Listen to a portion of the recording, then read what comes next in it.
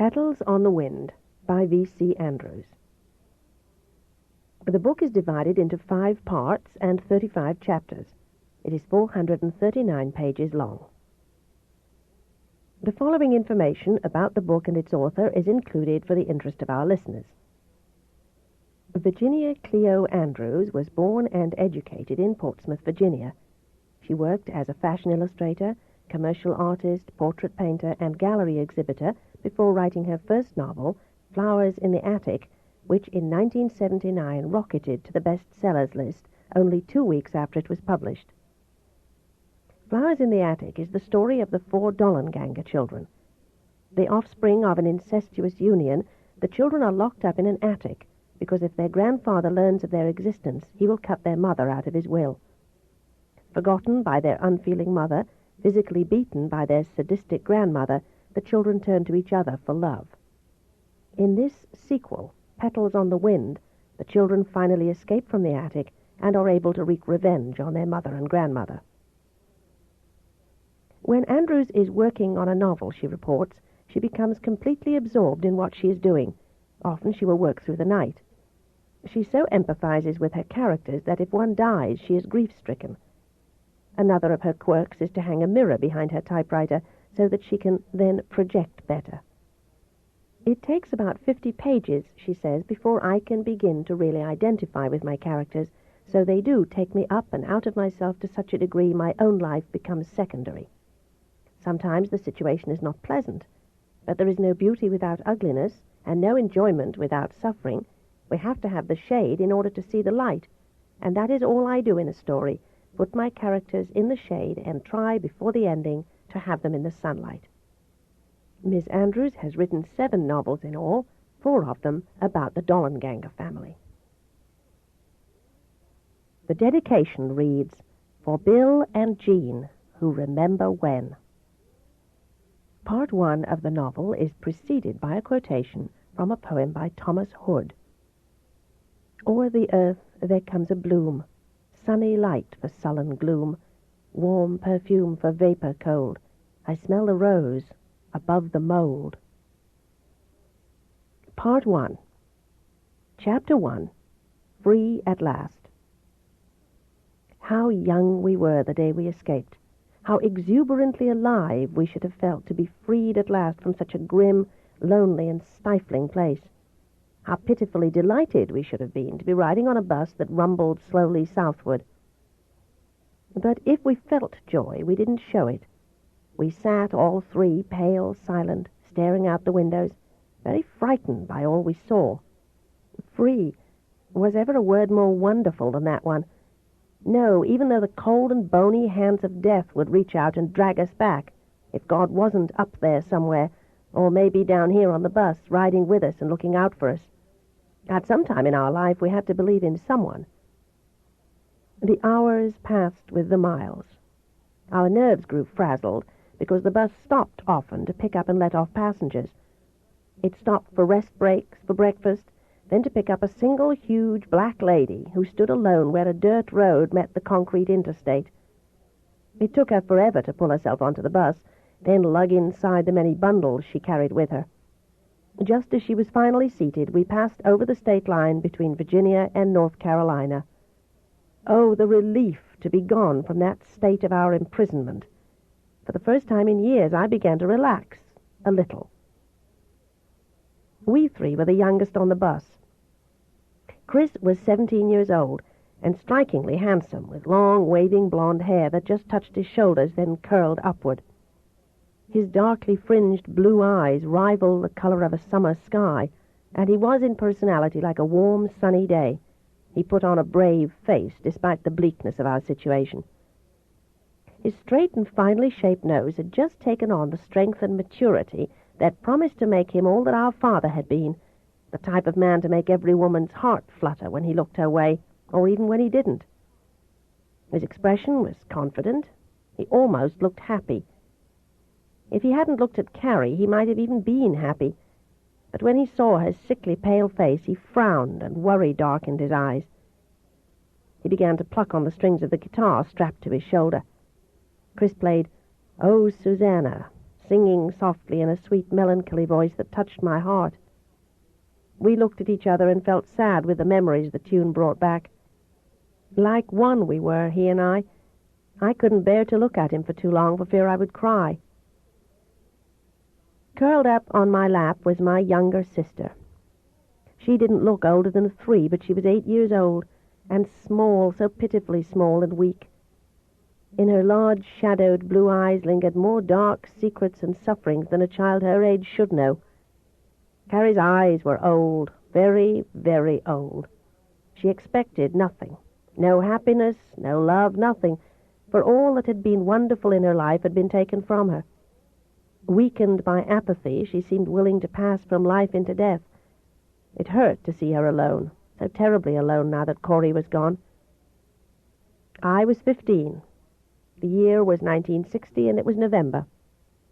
I wanted everything, needed everything, and I was so terribly afraid I'd never in all my life find enough to make up for what I had already lost.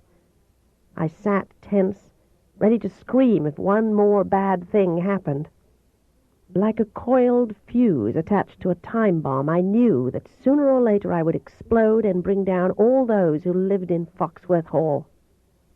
Chris laid his hand on mine as if he could read my mind and knew I was already thinking about how I would bring hell to those who had tried to destroy us. He said in a low voice, "Don't look like that, Kathy. It's going to be all right. We'll get by." He was still the eternal cockeyed optimist, believing despite everything that whatever happened was for the best. God, how could he think so when Corey was dead? How could that possibly be for the best? "Kathy," he whispered, "we have to make the most of what we have left, and that is each other. We have to accept what's happened and go on from there. We have to believe in ourselves, our talents. And if we do, we will get what we want. It works that way, Kathy, really it does. It has to." He wanted to be a dull, staid doctor who spent his days in small examination rooms surrounded by human miseries. I wanted something far more fanciful, and a mountain of it. I wanted all my star-filled dreams of love and romance to be fulfilled on the stage, where I'd be the world's most famous prima ballerina. Nothing less would do. That would show, Mama. Damn you, Mama. I hope Foxworth Hall burns to the ground. I hope you never sleep a comfortable night in that grand swan bed, never again. I hope your young husband finds a mistress younger and more beautiful than you. I hope he gives you the hell you deserve. Carrie turned to whisper, "Kathy, I don't feel so good. My stomach, it feels funny." I was seized by fear. Her small face seemed unnaturally pale. Her hair, once so bright and shining, hung in dull, lank strings. Her voice was merely a weak whisper. "Darling, darling," I comforted and then kissed her. "Hang on. We're taking you to a doctor soon. It won't be so long before we reach Florida, and there we'll never be locked up." Carrie slumped in my arms as I miserably stared out at the dangling Spanish moss that indicated we were now in South Carolina. We still had to pass through Georgia. It would be a long time before we arrived in Sarasota. Violently, Carrie jerked upright and began to choke and retch. I judiciously stuffed my pockets with paper napkins during our last rest break, so I was able to clean up Carrie. I handed her over to Chris so I could kneel on the floor to clean up the rest. Chris slid over to the window and tried to force it open to throw out the sodden paper napkins. The window refused to budge, no matter how hard he pushed and shoved. Carrie began to cry. "Put the napkins in the crevice between the seat and the side of the bus," whispered Chris. But that keen-eyed bus driver must have been watching through his rear-view mirror, for he bellowed out, "You kids back there, get rid of that stinking mess some other way." What other way but to take everything from the outside pocket of Chris's Polaroid camera case, which I was using as a purse, and stuff the smelly napkins in there. "I'm sorry," sobbed Carrie as she clung desperately to Chris. "I didn't mean to do it. Will they put us in jail now?" "No, of course not," said Chris in his fatherly way. "In less than 2 hours we'll be in Florida. Just try to hang on until then. If we get off now, we'll lose the money we've paid for our tickets, and we don't have much money to waste. Carrie began to whimper and tremble. I felt her forehead, and it was clammy, and now her face wasn't just pale, but white, like Corey's before he had died. I prayed that just once God would have some mercy on us. Hadn't we endured enough? Did it have to go on and on? While I hesitated with a squeamish desire to vomit myself, Carrie let go again. I couldn't believe she had anything left. I sagged against Chris while Carrie went limp in his arms and looked heartbreakingly near unconsciousness. "I think she's going into shock," whispered Chris, his face almost as pale as Carrie's. This was when a mean, heartless passenger really began to complain, and loudly, so the compassionate ones looked embarrassed and undecided as to what to do to help us. Chris's eyes met mine. He asked a mute question. What were we to do next? I was beginning to panic. Then down the aisle, swaying from side to side as she advanced toward us, came that huge black woman, smiling at us reassuringly. She had paper bags with her, which she held for me to drop the smelly napkins in. With gestures, but no words, she patted my shoulder, chucked Carrie under the chin, and then handed me a handful of rags taken from one of her bundles. "Thank you," I whispered, and smiled weakly as I did a better job of cleaning myself, Carrie, and Chris. She took the rags and stuffed them in the bag, then stood back as if to protect us. Full of gratitude, I smiled at the very, very fat woman who filled the aisle with her brilliantly gowned body. She winked, then smiled back. "Kathy," said Chris, his expression more worried than before, "we've got to get Carrie to a doctor, and soon." "But we've paid our way to Sarasota." "I know, but this is an emergency." Our benefactor smiled reassuringly, then she leaned over to peer into Carrie's face. She put her large black hand to Carrie's clammy brow, then put her fingers to her pulse. She made some gestures with her hands which puzzled me, but Chris said, "She must not be able to talk, Kathy. Those are the signs deaf people make." I shrugged to tell her we didn't understand her signs. She frowned, then whipped from a dress pocket beneath a heavy red sweater she wore a pad of multicolored sheets of notepaper, and very swiftly she wrote a note, which she handed to me. "My name, Henrietta Beach," she'd written. "Can hear but no talk. Little girl is very, very sick and need good doctor." I read this, then looked at her, hoping she'd have more information. "Do you know of a good doctor?" I asked. She nodded vigorously, then quickly dashed off another green note.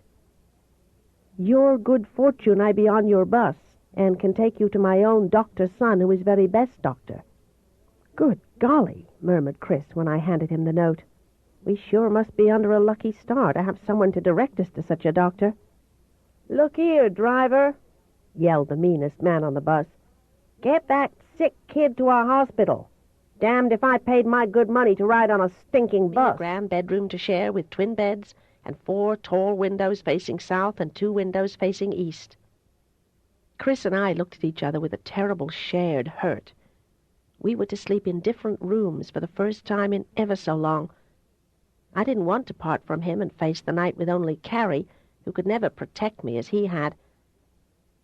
I think our doctor may have sensed something that told him to fade into the background, for he excused himself and drifted toward the end of the hall. Only then did Chris speak. "We've got to be careful, Kathy.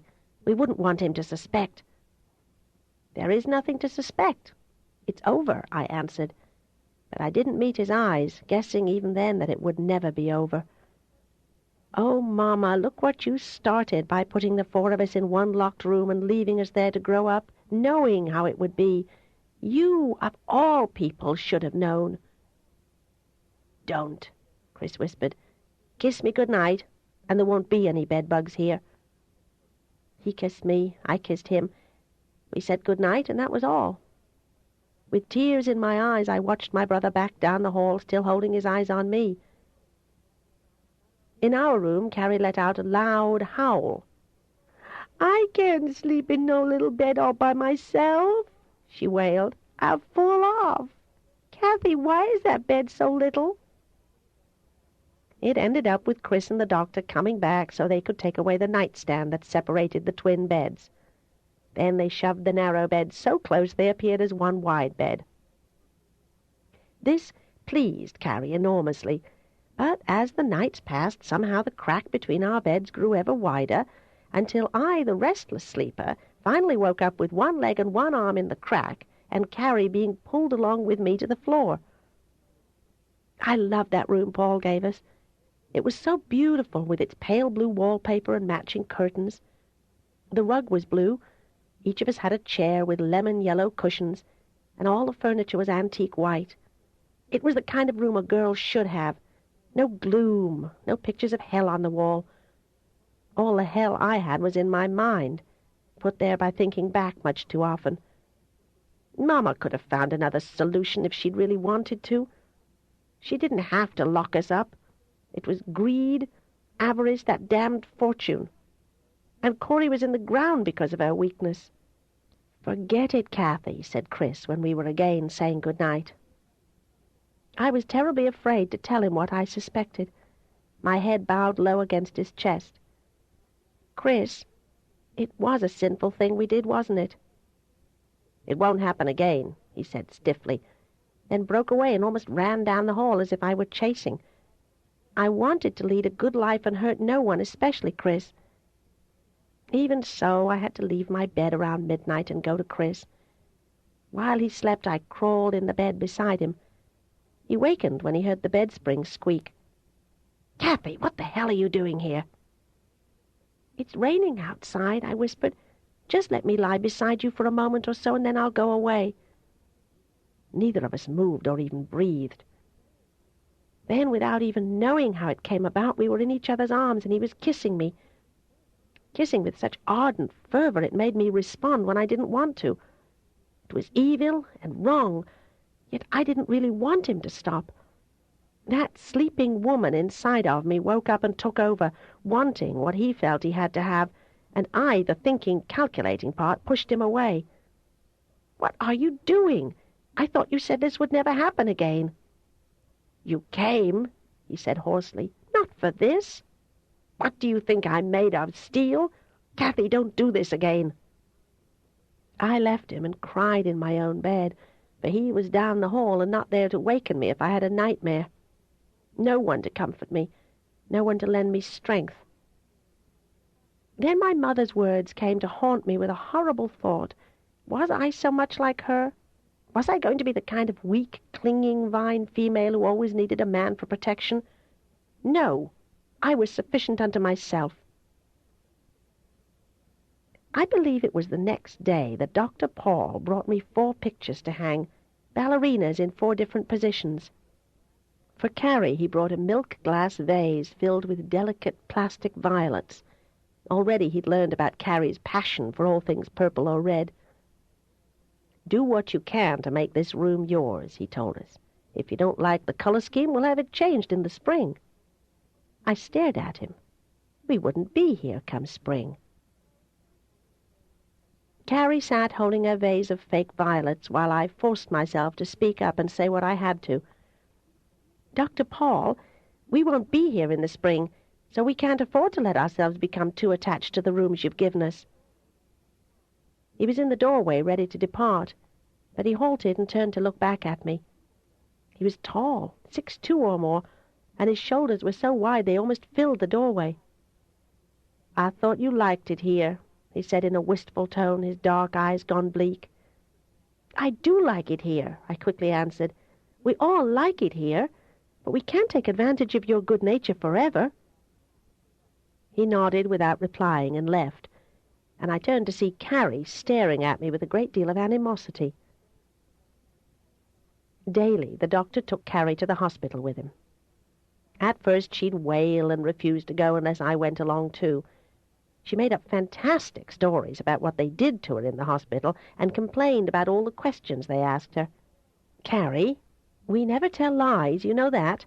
The 3 of us always tell the truth to each other, but we don't go around telling everybody about our past lives upstairs. Understand?"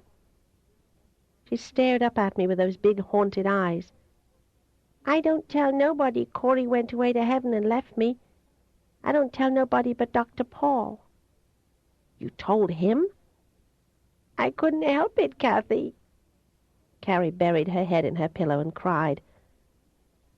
So now the doctor knew about Corey and how he was supposed to have died in a hospital from pneumonia. How sad his eyes were that night when he questioned Chris and me, wanting all the details of Corey's illness that ended in his death. Chris and I were huddled up close on the living room sofa when Paul said, I'm very happy to report that arsenic has not done any permanent damage to any of Carrie's organs, as we all feared it might have. Now, don't look like that. I haven't let out your secret, but I had to tell the lab technicians what to look for. I made up a story about how you'd taken the poison accidentally, and your parents were good friends of mine, and I'm considering making you 3 my legal wards. Carrie's going to live? I whispered, drowning in relief. Yes, she'll live, if she doesn't go swinging on trapezes. He smiled again. I've made appointments for the 2 of you to be examined tomorrow. By me, unless you have some objections. Oh, I had objections. I wasn't keen about taking off my clothes and having him go over me, even if a nurse was there. Chris told me I was silly to think a doctor of 40 would get any erotic pleasure from looking at a girl of my age. But when he said it, he was looking the other way, so how could I tell what he was really thinking?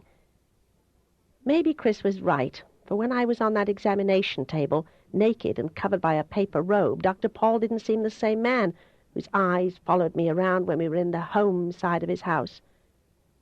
He did to me the same things he'd done to Carrie, but asked even more questions. Embarrassing questions. You haven't menstruated in more than 2 months. I've never been regular, really. I started when I was 12, and twice I skipped from 3 to 6 months. I used to worry about it, but Chris read up on the subject in one of the medical books Mama brought him, and he told me too many anxieties and too much stress can make a girl miss. You don't think... there isn't anything wrong with me, is there? Not that I can tell. You seem normal enough. Too thin, too pale, and you're slightly anemic. Chris is too, but because of his sex, not as much as you are. I'm going to prescribe special vitamins for all 3 of you. I was glad when it was over and I could put on my clothes and escape that office where the women who worked for Dr. Paul looked at me so funny. I raced back to the kitchen. Mrs. Beach was preparing dinner. Her smile shone big and wide when I came in, lighting up a moon face with skin as slick as oiled rubber. The teeth she displayed were the whitest, most perfect teeth I'd ever seen. Golly, am I happy that's over, I said, falling into a chair and picking up a knife to peel potatoes. I don't like doctors poking me over. I like Dr. Paul better when he's just a man. When he puts on that long white jacket, he also puts a shade over his eyes. Then I can't see what he's thinking. And I'm very good at reading eyes, Mrs. Beach. She grinned at me with teasing devilry, then whipped out a pink notepad from the huge square pocket of her starched white apron.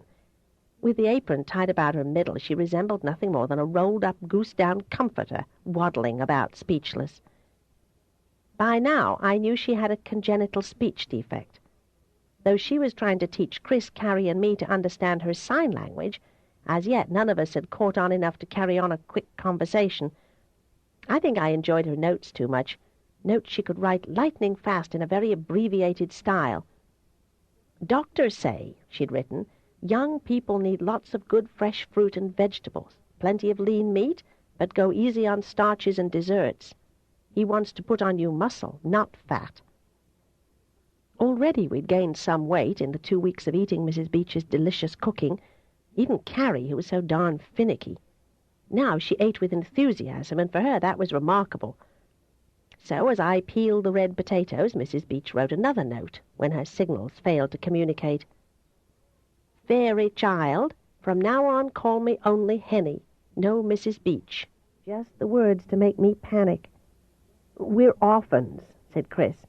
But don't worry about not being paid. We can pay our own way. It's good you have money, said the doctor. You're going to need it. He swept long, observant looks over both of us, sizing us up. 2 weeks in a hospital should be sufficient to discover the factor in your sister's illness I can't quite put my finger on. And while we gasped, stunned that Carrie was that sick, he made an approximate guess as to the amount of money it would cost. Again we were stunned. Dear God, our stolen cache of money wouldn't even pay for 1 week, much less 2. My eyes clashed with the appalled look in Chris's blue eyes. What would we do now? We couldn't pay that much. The doctor easily read our situation. "Are you still orphans?" he asked softly. "Yes, we're still orphans," stated Chris defiantly, then glanced hard at me to let me know I was to keep my trap shut. "Once you're an orphan, you stay that way. Now tell us what you suspect is wrong with our sister and what you can do to make her well again." "Hold up there, young man. First, you have to answer a few questions." His was a soft voice, but firm enough to let us know he was in command here. "First, what is your last name?" "I am Christopher Dollenganger, and this is my sister Catherine Lee Dollenganger, and Carrie is 8 years old, whether or not you believe it." "Why shouldn't I believe it?" the doctor asked mildly, when just a few minutes ago in the cube-like examination room he'd shown shock to hear her age. "We realize Carrie is very small for her age," said Chris defensively.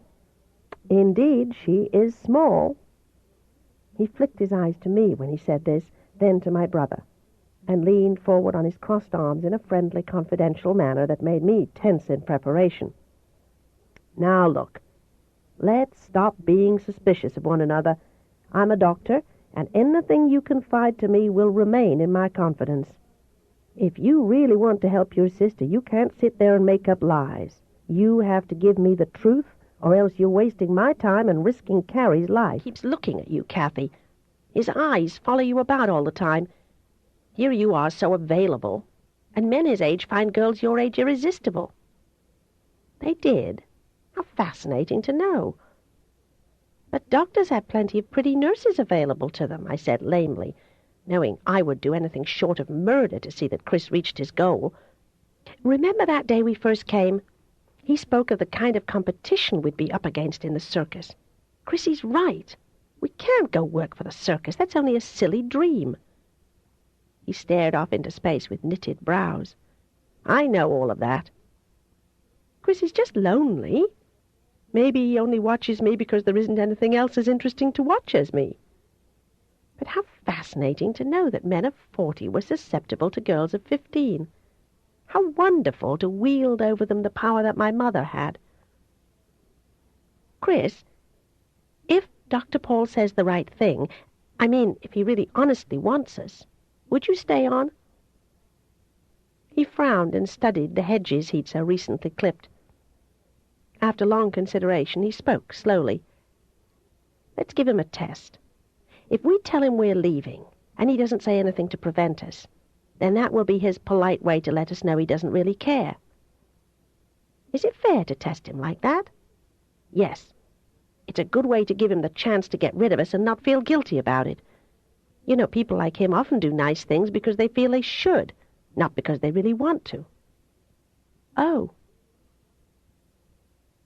We were not ones to procrastinate.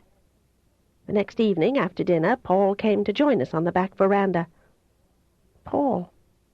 I was calling him that in my thoughts, getting familiar, liking him more and more, because always he looked so casually elegant, so clean, so nice, sitting in his favorite white wicker rocker, wearing a red cable-knit sweater with gray slacks, and slowly, dreamily puffing on a cigarette. We 3 wore sweaters, too, for the evening was chilly. Chris perched beside me on the balustrade, while Carrie crouched on the top step. Paul's gardens were fabulous. Shallow marble steps, 9 feet across, took you down a few feet to other steps, which took you to a higher level. There was a small Japanese footbridge, lacquered red, arching over a small stream. There were nude statues of men and women placed at random, which lent to his gardens an atmosphere of seduction, of worldly sensuality. They were classic nudes, graceful and elegantly posed, and yet, I knew that garden for what it was. For I'd been there before in my dreams. The doctor was telling us, even as the wind turned colder and started to blow dead leaves hither and yon, that he travelled abroad every other year to search out the beautiful marble statues he'd ship home and add to his collection. He'd been so lucky the last time to come across a full-sized copy of Rodin's The Kiss. I sighed with the wind. I didn't want to go. I liked it here with him, with Henny, with the gardens that held me in thrall and made me feel enchanted, beautiful, desirable. So all my roses are old-fashioned roses that haven't had the heady scent bred from them, said Dr. Paul. Why have roses at all if they don't reek of perfume? In the fading purplish light of the failing day, his glimmering eyes met with mine. My pulse quickened and forced another sigh. I wondered what his wife had been like, and how it felt to be loved by someone like him. Guiltily, my eyes fled from his long, searching look, afraid he'd see what I was thinking. You look disturbed, Kathy. Why? His question teased me, as if he knew already my secrets. Chris turned his head to give me a hard look of warning. It's your red sweater, I said foolishly. Did Henny knit it for you? He chuckled softly, then glanced down at the handsome sweater he wore. No, not Henny.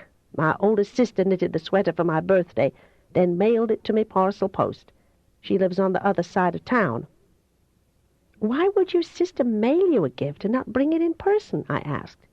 And why didn't you tell us you had a birthday? We would have given you gifts, too. Well, he began, settling back comfortably and crossing his legs, my birthday came and went shortly before you arrived. I'm 40, in case Henny hasn't told you. I've been a widower 13 years, and my sister Amanda has not spoken to me since the day my wife and young son died in an accident. His voice faded away, and he stared off into space, moody, solemn, distant.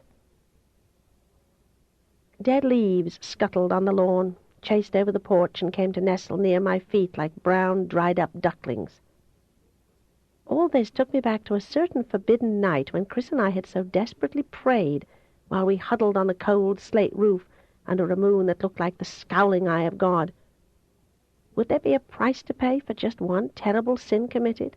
Would there? The grandmother would quickly say, Yes, you deserve the worst punishment. Devil's spawn, I knew it all along. And while I sat there floundering, Chris spoke up. Doctor, Kathy and I have been talking this over, and we feel now that Carrie is well, we should be leaving. We deeply appreciate everything you've done, and we intend to repay you every cent, though it may take us a few years. His fingers squeezed tight around mine, warning me not to say anything different. Hold on there, Chris, interrupted the doctor, jerking upright in his chair and planting both his feet solidly on the floor. Clearly he meant business. Don't think for 1 minute I haven't seen this coming. I've dreaded each morning, fearful I'd wake up to find you gone. I've been looking into the legal ramifications of making the 3 of you my wards, and I've found out it isn't as complicated as I thought. It seems most children who run away say they're orphans, so you'll have to give me proof your father is really dead. If he's alive, I would need his consent as well as your mother's. My breath caught. My mother's consent? That meant we'd have to see her again. I didn't want to see her, not ever. He went on, his eyes soft as they saw my distress. The court would petition your mother to appear at a hearing. If she lived in this state, she'd be forced to comply in 3 days. But since she's in Virginia, they'll give her 3 weeks. If she doesn't show up, then instead of having only temporary custody of you, I will be granted permanent custody. But only if you're willing to say I've done a good job as a guardian. You've been wonderful, I cried out. But she won't come. She wants to keep us a secret. If the world finds out about us, she'll lose all that money. Her husband might turn against her, too, if he knew she'd hidden us away. You can bet your life if you dare to try for permanent custody, you'll get it. And you might be sorry in the end. Chris's hand tightened more on mine, and Carrie looked up with huge, scared eyes. In a few weeks, Christmas will be here. Are you going to leave me to spend another lonely holiday by myself? You've been here for almost 3 weeks, and I've explained to everyone who asked that you were the children of a relative of mine who died recently. I'm not going into this blindly.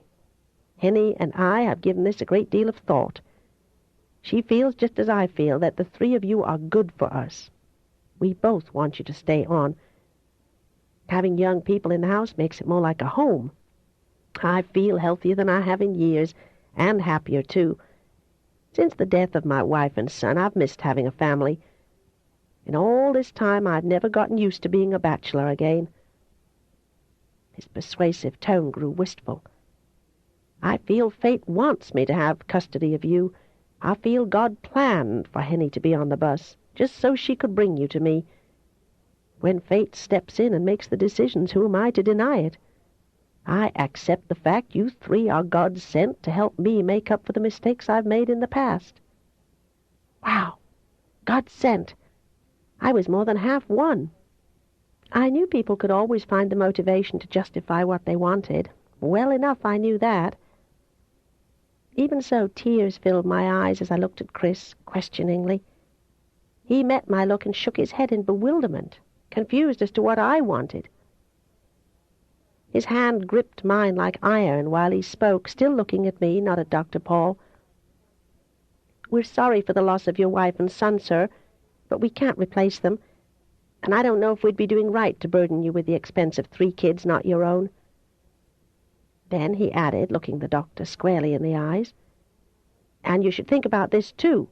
You'll have one hell of a time finding another wife when you assume guardianship of us. I don't intend to marry again, he replied in a strange way. Then he went on with an abstract air. Julia was the name of my wife, and my son was named Scotty. He was only 3 when he died. Oh, I breathed. How terrible to lose a son so young, and your wife, too. His obvious grief and remorse reached out and touched me. I was very in tune with those who grieved. Did they die in an accident, a car accident like our father? An accident, he said sharply, but not in a car. Our father was only 36 when he was killed, and we were having a surprise birthday party with a cake, presents, and he never came.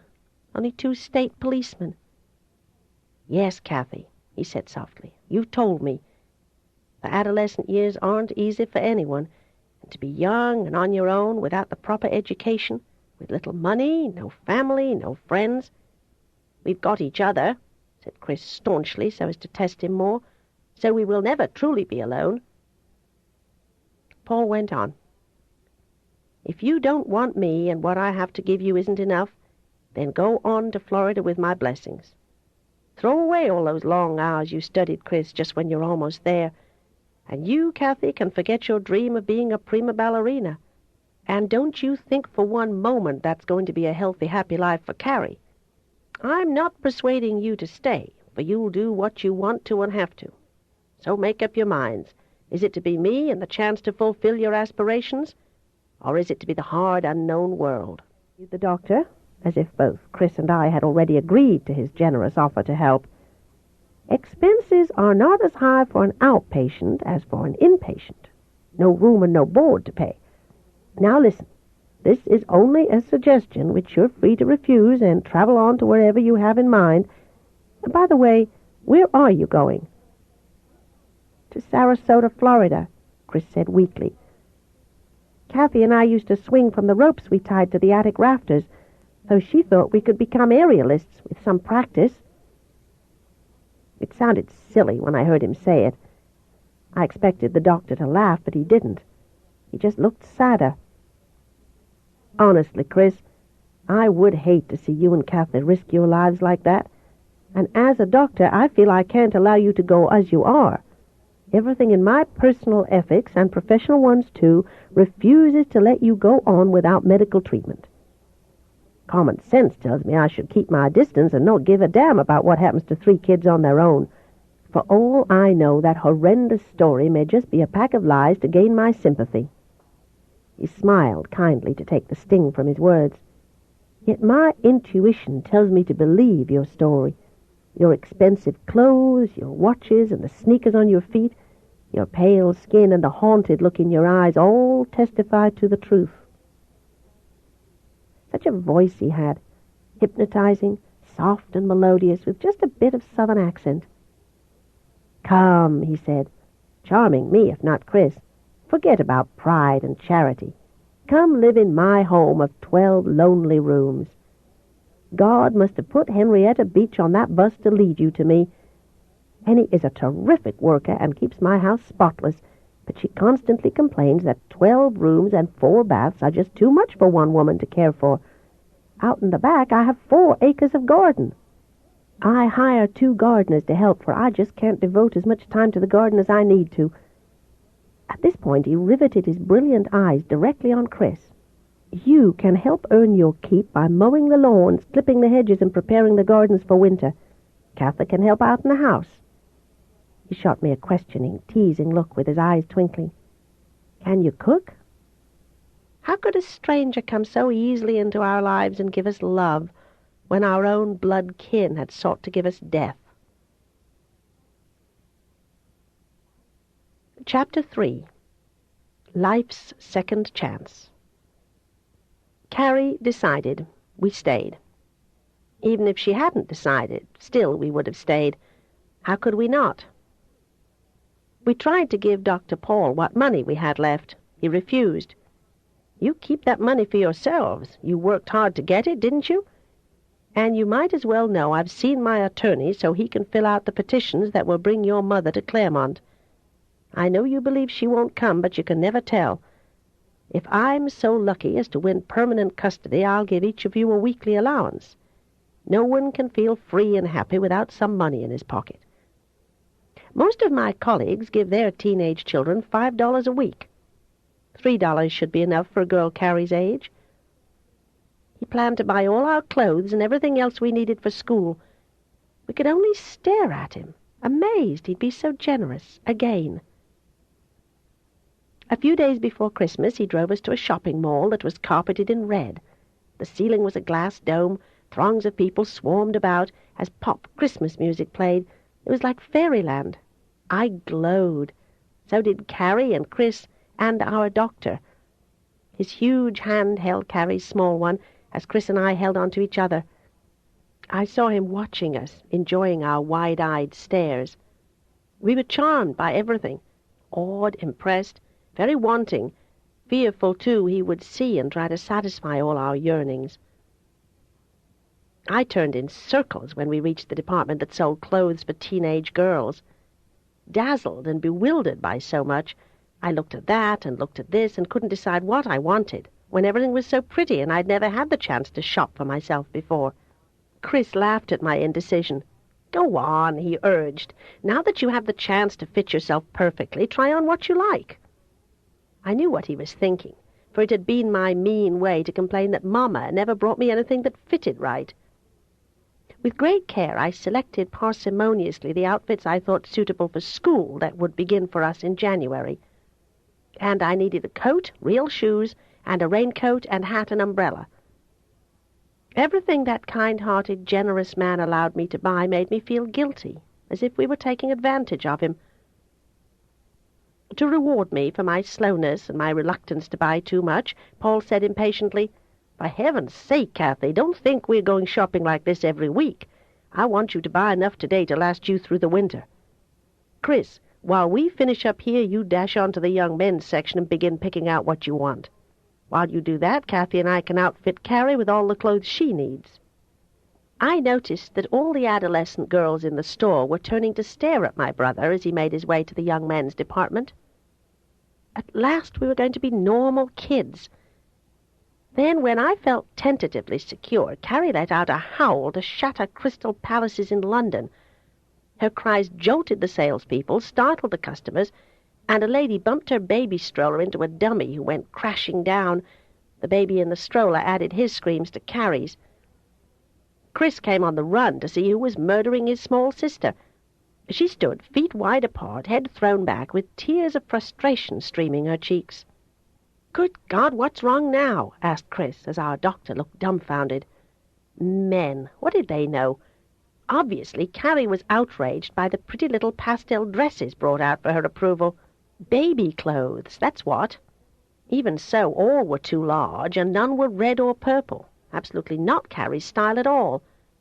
"Try the toddler department," suggested the heartless, haughty blonde with the beehive hair. She smiled graciously at our doctor, who appeared embarrassed.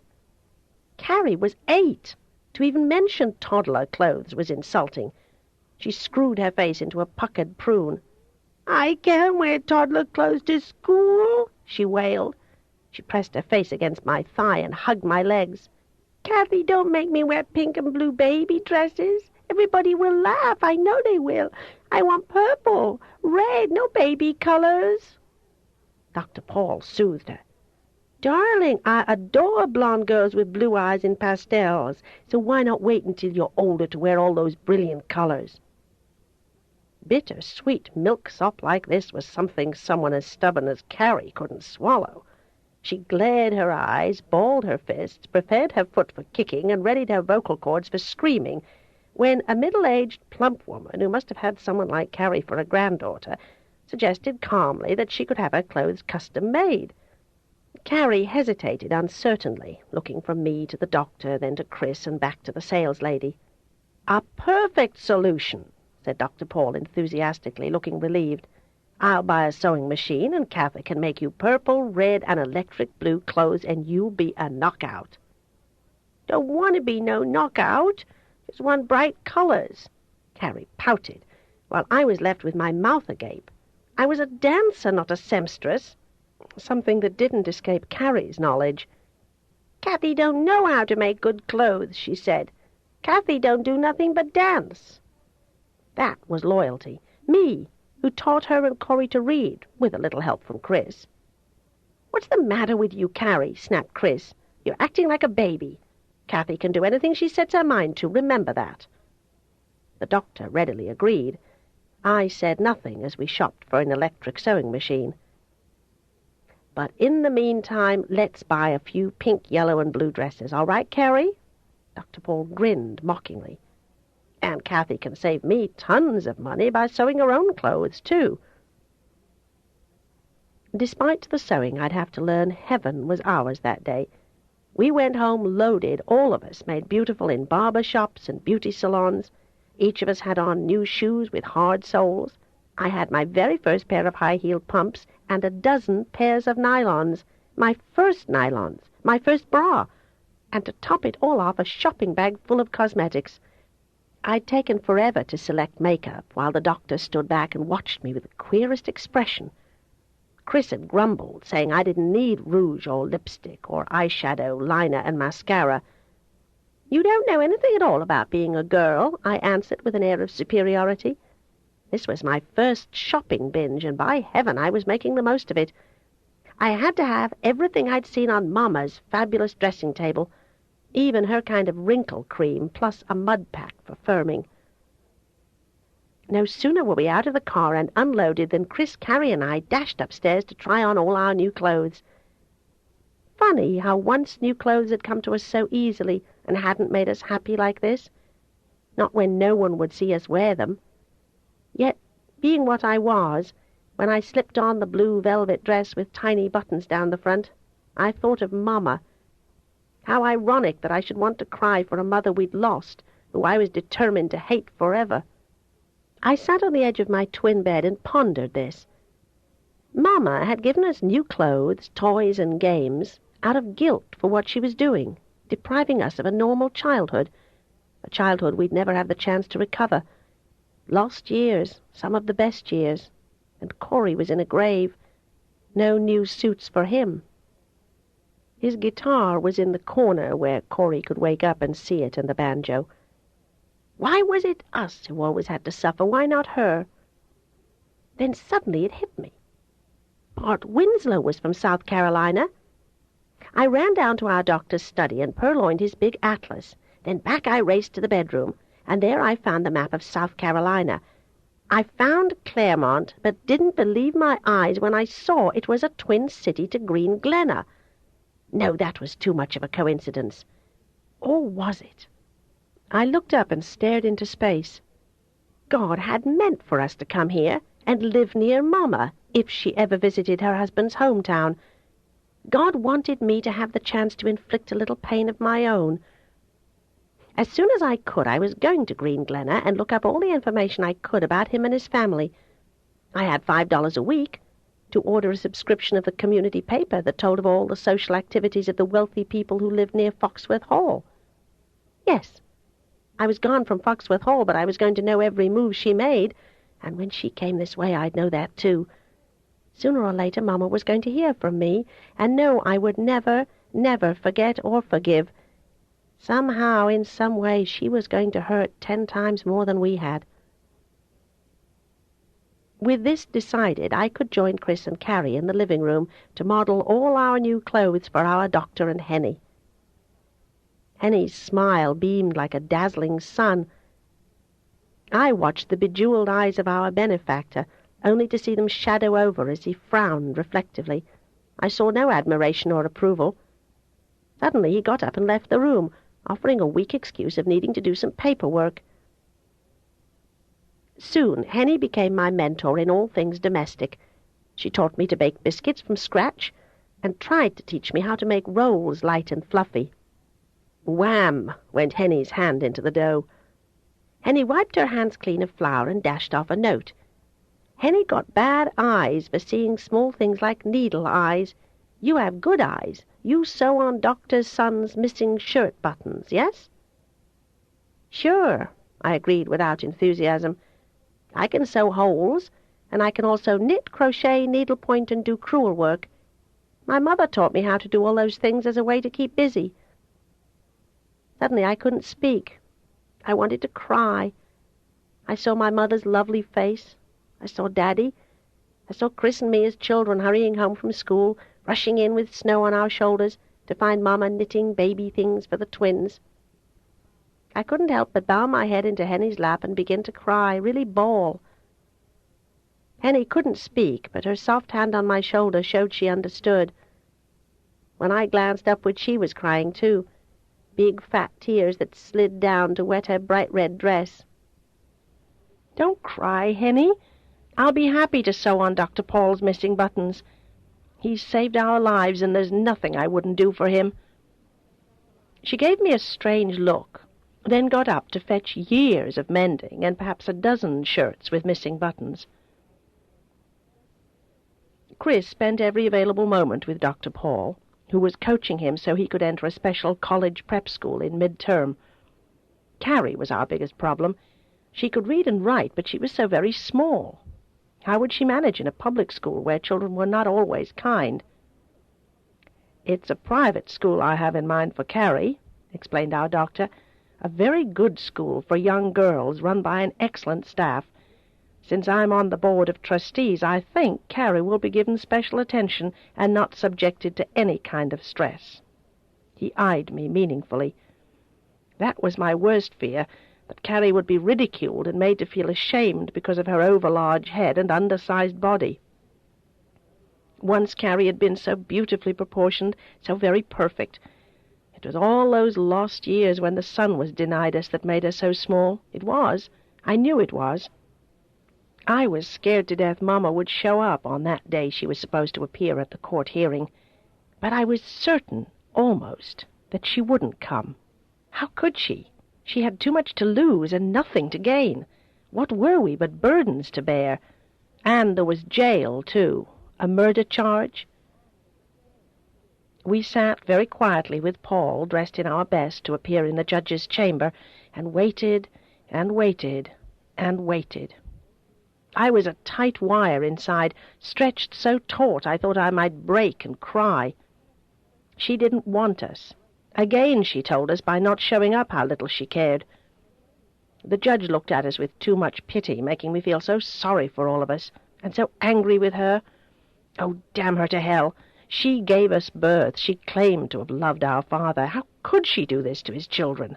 Her own children. What kind of mother was she? I didn't want that judge's pity, or Paul's. I held my head high and bit down on my tongue to keep from screaming. I dared to glance at Chris and saw him sitting blank-eyed, though I knew his heart was being shredded as mine was. Carrie crouched in a tight ball on the doctor's lap, as his hand soothed her and he whispered something in her ear. I think he said, "Never mind, it's all right. You have me for a father and Henny for a mother. You'll never want for anything as long as I live." I cried that night. I wet my pillow with tears shed for a mother I'd loved so much it hurt to think back to the days when Daddy was alive and our home life was perfect. I cried for all the good things she had done for us back then, and most of all for the love she'd so generously given us then. I cried more for Corey, who was like my own child. And that's when I stopped crying and turned to bitter, hard thoughts of revenge. When you set out to defeat someone, the best way was to think as they did. What would hurt her most? She wouldn't want to think of us. She'd try to forget we ever existed. Well, she wouldn't forget. I'd see to it that she didn't. This very Christmas I would send her a card and sign it with this: "From the 4 Dresden dolls you didn't want." And I had to change that to "the 3 alive Dresden dolls you didn't want, plus the dead one you carried away and never brought back." I could see her staring at that card, thinking to herself, I only did what I had to. We had let down our shields and allowed ourselves to be vulnerable again. We allowed faith, hope, and trust to come and dance like sugar plums in our heads. Fairy tales could come true. They were happening to us. The wicked queen was out of our lives, and Snow White would reign one day. She wouldn't be the one to eat the poisoned red apple. But every fairy tale had a dragon to slay, a witch to overcome, or some obstacle to make things difficult. I tried to look ahead and figure out who would be the dragon and what would be the obstacles. All along I knew who was the witch, and that was the saddest part of being me. I got up and went out on the upper veranda to stare up at the moon. I saw Chris standing near the railing, gazing up at the moon too. From the slump of his shoulders, usually held so proud, I knew he was bleeding inside just as I was. I tiptoed over to surprise him. But he turned as I neared and held out his arms. Without thought, I went straight into them and put my arms up around his neck. He wore the warm robe Mama had given him last Christmas, though it was much too small. He'd have another from me when he looked under the tree Christmas morning, with his monogram, CFS, for he wanted never to be called Foxworth, but Sheffield. His blue eyes gazed down into mine, eyes so much alike. I loved him as I loved the better side of myself, the brighter, happier side. "Kathy," he whispered, stroking my back, his eyes bright. "If you feel like crying, go ahead. I'll understand. Cry enough for me, too. I was hoping, praying that Mama would come and somehow give us a reasonable explanation for doing what she did." "A reasonable excuse for murder?" I asked bitterly. "How could she dream up one clever enough? She's not that smart." He looked so miserable I tightened my arms about his neck. One hand stole into his hair and twined there. My other hand lowered to stroke his cheek. Love. It was such an encompassing word, different from sex and 10 times more compelling. I felt full of love for him when he lowered his face into my hair and sobbed. He murmured my name over and over again, as if I were the only person in the world who would ever be real and solid and dependable. Somehow his lips found mine, and we were kissing with so much passion he was aroused and tried to draw me into his room. "I just want to hold you, that's all, nothing else. When I go away to school I need to have something more to hold to. Give me just a little more, Kathy, please." Before I could answer, he had me in his arms again, kissing me with such burning lips I became terrified, and excited too. "Stop! Don't!" I cried. But he went on, touching my breasts and pushing my gown aside so he could kiss them. "Chris," I hissed, angry then, "don't love me, Chris. When you're gone, what you feel for me will fade away like it never happened. We'll force ourselves to love others so we can feel clean. We can't be our parents in duplicate. We can't make the same mistake." He held me tighter and didn't say a word, yet I knew what he was thinking. There wouldn't be any others. He wouldn't let it come about. One woman had hurt him too deeply, betrayed him too monstrously when he was young and very, very vulnerable. There was only me he could trust. He stepped back, 2 tears shining in the corners of his eyes. It was up to me to slice the bond, now, here, and for his own good. Everybody always did everything for someone's good. I couldn't go to sleep. I kept hearing him calling me, wanting me. I got up and drifted down the hall and again got in his bed, where he lay waiting. "You'll never be free of me, Kathy, never. As long as you live, it will be me and you." "No." "Yes, no." But I kissed him, then jumped from his bed and raced back to my room, slamming and locking the door behind me. What was the matter with me? I should never have gone to his room and gotten into his bed. Was I as evil as the grandmother said? No, I wasn't. I couldn't be.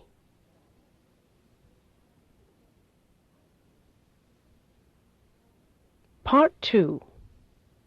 Chapter 4. Visions of Sugar Plums. It was Christmas. The tree touched the 12-foot ceiling, and spread under it were gifts enough for 10 children. Not that Chris and I were children any more. Carrie was thrilled by everything Santa had brought for her. Chris and I had used the last of our stolen hoard of money to buy Paul a luscious red lounging robe and a brilliant gown of ruby red velvet for Henny, size 58. Dazzled and pleased, she held it before her. Then she wrote a thank-you note. "Make good church dress. Make all friends jealous." Paul tried on his lavish new lounging robe. He looked divine in that color, and it fitted him beautifully. Next came the biggest surprise of all. Paul strode over to me and hunkered down on his heels. From his wallet he pulled 5 large yellow tickets. If he had sat down for a year and thought about nothing but a way to please me most, he couldn't have been more successful. There, fanned in his large, finely shaped hand, were tickets to the Nutcracker, performed by the Rosenkopf School of Ballet. "It's a very professional company, I hear," explained Paul. "I don't know much about ballet myself, but I've asked around, and they say it is one of the very best. They also teach beginner, intermediate, and advanced lessons. Which level are you?" "Advanced," proclaimed Chris, while I could only stare at Paul, too happy to speak. "Kathy was a beginner when she went upstairs to live. But something wonderful happened to her in the attic. The ghost of Anna Pavlova came and took over her body, and Kathy taught herself how to go on point." That night, all of us, including Henny, sat enthralled in the 3rd row center section. Those dancers on stage weren't just good, they were superb. Especially the handsome man named Julian Marquette, who danced the lead. As in a dream, I followed Paul backstage during intermission, for I was going to meet the dancers. He led us toward a couple standing in the wings. "Madame, Georges," he said to a tiny woman, sleek as a seal, and a not much larger man by her side, "this is my ward, Catherine Doll, who I was telling you about. This is her brother Christopher, and this younger beauty is Carrie. And you have met Henrietta Beach before." "Ja, of course," said the lady, who looked like a dancer, talked like a dancer, and wore her black hair just like a dancer would, drawn back from her face and pinned up in a huge chignon. Over black leotard she wore a floating chiffon dress of black, and over that a bolero of leopard skins. Her husband, Georges, was a quiet man, sinewy, pale-faced, with startlingly black hair, and lips so red they seemed made of congealed blood. They were a pair, all right, for her lips were scarlet/, too, and her eyes were charcoal smudges in pale pastry dough. 2 pairs of black eyes scanned me and then Chris. "You two are a dancer?" they asked of my brother. My, did they always speak simultaneously? "No, I don't dance," said Chris, appearing embarrassed. "Ah, the pity of that," sighed the madame regretfully. "What a glorious pair the 2 of you would make on stage. People would flock to stare at beauty such as you and your sister possess." She glanced down at small Carrie clinging fearfully to my hand, and casually disregarded her. "Chris plans to be a doctor," explained Dr. Paul. "Ha!" Madame Rosenkopf scoffed, as if Chris must have taken leave of his senses. Both she and her husband turned their ebony eyes on me, Concentrating with such intensity, I began to feel hot, sweaty, self-conscious. "You have studied the dance?" Always she said dance, as if it had a U. "Yes," I said in a small voice. "Your age when you started?" "I was 4 years old." "And you are now?" "In April I will be 16. "Good, very, very good." She rubbed the palms of her long, bony hands together. 11 years and more of professional training. At what age did you go on point?" 12.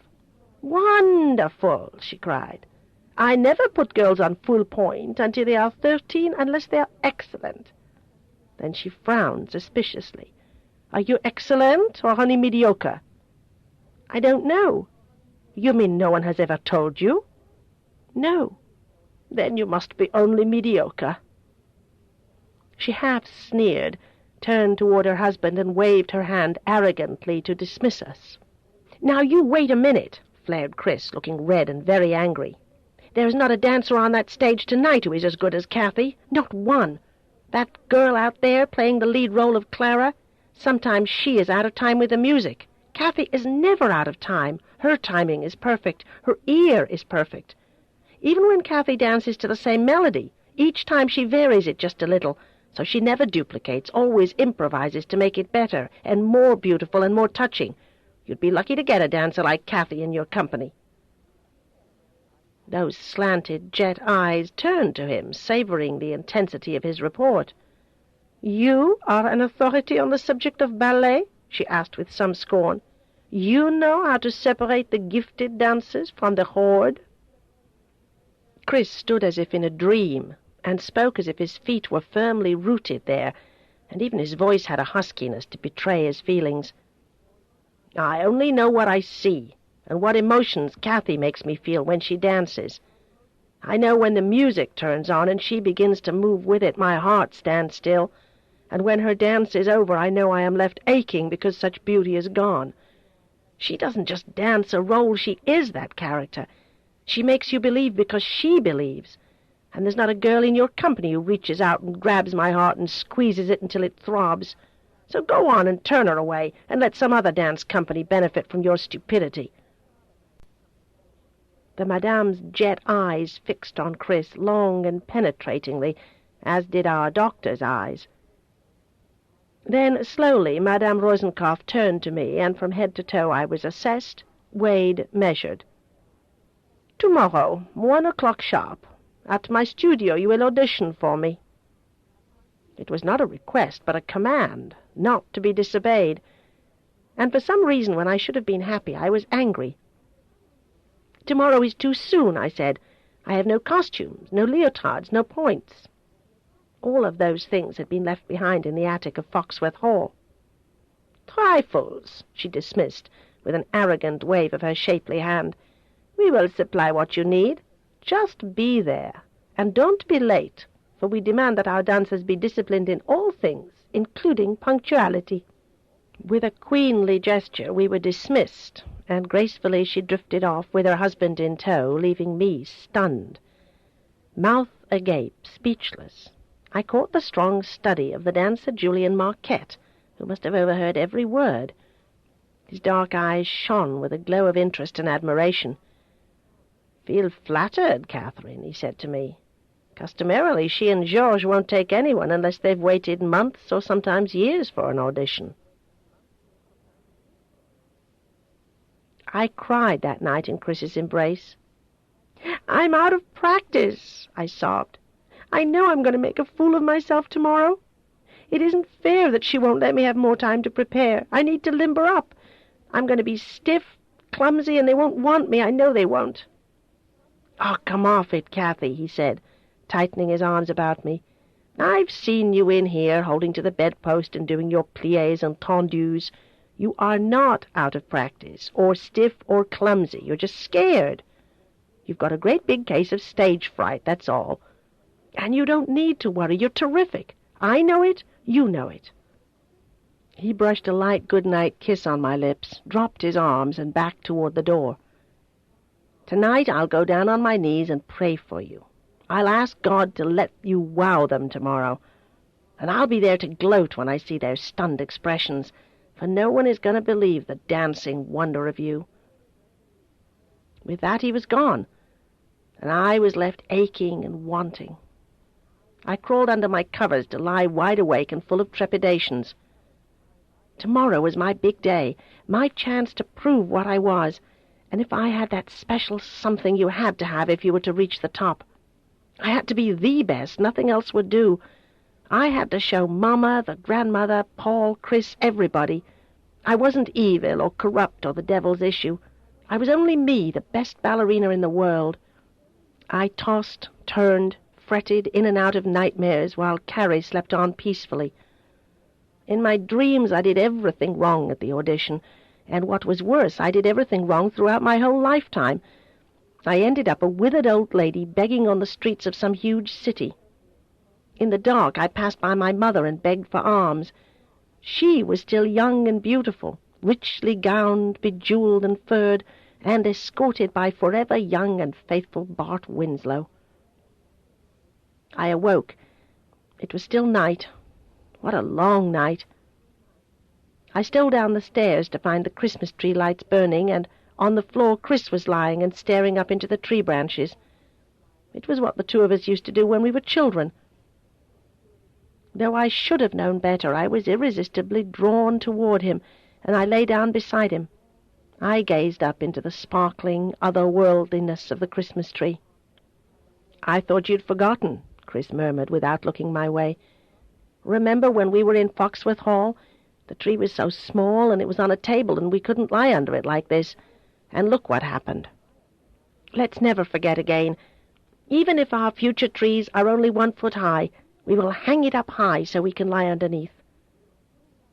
It worried me the way he said that. Slowly I turned my head to stare at his profile.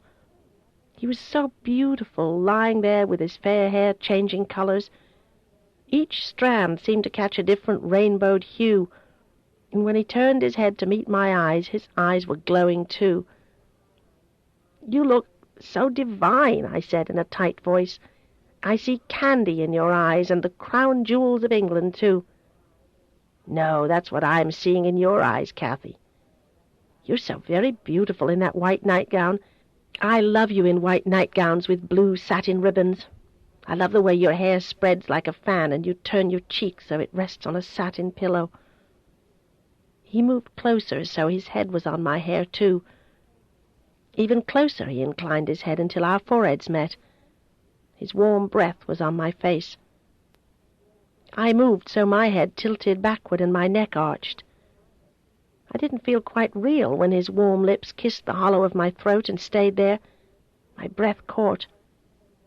For long, long moments I waited for him to move away.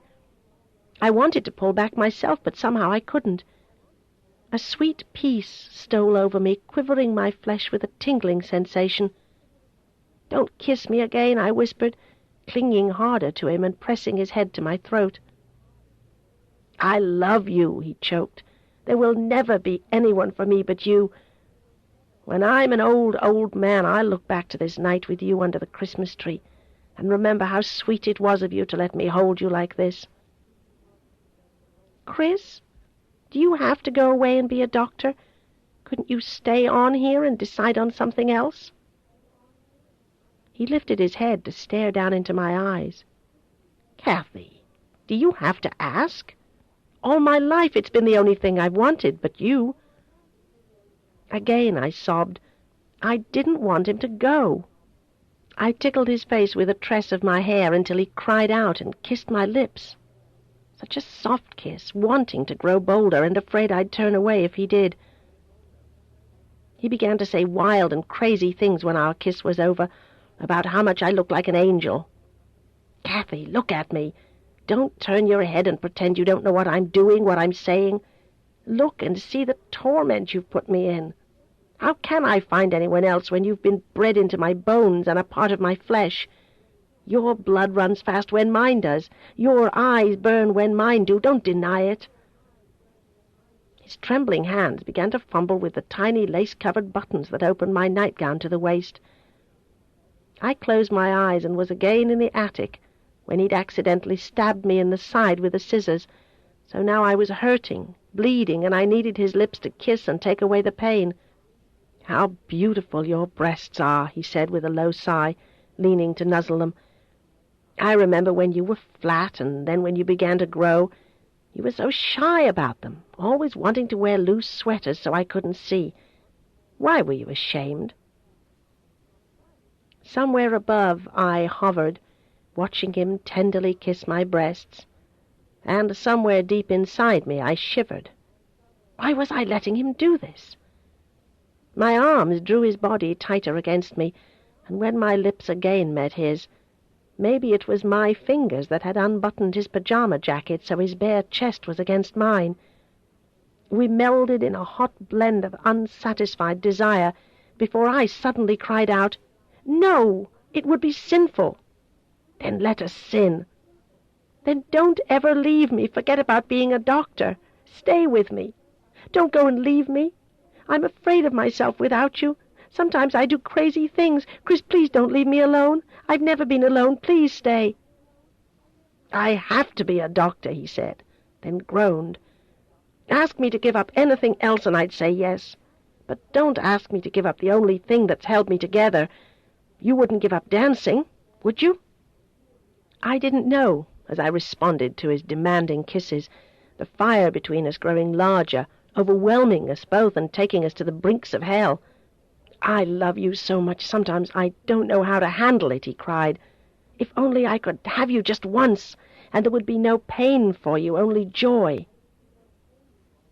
The unexpected parting of his hot lips, his tongue that forced my lips open, shot through me with a jolt of electricity. "I love you. Oh, how I love you. I dream of you, think of you all day." And on he went, while his breath came faster, until he was panting, and I was overcome by my body, ready and willing to be satisfied. While my thoughts wanted to deny him, I wanted him. I gasped with the shame of it. "Not here," he said between kisses. "Upstairs in my room." "No, I'm your sister, and your room is too near Paul's. He'd hear us." "Then we'll use your room. Carrie can sleep through a war." Before I knew what was happening, he had me in his arms and was racing up the back stairs and into my room, where he fell with me on my bed. He had my gown off and his pajamas too when he fell down beside me and started again to complete what he had begun. I didn't want this. I didn't want it ever to happen again. "Stop," I cried, then rolled away from under him. I fell to the floor. In a flash he was on the floor with me, wrestling. Over and over we turned, two naked bodies that suddenly collided with something hard. That was what stopped him. He stared at the box with Oreo cookies, a loaf of bread, apples, oranges, a pound of cheddar cheese, a stick of butter, several cans of tuna fish, beans, and tomato juice. Out spilled a can opener, dishes, glasses, and silverware. "Kathy, why are you stealing Paul's food and hiding it under your bed?" I shook my head, fuzzy about why I had taken the food and hidden it away. Then I sat up and reached for the gown he'd tugged off, and modestly I held it before me. "Get out! Leave me alone! I don't love you except as a brother, Christopher." He came to put his arms about me and bowed his head on my shoulder. "I'm sorry. Oh, darling, I know why you took the food. You feel you have to keep food handy. You're afraid someday we will be punished again. Don't you know I'm the only one who will understand? Let me love you just one more time, Kathy. Just one more time to last us our whole lives. Let me just once give you the pleasure I didn't before. Just once to last us both all our lives through." I slapped his face. "No," I spat, "never again. You promised, and I thought you would keep that promise. If you have to be a doctor and go away and leave me, then it will always be no." I stopped short. I didn't mean that. "Chris, don't look at me like that, please." Slowly he drew on his pajamas. He flashed me a hurt look. "There is no life for me if I'm not a doctor, Kathy." I put both hands over my mouth to keep from screaming. What was wrong with me? I couldn't demand him to abandon his dream. I wasn't like my mother, making everyone else suffer so she could have her way. I sobbed in his arms. In my brother I had already found my everlasting, forever green, springtime love that could never, never blossom. Later, as I lay alone on my bed with my eyes open, I realized from the hopeless, flat way I felt that even in a valley without mountains, the wind could still blow. Chapter 5. The Audition. It was the day after Christmas. At 1 o'clock I had to be in Green Glenna, the home of Bart Winslow and Rosenkopf's School of Ballet. We all crowded into Dr. Paul's car, and we arrived with 5 minutes to spare. Madame Rosenkopf told me to call her Madame Marisha, if I was accepted. If I failed, I need never address her again by any name. She wore only black leotards, which showed up every hill and valley of her superb body, kept trim and slim, though she must be nearing 50. Her nipples poked through the black knit material hard as metal points. Her husband, Georges, was also wearing black to show off his sinewy body, which was just beginning to show age with the small protrusion of his belly. 20 girls and 3 boys were to audition. "What music do you choose?" she asked. It seemed her husband was never going to speak, though he kept his bright bird eyes on me constantly. "Sleeping Beauty," I said meekly, believing the role of Princess Aurora the greatest of all testing pieces in the classical repertory, so why choose a less demanding part? "I can dance the Rose Adagio all alone," I boasted. "Wonderful," she said sarcastically, then added with additional scorn, "I guess just by your looks you would want the Sleeping Beauty." That made me wish I'd chosen something lesser. "What color leotards do you want?" "Pink." "I thought so." She tossed me a pair of faded pink leotards, and then just as casually picked at random from a triple row of many dozens of point shoes. She threw me a pair that fitted perfectly, unbelievable as it sounds.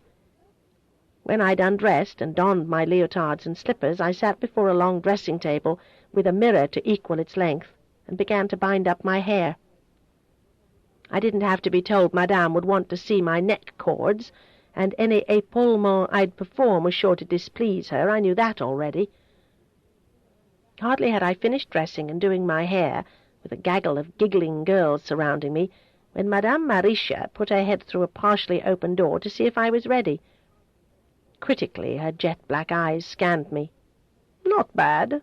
Follow me," she ordered, and off she strode, her strong legs heavily muscled. How had she let that come about? I was never going to be on point so much my legs would look lumpy like hers. Never. She led me out into a big arena with a polished floor that really wasn't as slick as it appeared. Seats for onlookers were lined against the walls, and I saw Chris, Carrie, Henny, and Dr. Paul. Now I wished I hadn't asked them to come. If I failed, they'd witness my humiliation. 8 or 10 other people were there too, though I didn't pay much attention to them. The girls and boys of the company gathered in the wings to watch. I was more afraid than I thought I'd be. Sure, I'd practiced some since I escaped Foxworth Hall, but not with the same dedication as in the attic. I should have stayed up all night and exercised, and arrived at dawn to warm up more. Then maybe I wouldn't feel nervous enough to be sick. It was my desire to be last, to watch all the others and see the mistakes they made and learn from them, or to see their accomplishments and benefit from those. In this way I could size up what I should do. Georges himself sat down to play the piano. I swallowed over the lump in my throat. My mouth felt dry, and butterflies panicked in my chest as my eyes raked over the spectators to find the lodestone I needed in the blue of Chris's eyes. And as always he was there to smile and telegraph his pride and confidence and undying admiration. My dear, beloved Christopher Doll, always there when I needed him, always giving to me and making me better than I would have been without him.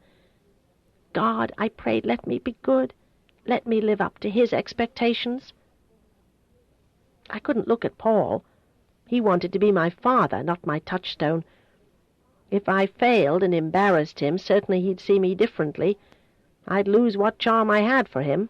I'd be nobody special. A touch on my arm made me jump. Whirling about, I confronted Julian Marquette. "Break a leg," he whispered, then smiled to show his very white and perfect teeth. His dark eyes sparkled wickedly. He was taller than most male dancers, almost 6 feet, and soon I'd learn he was 19. His skin was as fair as mine, though in contrast to his dark hair it made him look too pale. His strong chin sported a devil's cleft, and another dimple in his right cheek teased in and out at his will. I thanked him for his wish of good luck. "Wow," he said, when I smiled, his voice husky. "You're sure a beautiful girl. Too bad you're only a kid." "I'm not a kid." "What are you then, some old lady of 18? I smiled, very pleased to think I looked that old. "Maybe so, maybe not." He grinned as if he had all the answers. From the way he bragged of being one of the hottest dancers in a New York company, maybe he did have all the answers. "I'm only here for the holidays, to do Madame a favor. Soon I'll go back to New York, where I belong." He looked around as if the provinces bored him beyond belief, while my heart did a flip-flop. I was hoping he was one of the dancers I'd work with. We exchanged a few more words, and then my musical cue sounded. Suddenly I was alone in the attic, with colored paper flowers dangling on long strings. Nobody but me and that secret lover who danced always just ahead, never letting me get near enough to see his face. I danced out, fearful at first, and did all the right things, the entrechat, the arm flutters, the pirouettes. I was sure to keep my eyes open and my face always toward the viewers I didn't see. Then the magic came and took me.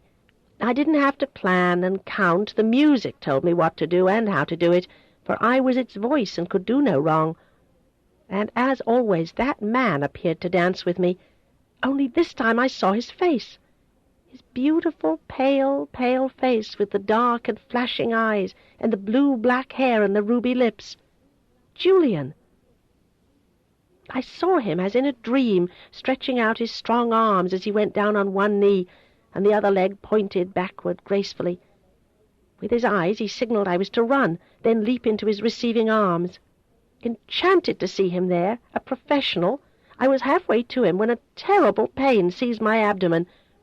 I doubled over and cried out. At my feet was a huge pool of blood. Blood streamed down my legs. It stained my pink shoes, my leotards. I slipped and fell to the floor, and grew so weak I could only lie there and hear the screams. Not my screams, but Carrie's. I closed my eyes, not caring who it was who came to pick me up. From a far distance I heard Paul's voice and Chris's. Chris's concerned face hovered above me, with his love for me too clearly revealed. It both comforted me and frightened me, for I didn't want Paul to see. Chris said something about not being afraid, as blackness came and took me to a far, far place where nobody wanted me. And my dancing career, not yet begun, was over. Over. Out of a dream of witches, I emerged to find Chris sitting on the hospital bed, holding my limp hand. And those blue eyes, oh God, those eyes! "Hi," he said softly, squeezing my fingers. "I've been waiting for you to come around." "Hi yourself." He smiled and leaned to kiss my cheek. "I'll tell you this, Catherine doll, you sure know how to end a dance dramatically." "Yeah, that's talent, real talent. I guess I'd better go into acting." He shrugged indifferently. "You could, I guess, though I doubt you will."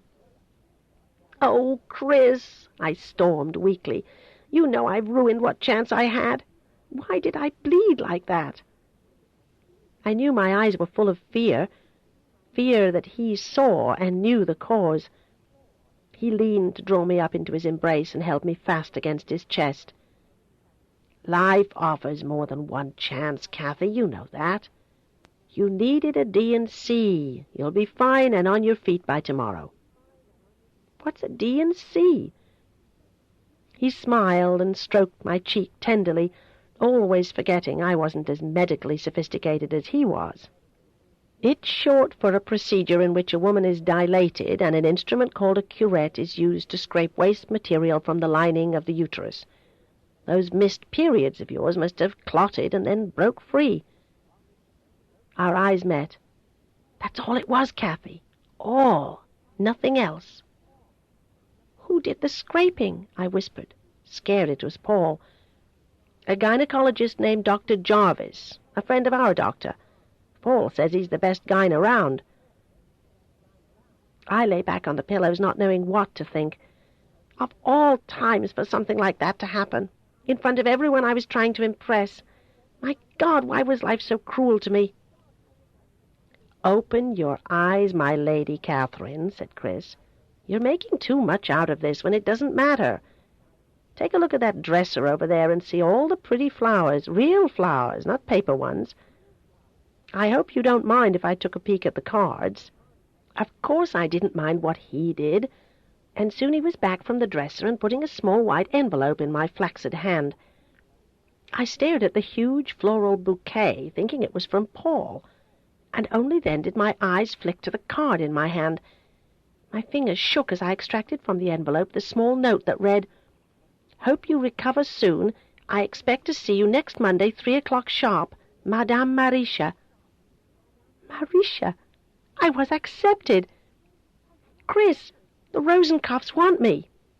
"Of course they do," he said mildly. "They'd be just plain dumb if they didn't. But that woman scares the hell out of me. I wouldn't want her controlling my life, even if she is little. But I guess you can handle her fine. You can always bleed on her feet." I sat up and threw my arms about him. "Is it going to work out for us, Chris? Do you really think it will? Can we be that lucky?" He nodded, smiling, and then pointed to another bouquet, one from Julian Marquette with another short note. "I'll be seeing you when I fly down from New York again, Catherine Doll, so don't forget me." And over Chris's shoulder, while his arms held me tight, Paul came into the room and hesitated near the doorway, frowning as he stared at the two of us. Then he put on a smile and came forward. Quickly, Chris and I drew apart.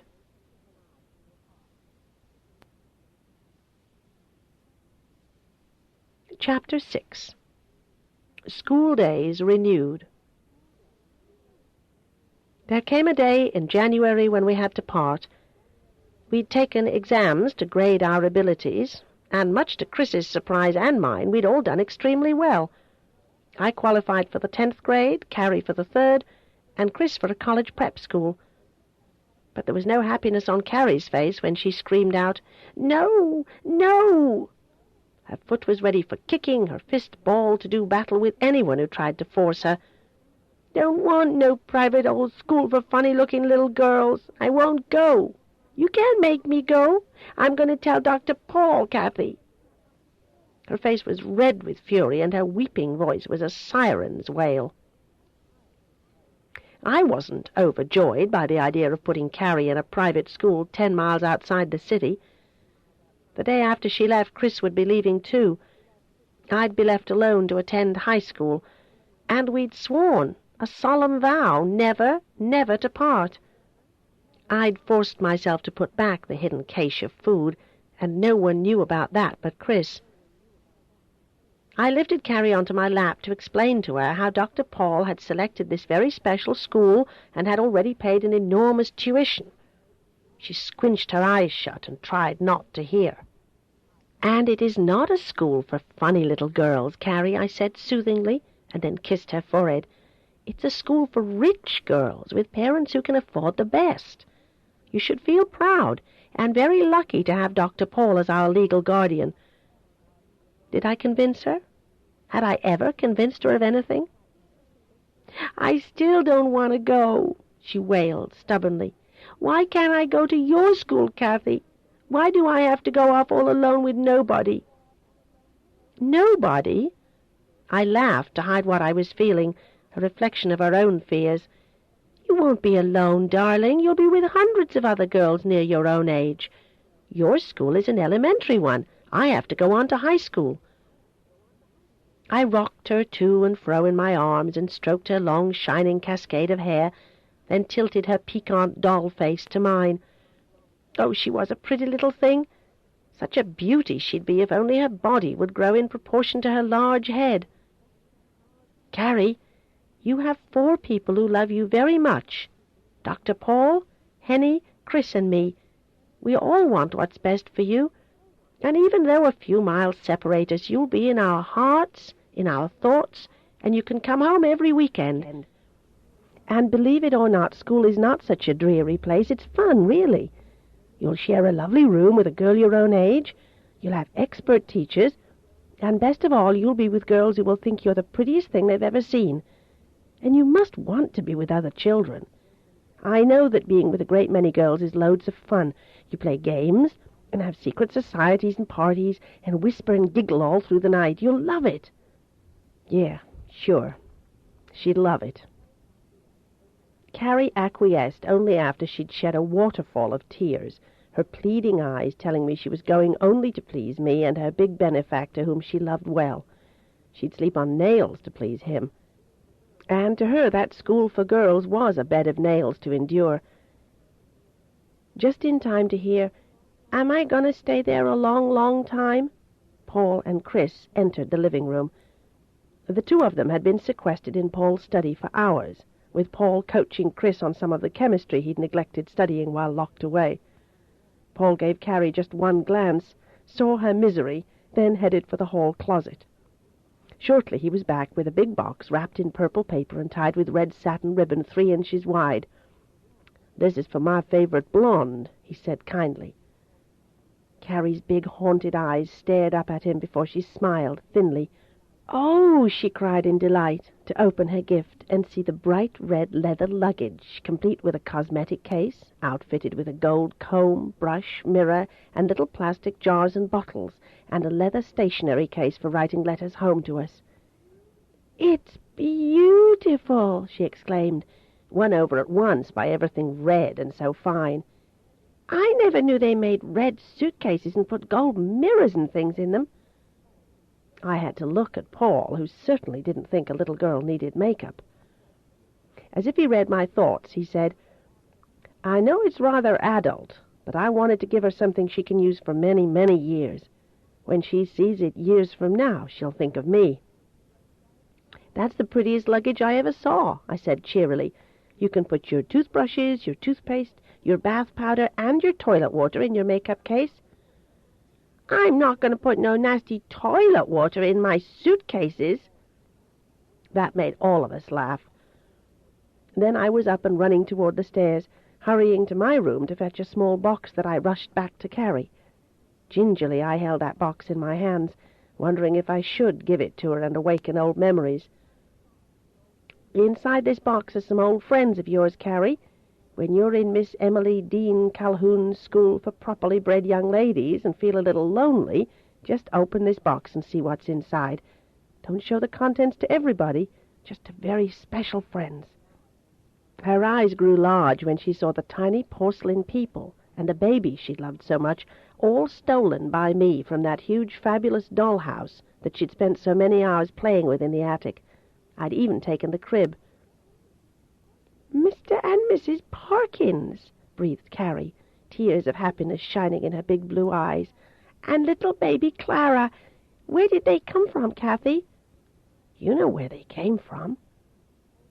She looked at me, holding the box full of cotton to cushion the fragile dolls and handmade wooden crib, all priceless heirlooms. "Kathy, where is Mama?" Oh, God, just what I didn't want her to ask. "Carrie, you know we are supposed to tell everybody both our parents are dead." "Is Mama dead?" "No, but we have to pretend she is." "Why?" Once again I had to explain to Carrie why we could never tell anyone who we really were and that our mother still lived, or else we'd end up back in that dreary northern room. She sat on the floor near her shiny new red luggage with the box of dolls in her lap and stared at me with haunted eyes and no comprehension at all. "I mean this, Carrie. You are never to mention any family but Chris and me and Dr. Paul and Henny. Do you understand?" She nodded, but she didn't understand. It was in her lips that quivered and in her wishful expression. She still wanted Mama. Then came the terrible day when we drove Carrie 10 miles outside the city limits of Claremont to enter her in that fancy private school for the daughters of the affluent. The building was large, painted white, with a portico in front and the customary white columns. A brass plaque near the front door read, "Established in 1824. We were received in a warm and cosy-looking office by a descendant of the school founder, Miss Emily Dean Dewhurst, a stately, handsome woman with startling white hair and not a wrinkle to betray her age. "She's a lovely child, Dr. Sheffield. Of course we'll do what we can to make her happy and comfortable while she learns." I leaned to embrace Carrie, who trembled, and I whispered, "Cheer up. Make an effort to enjoy yourself. Don't feel abandoned. Every weekend we'll come to take you home with us. Now, is that so bad?" She brightened and forced a smile. "Yes, I can do it," she murmured weakly. It wasn't easy to drive away and leave Carrie in that beautiful white plantation house. The very next day was Chris's time to depart for the boys' prep school, and oh, how I hurt to see him pack up his things. I watched but couldn't speak. Chris and I couldn't even bear to look at one another. His school was even farther away. Paul drove 30 miles before we reached the campus, with buildings of rose-colored bricks and again the obligatory white columns. Sensing we needed to be alone, Paul made some flimsy excuse of wanting to inspect the gardens. Chris and I weren't really alone, but in an alcove with big bay windows. Young men were constantly passing by to glance in and stare at us. I wanted to be in his arms, with my cheek against his. I wanted this to be a farewell to love so complete we'd know it was forever gone, at least forever gone from being wrong. "Chris," I stammered, near tears, "whatever am I going to do without you?" His blue eyes kept changing colors, jumbling his kaleidoscope emotions. "Kathy, nothing will change," he whispered hoarsely, clinging to my hands. "When next we see each other, we'll still feel the same. I love you, I always will. Right or wrong, I can't help it. I'll study so diligently I won't have time to think about you and miss you and wonder what's going on in your life. And you'll end up the youngest graduate from med school in the history of mankind," I chided, though my voice was as hoarse as his. "Save a little love for me and store it away in the deepest part of your heart, the same as I'm going to store my love for you. We can't make the same mistake our parents did." He sighed heavily and hung his head, studying the floor at his feet. Or maybe he was studying my feet in the high heels that made my legs look so much prettier. "You'll take care of yourself?" "Of course. You take care of yourself. Don't study too much. Have some fun, and write me at least once a day. I don't think we should run up phone bills." "Kathy, you're awfully pretty. Maybe too pretty. I look at you and see our mother all over again, the way you move your hands and the way you tilt your head to the side. Don't enchant our doctor too much. I mean, after all, he's a man. He has no wife, and you'll be living in the same house with him." He looked up, his eyes suddenly sharp. "Don't rush into anything trying to escape what you feel for me. I mean it, Kathy." I promised to behave myself. It was such a weak promise when he'd awakened that primitive urge in me that should have been held back until I was old enough to handle it. Now all I wanted was to be fulfilled and loved by someone I could feel good about. "Paul," Chris said tentatively, "he's a great guy. I love him. Carrie loves him. What do you feel for him?" "Love, the same as you and Carrie. Gratitude. That's not wrong." "He hasn't done anything out of the way." "No. He's honorable, decent." "I see him looking at you, Kathy. You're so young, so beautiful, and so needing." He paused and flushed, looking away guiltily before he went on. "I feel ugly asking you when he's done so much to help us, but still, sometimes I think he took us in only because, well, Only because of you. Because he wants you. Chris, he's 25 years older than me. How can you think like that? Chris looked relieved. You're right, he said. You are his ward and much too young. There must be plenty of beauties in those hospitals who'd be happy to be with him. I guess you're safe enough. Smiling now, he pulled me gently into his embrace and lowered his lips to mine, just a soft, tender kiss of goodbye for a while. I'm sorry about Christmas night, he said, when our kiss was over. My heart was an aching ruin as I backed off to leave him. How was I going to live without him nearby? Another thing she'd done to us. Made us care too much when we should never have cared in the way we did. Her fault. Always her fault. Everything gone wrong in our lives could be laid at her door.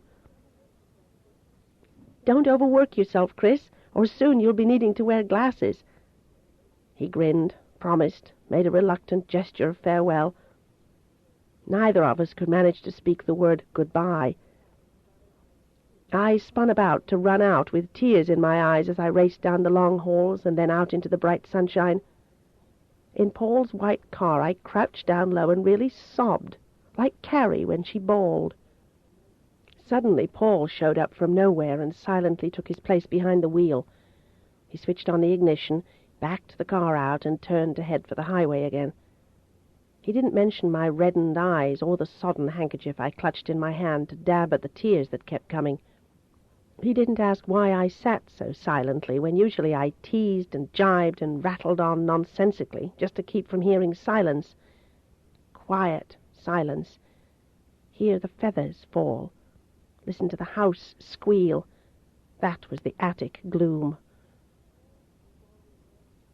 Paul's strong, well-cared-for hands guided the car with an easy, casual skill while he sat back relaxed. I studied his hands, for next to a man's eyes I noticed his hands. Then I moved my glance to his legs. Strong, well-shaped thighs, which his tight, blue knit trousers showed up well.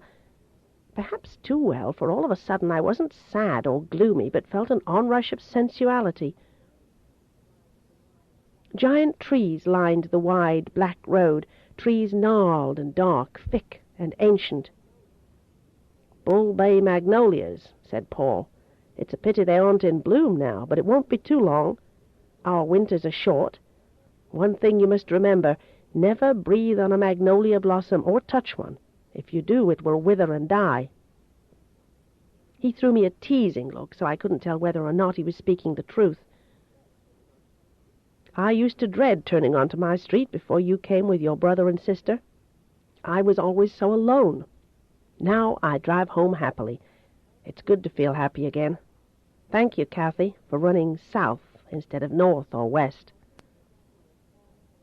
As soon as we got home, Paul headed for his office and I headed upstairs to try to work off my loneliness by exercising at the bar.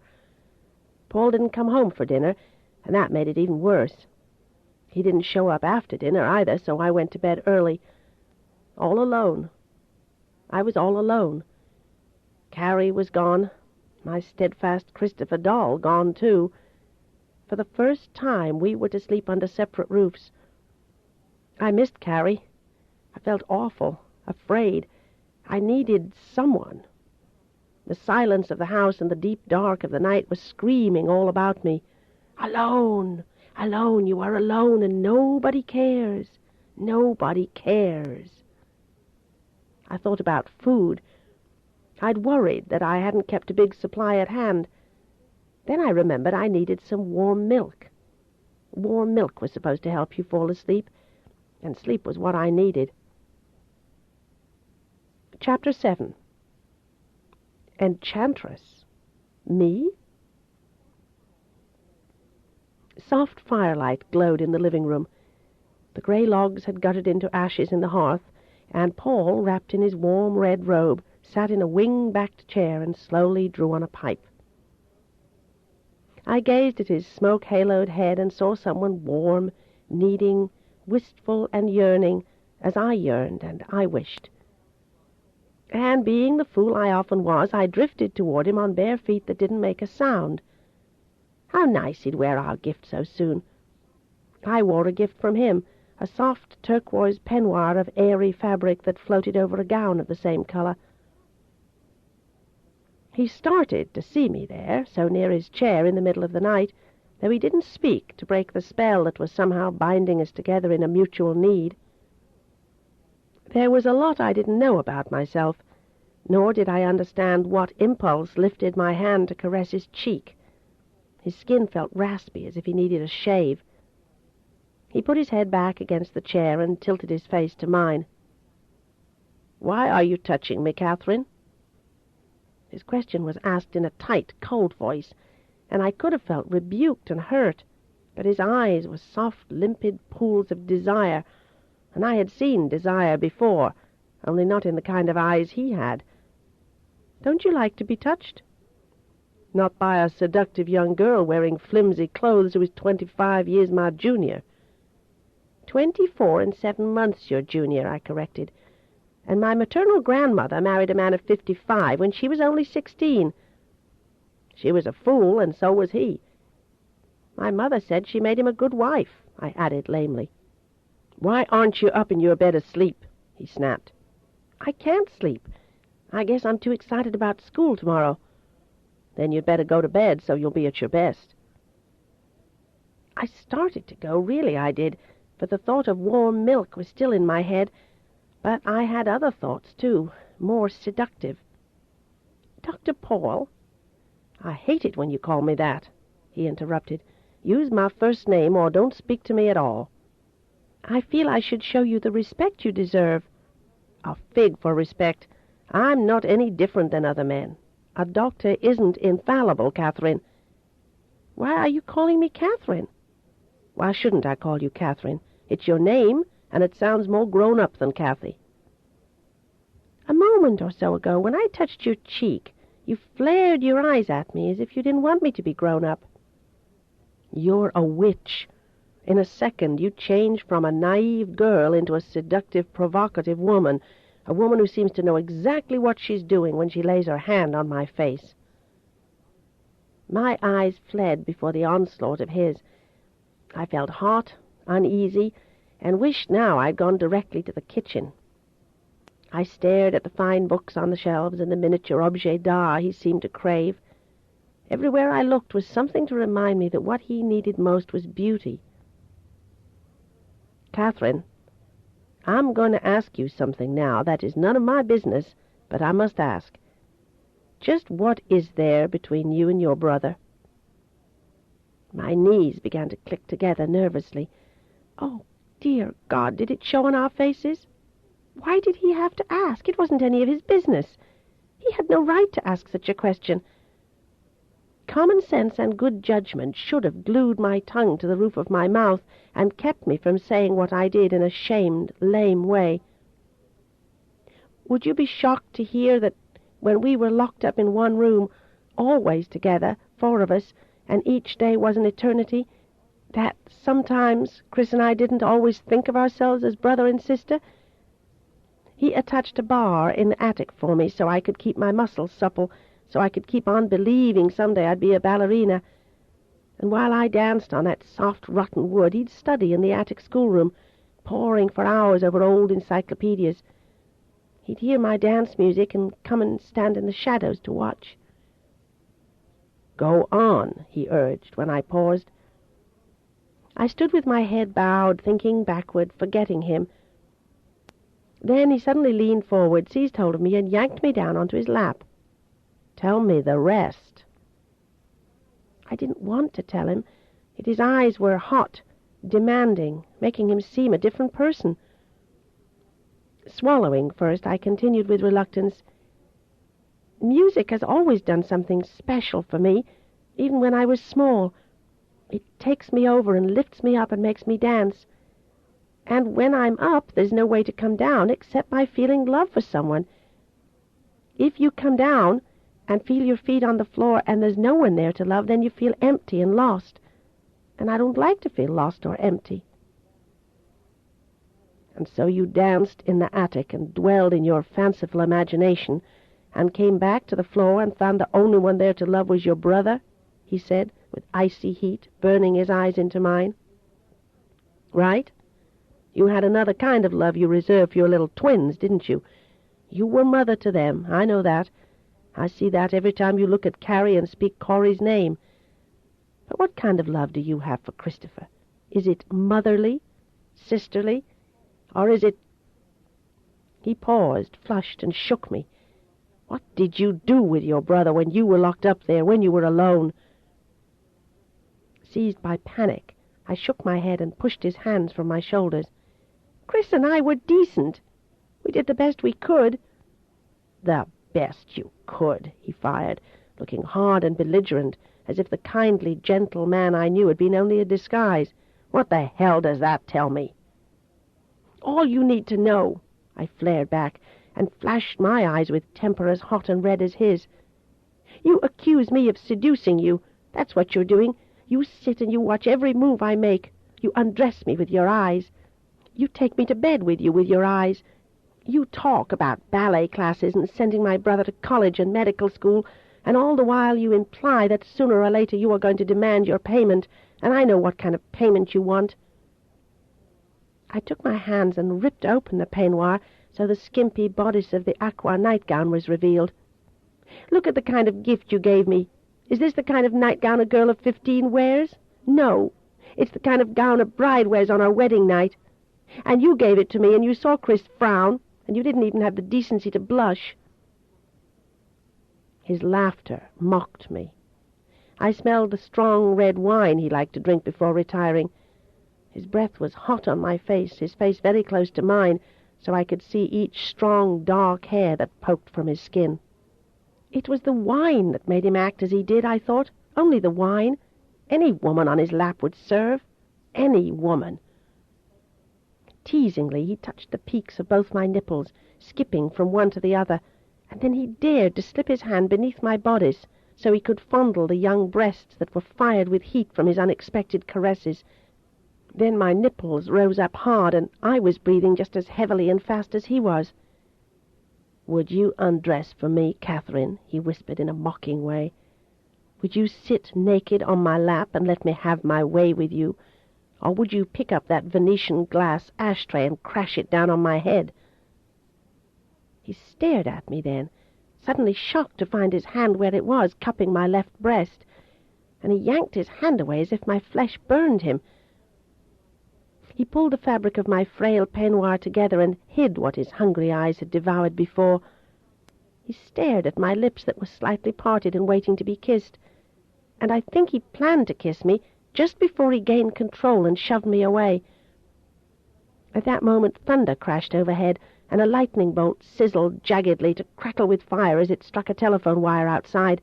I jumped, cried out.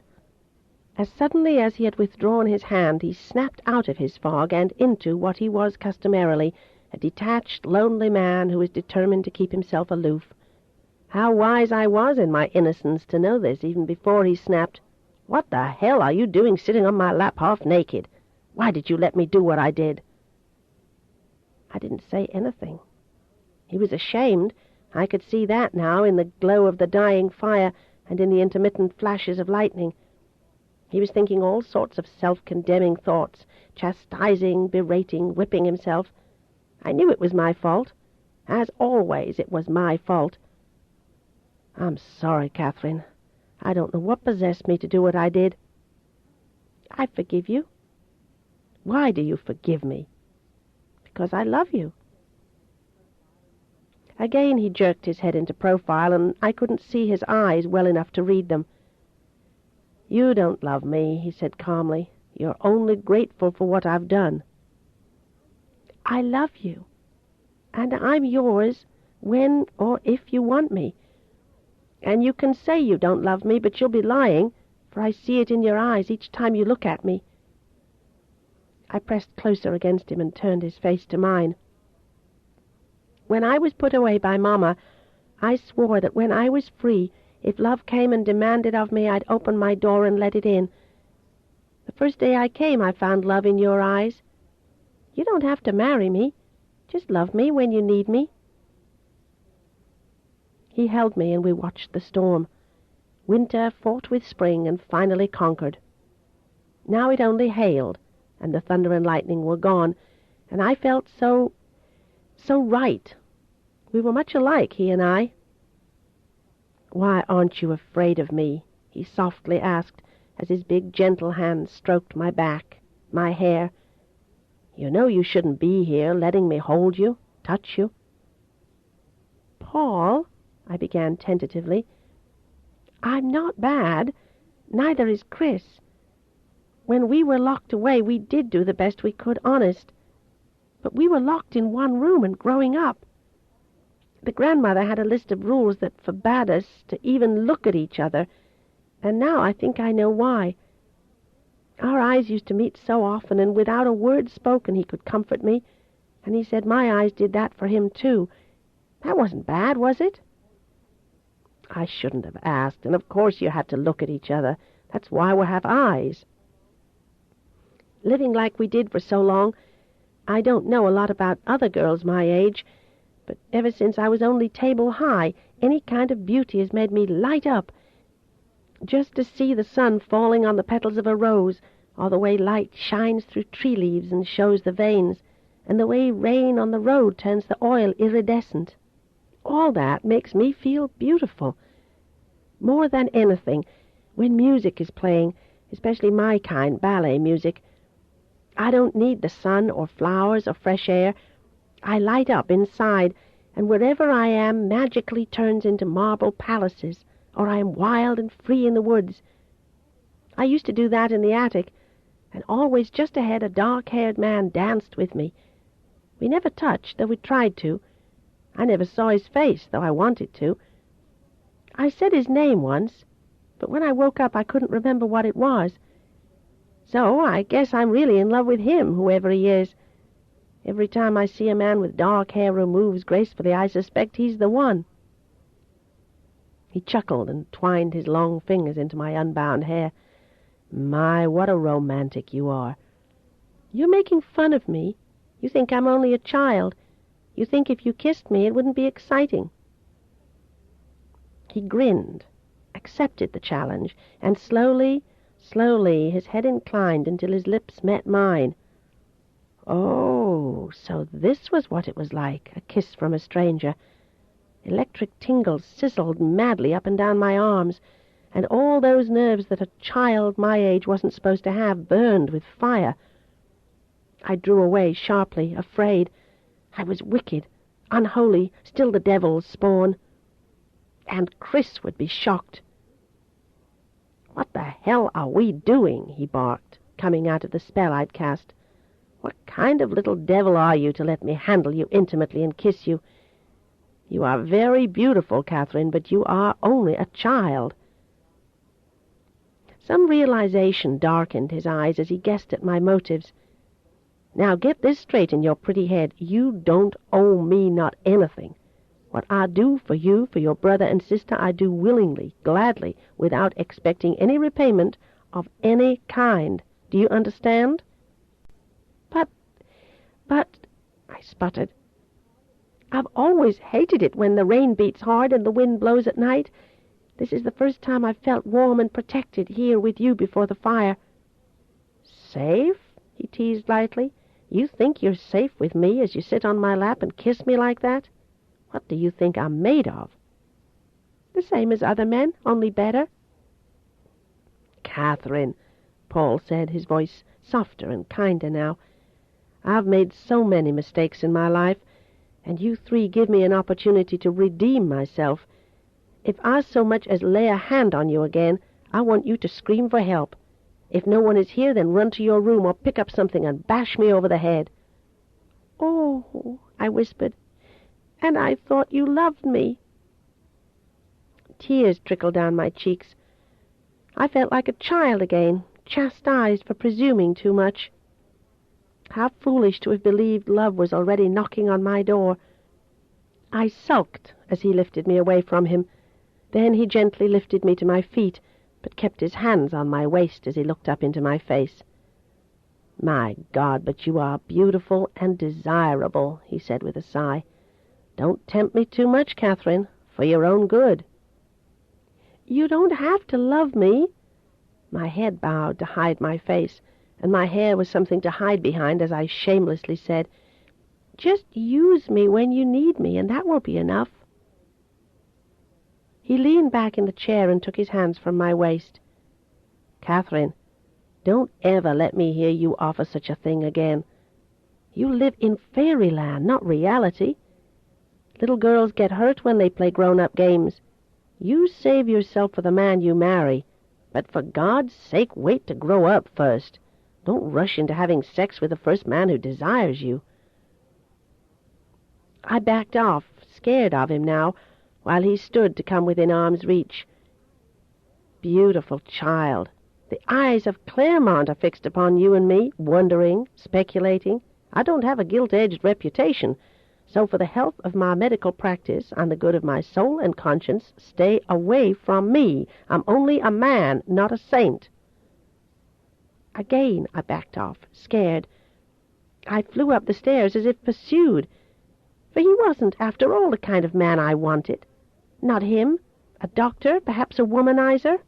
The last kind of man who could fulfill my dreams of faithful, devoted, and forever green springtime romantic love.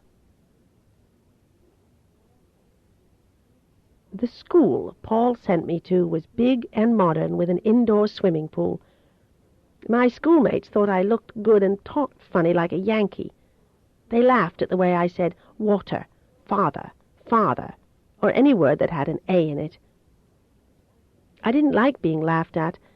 I didn't like being different. I wanted to be like the others, and though I tried, I found out I was different. How could it be otherwise? She had made me different.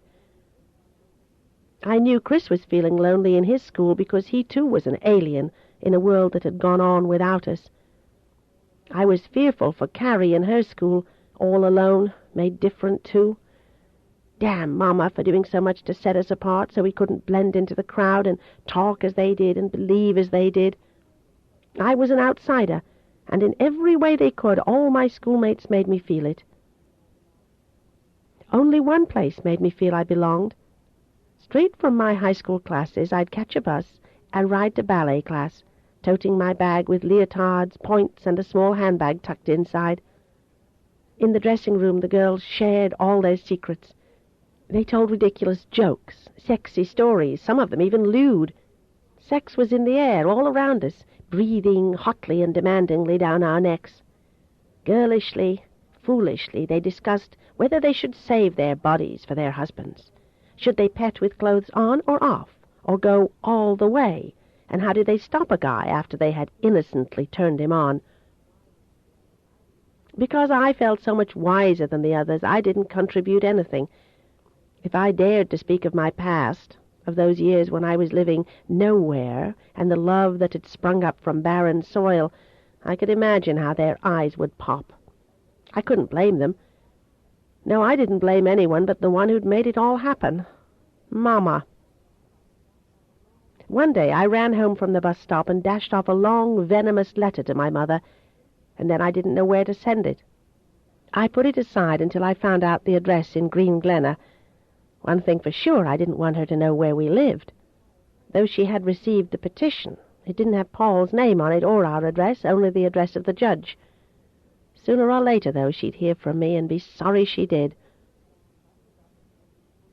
Each day we began bundled up in heavy woolen knitted leg warmers, and at the bar we exercised until our blood flowed fast and hot, and we could discard the woolens as we began to sweat. Our hair, screwed up tight as old ladies who scrubbed floors, soon became wet too, so we showered 2 or 3 times a day, when we worked out 8 or 10 hours on Saturdays. The bar was not meant for holding on too tightly, but was meant only for balance, to help us develop control, grace. We did the pliés, the tendus and glissés, the fondus, the rondes de jambes à terre, and none of it was easy. Sometimes the pain of rotating the hips in the turnouts could make me scream. Then came the frappe on 3/4 point, the ronde de jambes en l'air, the petit and grand battement, the développe, and all the warm-up exercises to make our muscles long, strong, and supple. Then we left the bar and used the center arena to repeat all of that without the aid of the bar. And that was the easy part. From there on, the work became increasingly difficult, demanding technical skills awesomely painful to do. To hear I was good, even excellent, lifted me sky high, so there had been some benefits gained from dancing in the attic, dancing even when I was dying, so I thought, as I plied un, deux, and on, as Georges pounded on the old upright piano. And then there was Julian. Something kept drawing him back to Claremont. I thought his visits were only ego trips, so we could sit in a circle on the floor and watch him perform in the centre, showing off his superior virtuosity, his spinning turns that were blurrily fast. His incredible leaping elevations defied gravity, and from these grands jetés he'd land goose down soft. He cornered me to tell me it was his kind of dancing that added so much excitement to the performance. Really, Kathy, you haven't seen ballet until you see it done in New York. He yawned as if bored, and turned his bold jet eyes on Norma Bell in her skimpy see-through white leotards. Quickly I asked why, if New York was the best place to be, he kept coming back to Claremont so often. "To visit with my mother and father," he said with a certain indifference. "Madame is my mother, you know." "Oh, I didn't know that." "Of course not. I don't like to boast about it." He smiled then, devastatingly wicked. "Are you still a virgin?" I told him it was none of his business, and that made him laugh again.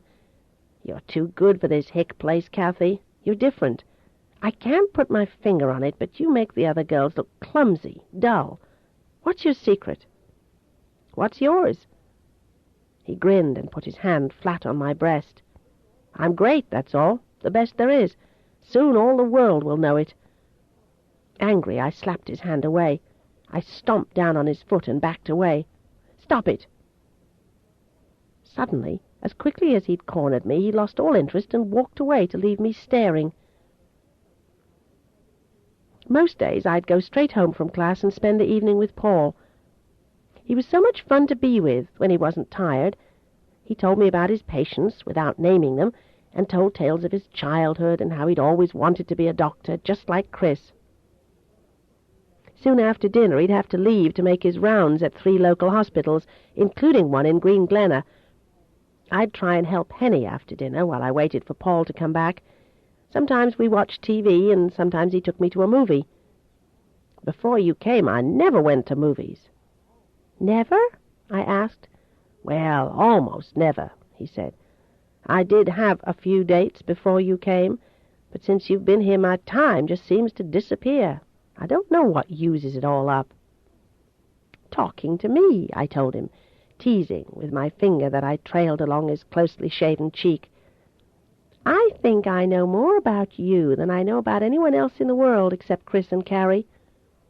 "No," he said in a tight voice, "I don't tell you everything." "Why not?"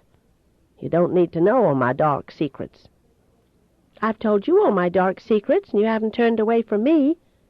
"Go to bed, Catherine." I jumped up and ran over to him and kissed his cheek, which was very red. Then I dashed for the stairs. When I was at the top, I turned to see him at the newel post, staring upward, as if the sight of my legs under the short rose baby doll nightie fascinated him. "And don't run around the house in such things," he called to me. "You should wear a robe." "Doctor, you brought this outfit to me. I didn't think you'd want me to cover myself. I thought you wanted to see me with it on." "You think too much." In the mornings I was up early before 6 so I could eat breakfast with him. He liked me to be there, though he didn't say so. Nevertheless, I could tell. I had him bewitched, charmed. I was learning more and more how to be like Mama. I think he tried to avoid me, but I didn't let him. He was the one to teach me what I needed to know. His room was down the hall from mine, but I never dared to go to him at night as I had to Chris. I longed for Chris and for Carrie. When I woke up, I ached not to see them in the room beside me. I ached more not to see them at the breakfast table. And if Paul hadn't been there, I think I might have started off each and every day with tears instead of forced smiles. "Smile for me, my Catherine," Paul said one morning when I sat staring down at my plate of grits and scrambled eggs and bacon. I looked up, caught by something I heard in his voice, something wistful, as if he needed me. "Don't ever say my name like that again," I said hoarsely. "Chris used to call me his Lady Catherine, and I don't like to hear anyone else call me his Catherine." He didn't say anything more, just laid aside the newspaper, got up and went out to the garage. From there he'd drive to the hospitals, then back to his home offices, and I wouldn't see him again until dinner time. I didn't see enough of him, never enough of anyone I cared about. Only on the weekends, when Chris and Carrie were home, did he seem really at ease with me. And yet when Chris and Carrie were back in their schools, something would come between us, some subtle spark that revealed that he was just as attracted to me as I was to him. I wondered if the real reason was the same as my own. Was he trying to escape memories of his Julia by letting me into his heart, just as I was trying to escape Chris? But my shame was worse than his, or so I thought then. I thought I was the only one with a dark, ugly past. I never dreamed anyone as fine and noble as Paul could have ugliness in his life, too. Only 2 weeks passed, and Julian flew down from New York again. This time he made it very obvious he'd come just to see me. I felt flattered and a little awkward, for he'd already gained success while I was still only hoping. He had an old rickety tin car he said had cost him nothing but his time, for all the pieces had come from the junkyard. "Next to dancing, I love to tinker with cars," he explained, as he drove me home from dance class. "Someday, when I'm rich, I'm going to have luxury cars, 3 or 4, or maybe 7, one for each day of the week." I laughed. It sounded so outrageous and ostentatious. "Does dancing pay that much?" "It will when I hit the big-time money," he answered confidentially. I had to turn my head and stare at his handsome profile. If you took his features apart one by one, you could find fault with them, for his nose could have been better, and his skin needed more color, and perhaps his lips were too full and red and too sensual. But when he was put all together, he was sensational-looking. "Kathy," he began, throwing me a long look as his tinny car chugged and choked along, "you'd love New York. There's so much to do, so much to see and experience. That doctor you live with isn't your real father. You shouldn't stick around just to please him. Think about moving to New York as soon as possible." He put his arm about my shoulders to draw me closer to his side. "What a team we'd make, you and I," he said, softly, cajolingly, and painted for me bright pictures of what our life would be like in New York.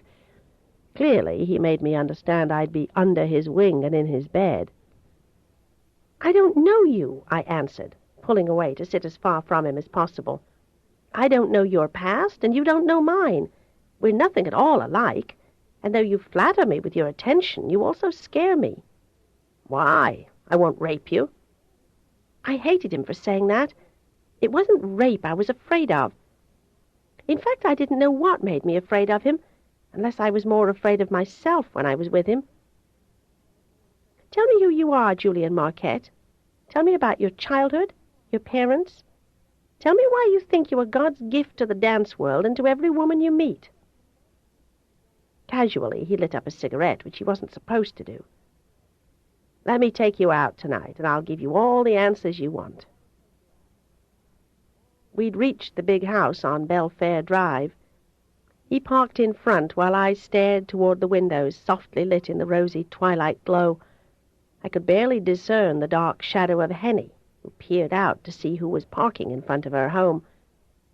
I thought of Paul, but more than anyone else I thought of Chris, my better half. Would Chris approve of Julian? I didn't think he would, and still I said, yes, I'd date him that night. And what a night it turned out to be. Chapter 8. My First Date. I was hesitant about bringing up the subject of Julian to Paul. It was Saturday night, Chris and Carrie were home, and truthfully I'd just as soon have gone to a movie with them and Paul. It was with great reluctance that I brought up the fact I had a date with Julian Marquette. "Tonight, Paul. You don't mind, do you?" He flashed me a tired look and a weak smile. "I think it's about time you started dating. He's not too much older, is he?" "No," I whispered, feeling a little disappointed that he didn't object. Julian showed up promptly at 8. He was slicked up in a new suit, with his shoes shined, his unruly hair tamed, his manners so perfect he didn't seem himself. He shook hands with Paul, leaned to kiss Carrie's cheek. Chris glared at him. The two had been bicycling when I'd told Paul about my first date, and even as Julian held my new spring coat I felt Chris's disapproval. He drove to a very elegant restaurant where colored lights churned and rock music played. With surprising confidence, Julian read the wine list, then tasted what the waiter brought and nodded, saying it was fine.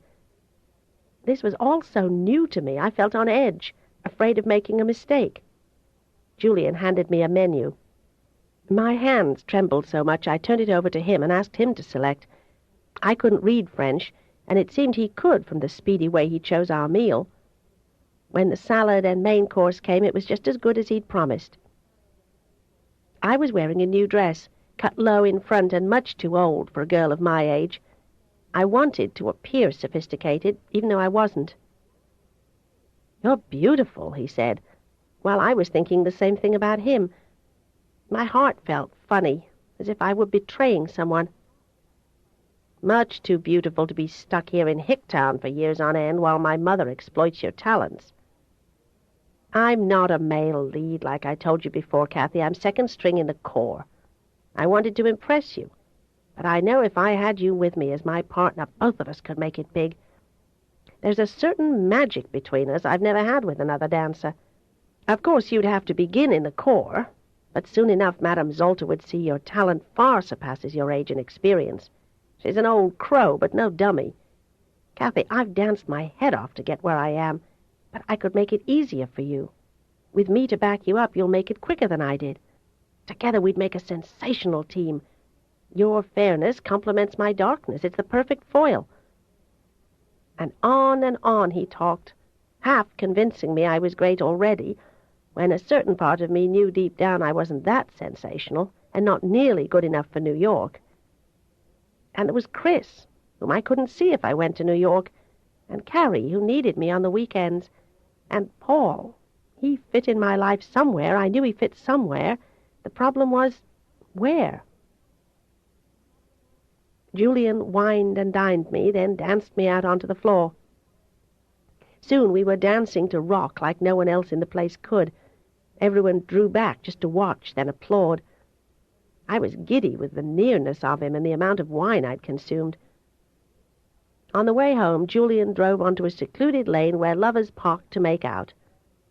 I'd never made out, and wasn't ready for someone as overwhelming as Julian. "Kathy, Kathy, Kathy," he murmured, kissing my neck behind my ears while his hands sought to stroke my upper thigh. "Stop," I cried. "Don't. I don't know you well enough. You go too fast." "You're acting so childish," he said with annoyance. "I fly all the way from New York just to be with you, and you can't even let me kiss you." "Julian," I stormed, "take me home." "A kid," he muttered angrily and turned on the ignition. "Just a damn beautiful kid who tantalizes but won't come through. Wise up, Kathy. I'm not going to hang around forever." He was in my world, my dancing, glamorous world, and suddenly I was afraid of losing him. "Why do you call yourself Marquette when your father's name is Rosenkopf?" I asked, reaching to turn off the ignition. He smiled and leaned back, then turned to me. "Okay, if you want to talk. I think you and I are a lot alike, even if you won't admit it. Madame and George are my mother and father, but they have never seen me as a son, especially my father. My father sees me as an extension of himself. If I become a great dancer, it won't be to my credit. It will be just because I am his son and bear his name. So I put an end to that idea by changing my name. I made it up, just like any performer does when he wants to change his name. You know how many baseball games I've played? None. They wouldn't let me. Football was out of the question. Besides, they kept me so busy practicing ballet positions I was too tired for anything else. Georges never let me call him father when I was little. After a while I wouldn't call him father if he got down on his knees and begged. I tried my damnedest to please him, and I never could. He'd always find some flaw, some minute mistake I'd made to keep any performance from being perfect. So when I make it, I'm making it on my own steam, and nobody is going to know he is my father, or that Marisha is my mother. So don't go shooting off your mouth to the rest of the class. They don't know. Isn't it funny? I throw a tantrum if he even dares to mention he has a son, and I refuse to dance. That kills him. So he let me go on to New York, thinking I wouldn't make it without his name. But I have made it, and without his help. I think that kills him. Now, tell me about you. Why are you living with that doctor and not your own parents? My parents are dead, I said, annoyed he'd ask. Dr. Paul was a friend of my father, so he took us in. He felt sorry for us and didn't want us to go into an orphanage. Lucky you, he said with a certain sourness. I'd never be so lucky. Then he leaned over until his forehead was pressed against mine and our lips were only inches apart. I could feel his breath hot on my face. Kathy, I don't want to say and do anything wrong with you. I want to make you the best thing that's ever happened to me. I am 13th in a long line of male dancers who have married ballerinas, most of them. How do you think that makes me feel? Not lucky, you can bet. I've been in New York since I was 18, and last February I turned 20. That's 2 years, and still I'm not a star. With you, I could be. I've got to prove to Georges I'm the best and better than he ever was. I've never told anyone this before, but I hurt my back when I was a kid trying to lift an engine that was too heavy.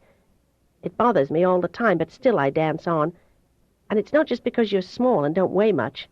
I know other dancers who are smaller and lighter, but something about your proportions seems to balance just right when I lift. Or maybe it's what you do to your body that adjusts to my hands. Whatever it is you do, you fit me to a T. Kathy, come with me to New York, please. You wouldn't take advantage of me if I did? I'd be your guardian angel. New York is so big. I know it like the palm of my hand. Soon you'll know it just as well. There's my sister and my brother. I don't want to leave them yet. Eventually you'll have to. The longer you stay, the harder it will be to make the break. Grow up, Kathy. Be your own person. You never are when you stay home and let others dominate you. He looked away, his scowl bitter. I felt sorry for him and touched, too.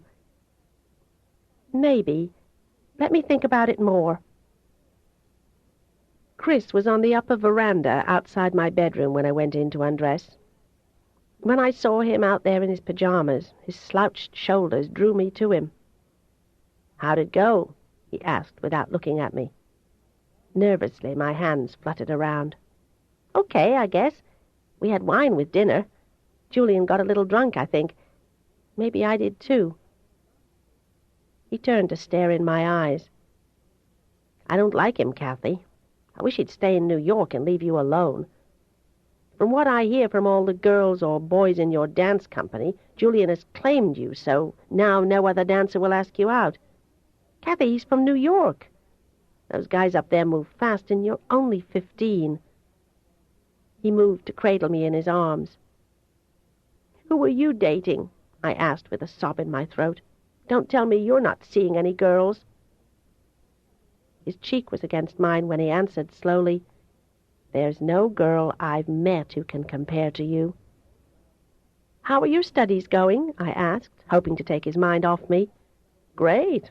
When I'm not thinking of all I have to do in the first year of med school, gross anatomy, microanatomy, and neuroanatomy, I get around to prepping for college. What do you do in your spare time? What spare time? There's none left when I finish worrying about what's happening to you. I like school, Kathy. I'd really enjoy it if you weren't constantly on my mind. I wait for the weekends when I can see you and Carrie again.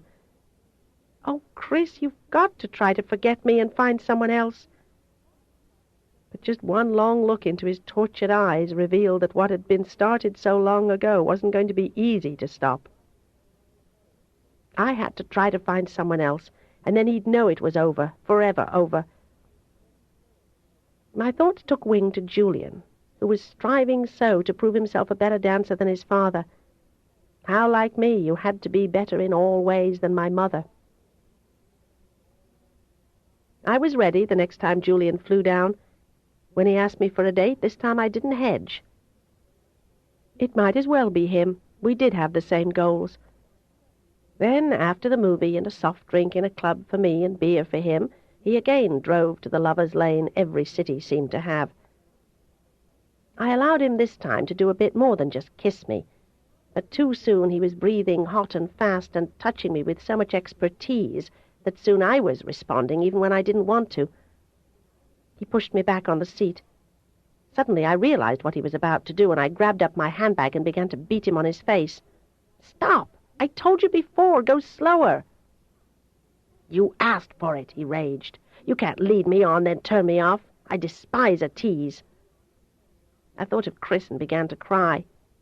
"Julian, please, I like you, honest I do. But you don't give me a chance to fall in love with you.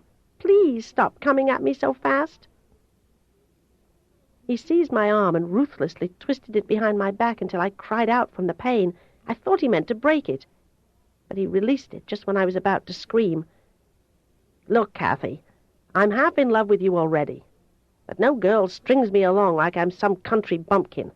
There are plenty of girls willing to give out, so I don't need you as much as I thought, not for anything." Of course he didn't need me. Nobody really needed me but Chris and Carrie, though Chris needed me in the wrong way. Mama had twisted and warped him and turned him toward me, and now he couldn't turn away. I couldn't forgive her for that. She had to pay for everything wrong she'd caused. If he and I had sinned, she had made us. I thought and thought that night of how I could make Mama pay, and I came up with the exact price that would hurt most. It wouldn't be money, she had too much of that. It would have to be something she prized more than money. 2 things. Her honorable reputation, which was a bit tarnished from marrying her half-uncle, and her young husband. Both would be gone when I was through with her. Then I was crying for Chris, for Carrie, who didn't grow, and for Corey, who was by now probably only bones in his grave. I turned over to grope for Carrie, reaching to draw her into my arms, but Carrie was in a private school for girls 10 miles outside the city limits. Chris was 30 miles away. It began to rain hard. The staccato beats on the roof overhead were military drums to take me into dreams and back to exactly where I didn't want to go. I was dumped down in a locked room cluttered with toys and games and massive dark furniture and pictures of hell on the walls. I sat in an old wooden rocker, half coming apart, and on my lap I held a ghostly small brother who called me Mama, and on we rocked, and the floorboards creaked, and the wind blew, and the rain pelted down, and below us, around us, above us, the enormous house of countless rooms was waiting to eat us up. I hated the rain so close above my head, like it used to be when we were upstairs. How much worse our lives had been when it rained, and the room was damp and chill, and in the attic there was nothing but miserable gloom and dead faces that lined the wall. Bands like the grandmother's grey iron came to tighten about my head, smothering my thoughts, making me confused and terrified. Unable to sleep, I left the bed and slipped on a filmy negligee. For some curious reason, I stole to Paul's bedroom and cautiously eased open his closed door. The alarm clock on his nightstand read 2 o'clock, and still he wasn't home. Nobody in the house but Henny, who was so far, far away, way at the other end of the house in her room adjacent to the kitchen. I shook my head and stared again at Paul's smoothly made bed. Oh, Chris was crazy to want to be a doctor. He'd never have a full night's rest. And it was raining. Accidents happened so often on rainy nights. What if Paul should be killed? What would we do then? Paul!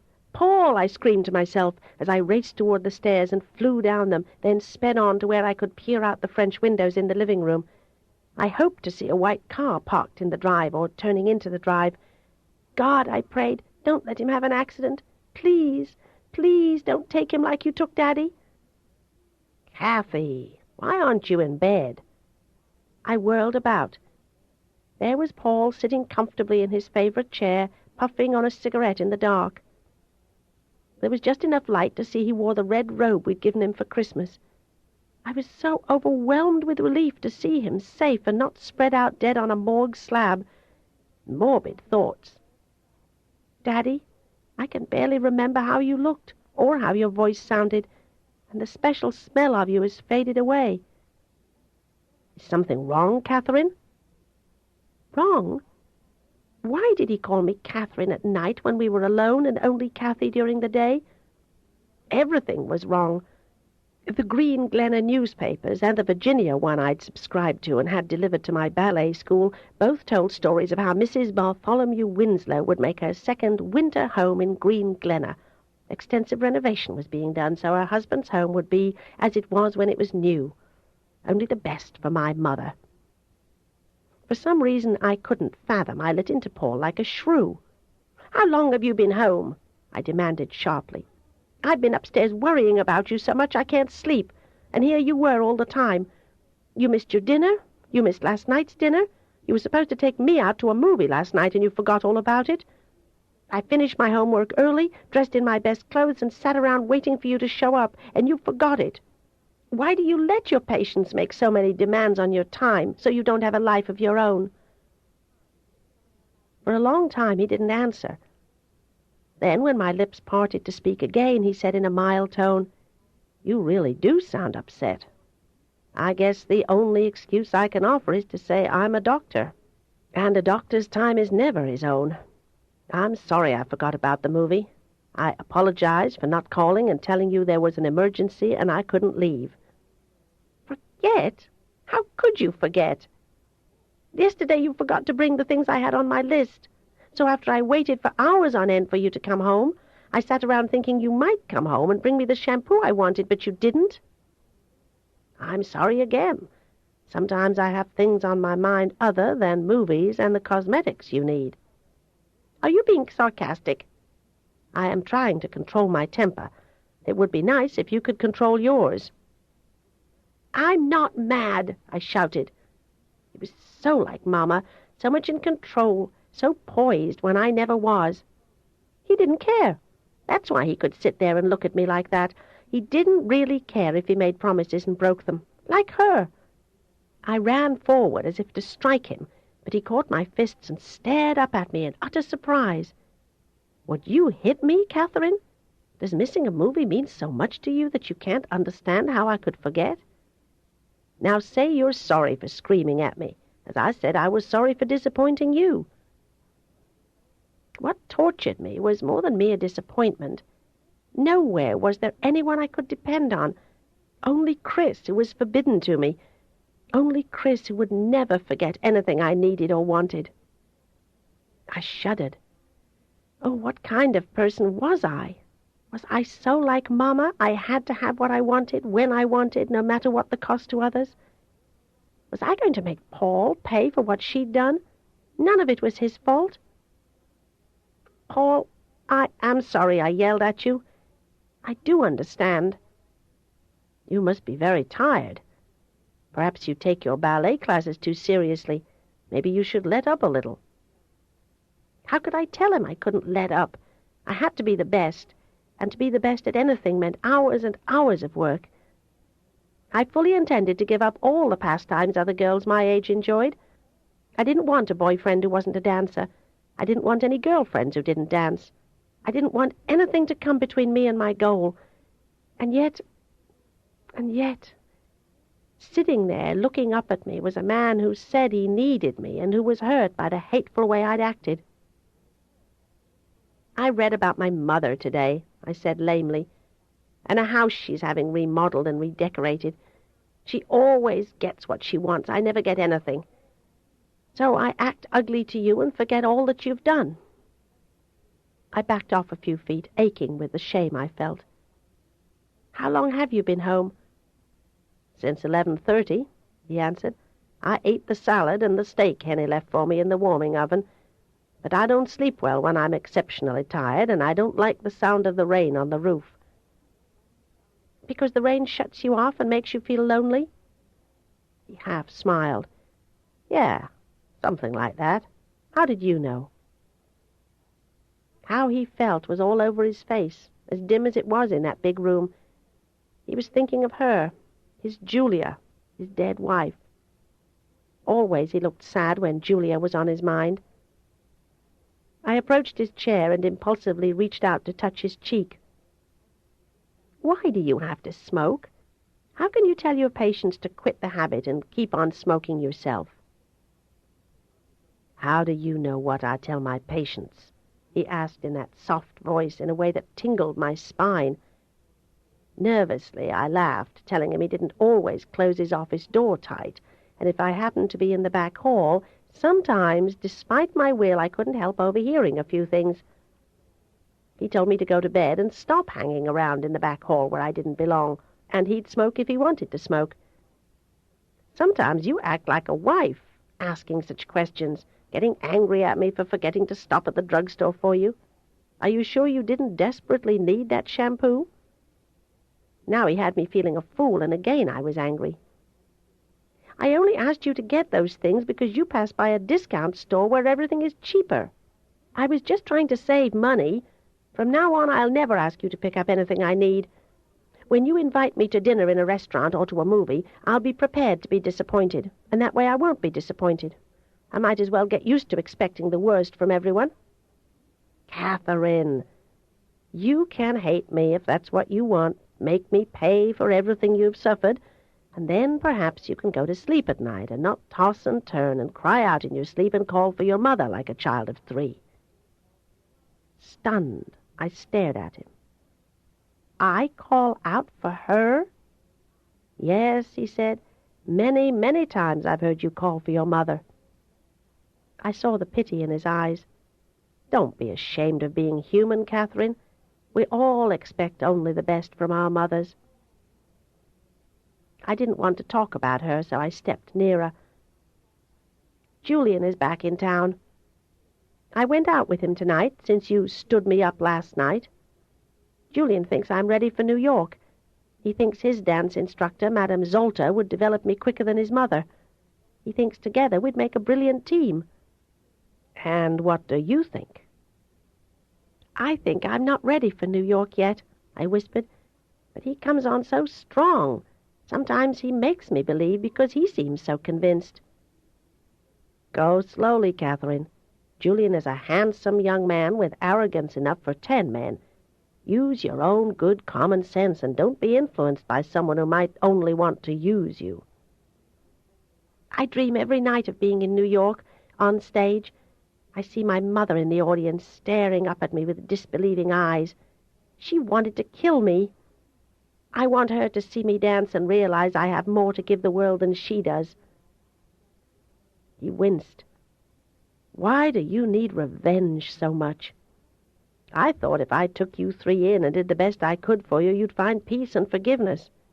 Can't you forgive and forget? If there's one chance we poor humans have of reaching godliness, it's in learning to forgive and forget." "You and Chris," I said bitterly. "It's easy for you to talk about forgiving and forgetting because you haven't been a victim and I have. I've lost my younger brother, who was like my own son. I loved Corey, and she stole away his life. I hate her for that. I hate her for 10 million reasons. Now don't talk to me about forgiving and forgetting when she's got to pay for what she did. She lied to us, betrayed us in the worst possible way. She said nothing to let us know our grandfather had died, and kept right on letting us stay locked up for 9 long, long months.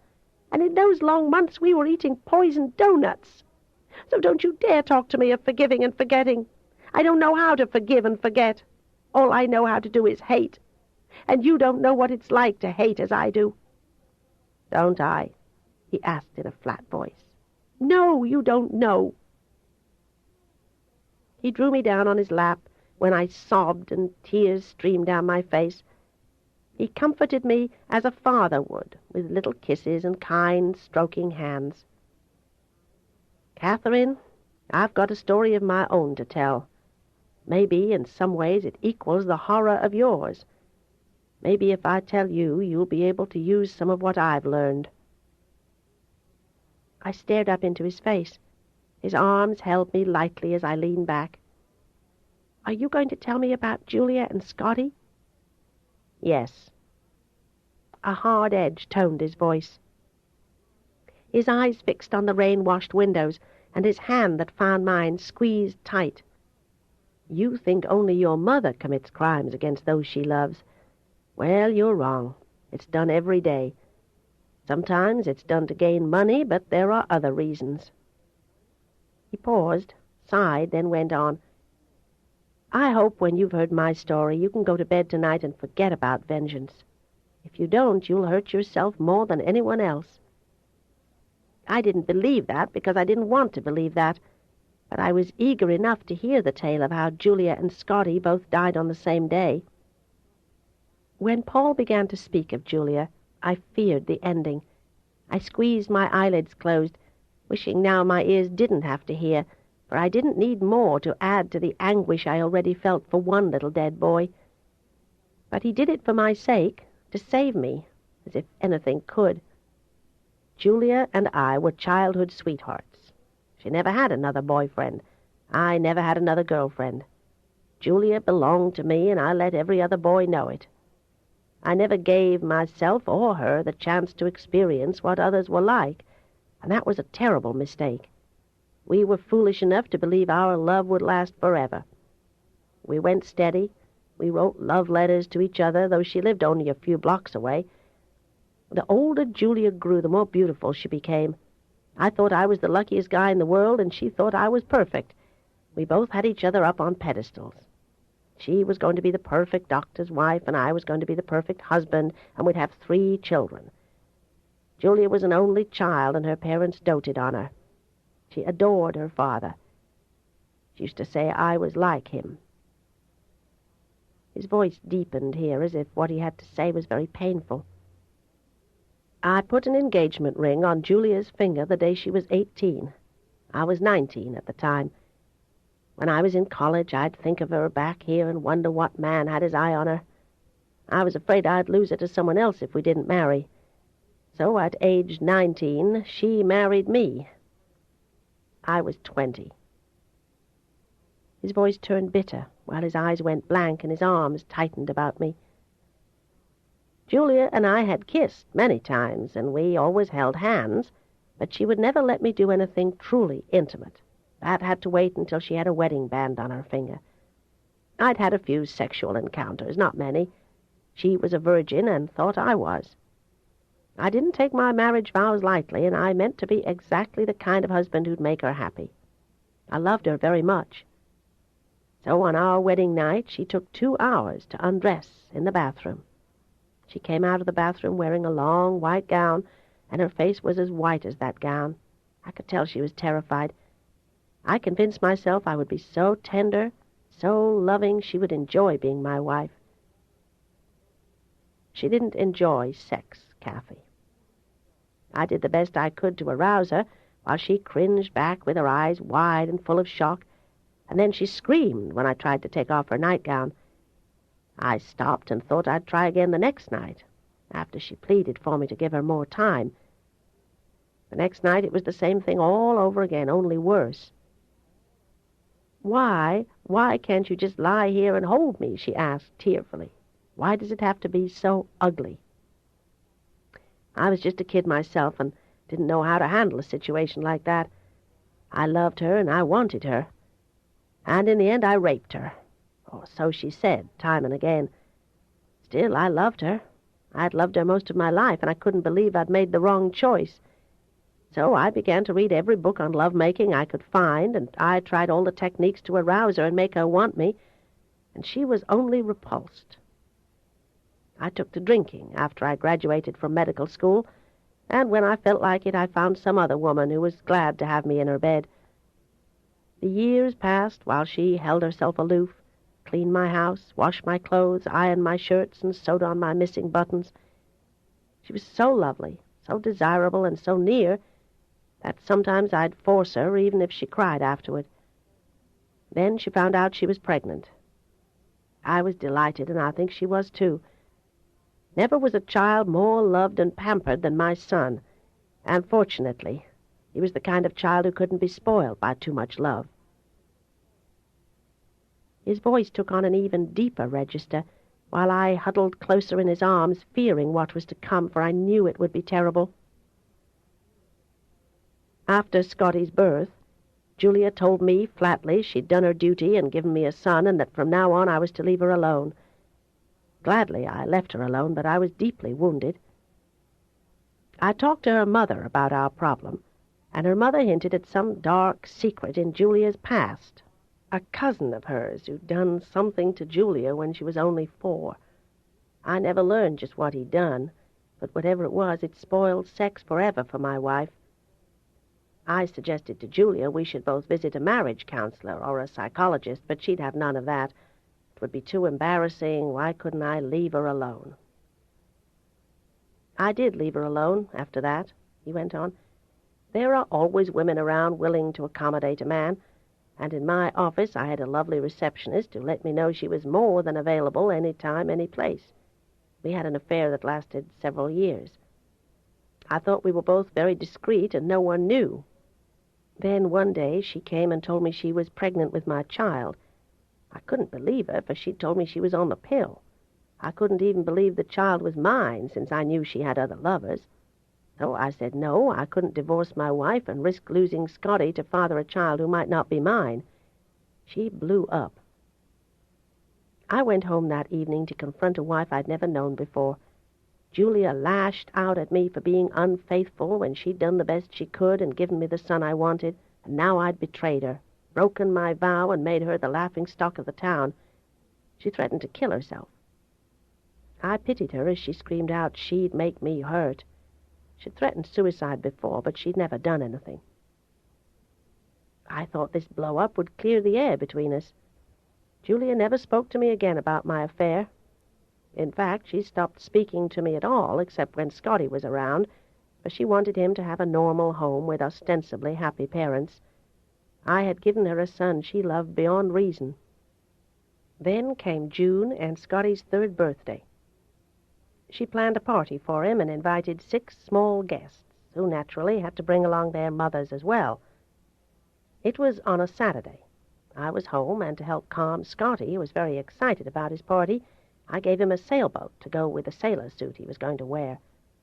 Julia came down the stairs with him, dressed in blue voile. Her lovely dark hair was bound back with a blue satin ribbon.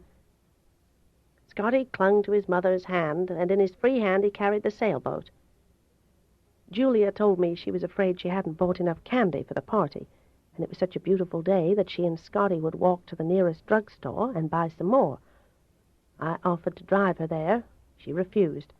I offered to walk along with them. She said she didn't want me to. She wanted me to wait and be there in case any of the guests arrived early. I sat down on the front veranda and waited. Inside, the dining table was all set for the party, with balloons suspended from the chandelier, and snappers, hats, and other favors, and Henny had made a huge cake. The guests began to arrive around 2, and still Julia and Scotty didn't return. I began to worry, so I got in my car and drove to the drugstore, expecting to see them on the sidewalk leading home. I didn't see them. I asked the druggist if they'd been there. None of the clerks had seen them. That's when I began to feel really frightened. I cruised the streets looking for them, and stopped to ask passers-by if they'd seen a lady dressed in blue with a little boy in a sailor suit. I guess I'd questioned 4 or 5 before a boy on a bicycle told me yes, he'd seen such a lady in blue with a little boy carrying a sailboat, and he pointed out the direction they'd taken. They were headed for the river. I drove as far as I could, then jumped out of the car and ran down the dirt path, fearing every moment I'd get there too late. I couldn't bring myself to believe she'd really do it. I kept calming myself by thinking Scotty only wanted to float his boat on the water like I used to do. I ran so fast my heart hurt, and then I reached the grassy river bank. And there they were, the 2 of them, both in the water, floating face upward. Julia had her arms locked around Scotty, who'd clearly tried to free himself from her hold, and his little boat was sailing with the tide. The blue ribbon had come unbound from her hair, and it floated too, and all about her hair streamed like dark ribbons to twine in the weeds. The water was only knee-high. I made some small sound that choked my throat, feeling his terrible anguish, but he didn't hear. He went on. In no time at all, I had them both in my arms, and I carried them to shore. Julia was barely alive, but Scotty seemed dead, so it was him I worked over first in a futile effort to bring him around. I did everything possible to pump the water from his lungs, but he was dead. I then turned to Julia and did the same for her. She coughed and choked out the water. She didn't open her eyes, but at least she was breathing. I put both of them in my car and drove them to the nearest hospital, where they slaved to bring Julia back. But they couldn't. No more than I could bring Scotty back to life. Paul paused and stared deep into my eyes.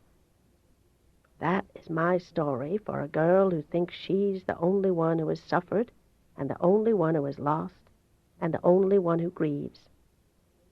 Oh, I grieve just as much as you do, but I also bear the guilt. I should have known how unstable Julia was. We had watched Medea on TV only a few nights before Scotty's birthday, and she showed unusual interest in it, and she didn't care for television.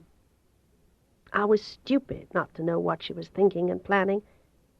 Yet even now I cannot understand how she could kill our son when she loved him so much.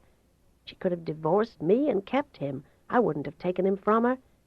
But that wasn't enough revenge for Julia. She had to kill the thing I loved best, my son.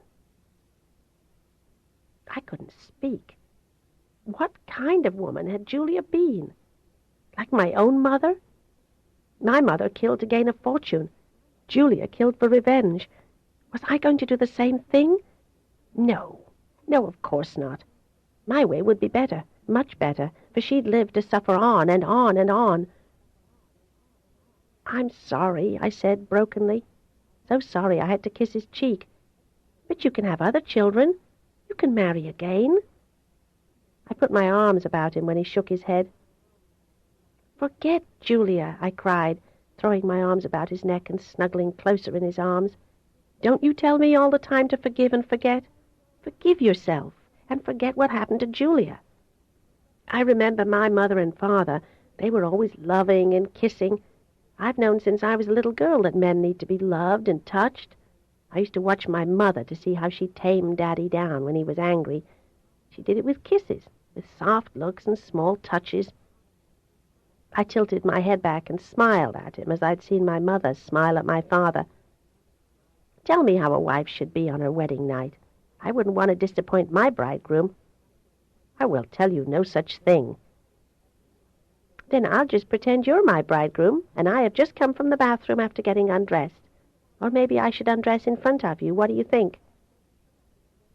He cleared his throat and tried to shove me away, but I clung like a burr. I think you ought to go to bed and forget games of pretending. I stayed where I was. Over and over again I kissed him, and soon he was responding. I felt his flesh grow warmer, but then his lips beneath mine tightened into a firm line as his hands went under my knees and shoulders. He stood with me in his arms and headed toward the stairs. I thought he was going to take me to his room and make love to me, and I was frightened, ashamed, and excited and eager, too. But he headed straight for my room, and there by my narrow bed he hesitated. He held me close against his heart for an excruciatingly long time as the rain pelted down and beat on the window glass. Paul seemed to forget who I was as his raspy cheek rubbed against mine, caressing with his cheek, not his hands this time. And again, as always, I had to speak and spoil it all. Paul? My timid voice drew him out of some deep reverie that might, if I'd stayed silent, have led me sooner toward that forever withheld ecstasy my body yearned for. When we were locked away upstairs, our grandmother always called us devil's spawn. She told us we were evil seed planted in the wrong soil, that nothing good would ever come of us. She made us all unsure of what we were, or whether we had the right to be alive. Was it so terrible what our mother did to marry her half-uncle when he was only 3 years older than she? No woman with a heart could have resisted him. I know I couldn't have. He was like you. Our grandparents believed our parents had committed an unholy sin, so they despised us. Even the twins, who were so little and adorable, they called us unwholesome. Were they right? Were they right to try to kill us? I'd said exactly the right words to snap him back into focus. Quickly he dropped me. He turned his head sideways so I couldn't read his eyes. I hated for people to hide their eyes from me so I couldn't see the truth. "I think your parents were very much in love and very young," he said in a strange, tight voice. "So much in love they didn't pause to consider the future and the consequences." "Oh," I cried, outraged, "you think the grandparents were right and we are evil." He spun about to face me, his full, sensual lips open, his expression furious. "Don't take what I say and twist it about to suit your need for revenge. There's no reason ever to justify murder unless it's a case of self-defense. You're not evil. Your grandparents were bigoted fools who should have learned to accept what was and make the best of it. And they had much to be proud of in the 4 grandchildren your parents gave them. And if your parents took a calculated gamble when they decided to have children, I say they won. God and the odds were on your side and gave you too much beauty and appreciation of it, and perhaps too many talents. Most certainly there is one very young girl who smoulders with adult emotions too large for her size and age." "Paul, don't look at me like that, Catherine." "I don't know how I'm looking." "Go to sleep, Catherine Sheffield, this instant." "What did you call me?" I asked as he backed off toward the door. He smiled at me. "It wasn't a Freudian slip, if that's what you're thinking. Dollenganger is too long a name. Sheffield would be a much better choice. Legally, we can arrange to have your surname changed." "Oh," he made me feel sick with disappointment. "Look here, Catherine," he said from the doorway. He was so large he blocked out the light from the hall. "You're playing a dangerous game. You're trying to seduce me, and you're very lovely and very hard to resist. But your place in my life is as my daughter, nothing else." "Was it raining that day in June when you put Julia and Scotty in the ground?" "What difference does that make? Any day you put someone you love underground, it's raining." And he was gone from my door, striding quickly down the hall to his room, where he slammed the door hard. So I'd tried twice, and he'd rejected me twice. Now I was free to go on my merry, destructive way, to dance and dance until I reached the top. And that would show Mama, who could do nothing but embroider and knit, just who had the most talent and brains. She would see who could make a fortune on her own without selling her body, and without stooping to murder to inherit it. The whole world was going to know about me. They'd compare me to Anna Pavlova and say I was better. She'd come to a party they threw in my honor, and with her would be her husband. She'd look old, jaded, tired, while I'd be fresh and young, and her darling Bart would come straight to me, his eyes dazzled as he kissed my hand. "You are the most beautiful woman I've ever seen," he'd say, "and the most talented." And with his eyes alone I'd know he loved me 10 times more than he had ever loved her. And then when I had him and she was alone, I'd tell him who I was, and he'd not believe at first. Then he would, and he'd hate her. He'd take all her money from her. Where would it go? I paused, stumped. Where would the money go if it were taken from Mama? Would it go back to the grandmother? It wouldn't come to us, not Chris, Carrie, or me, for we just didn't exist as Foxworths.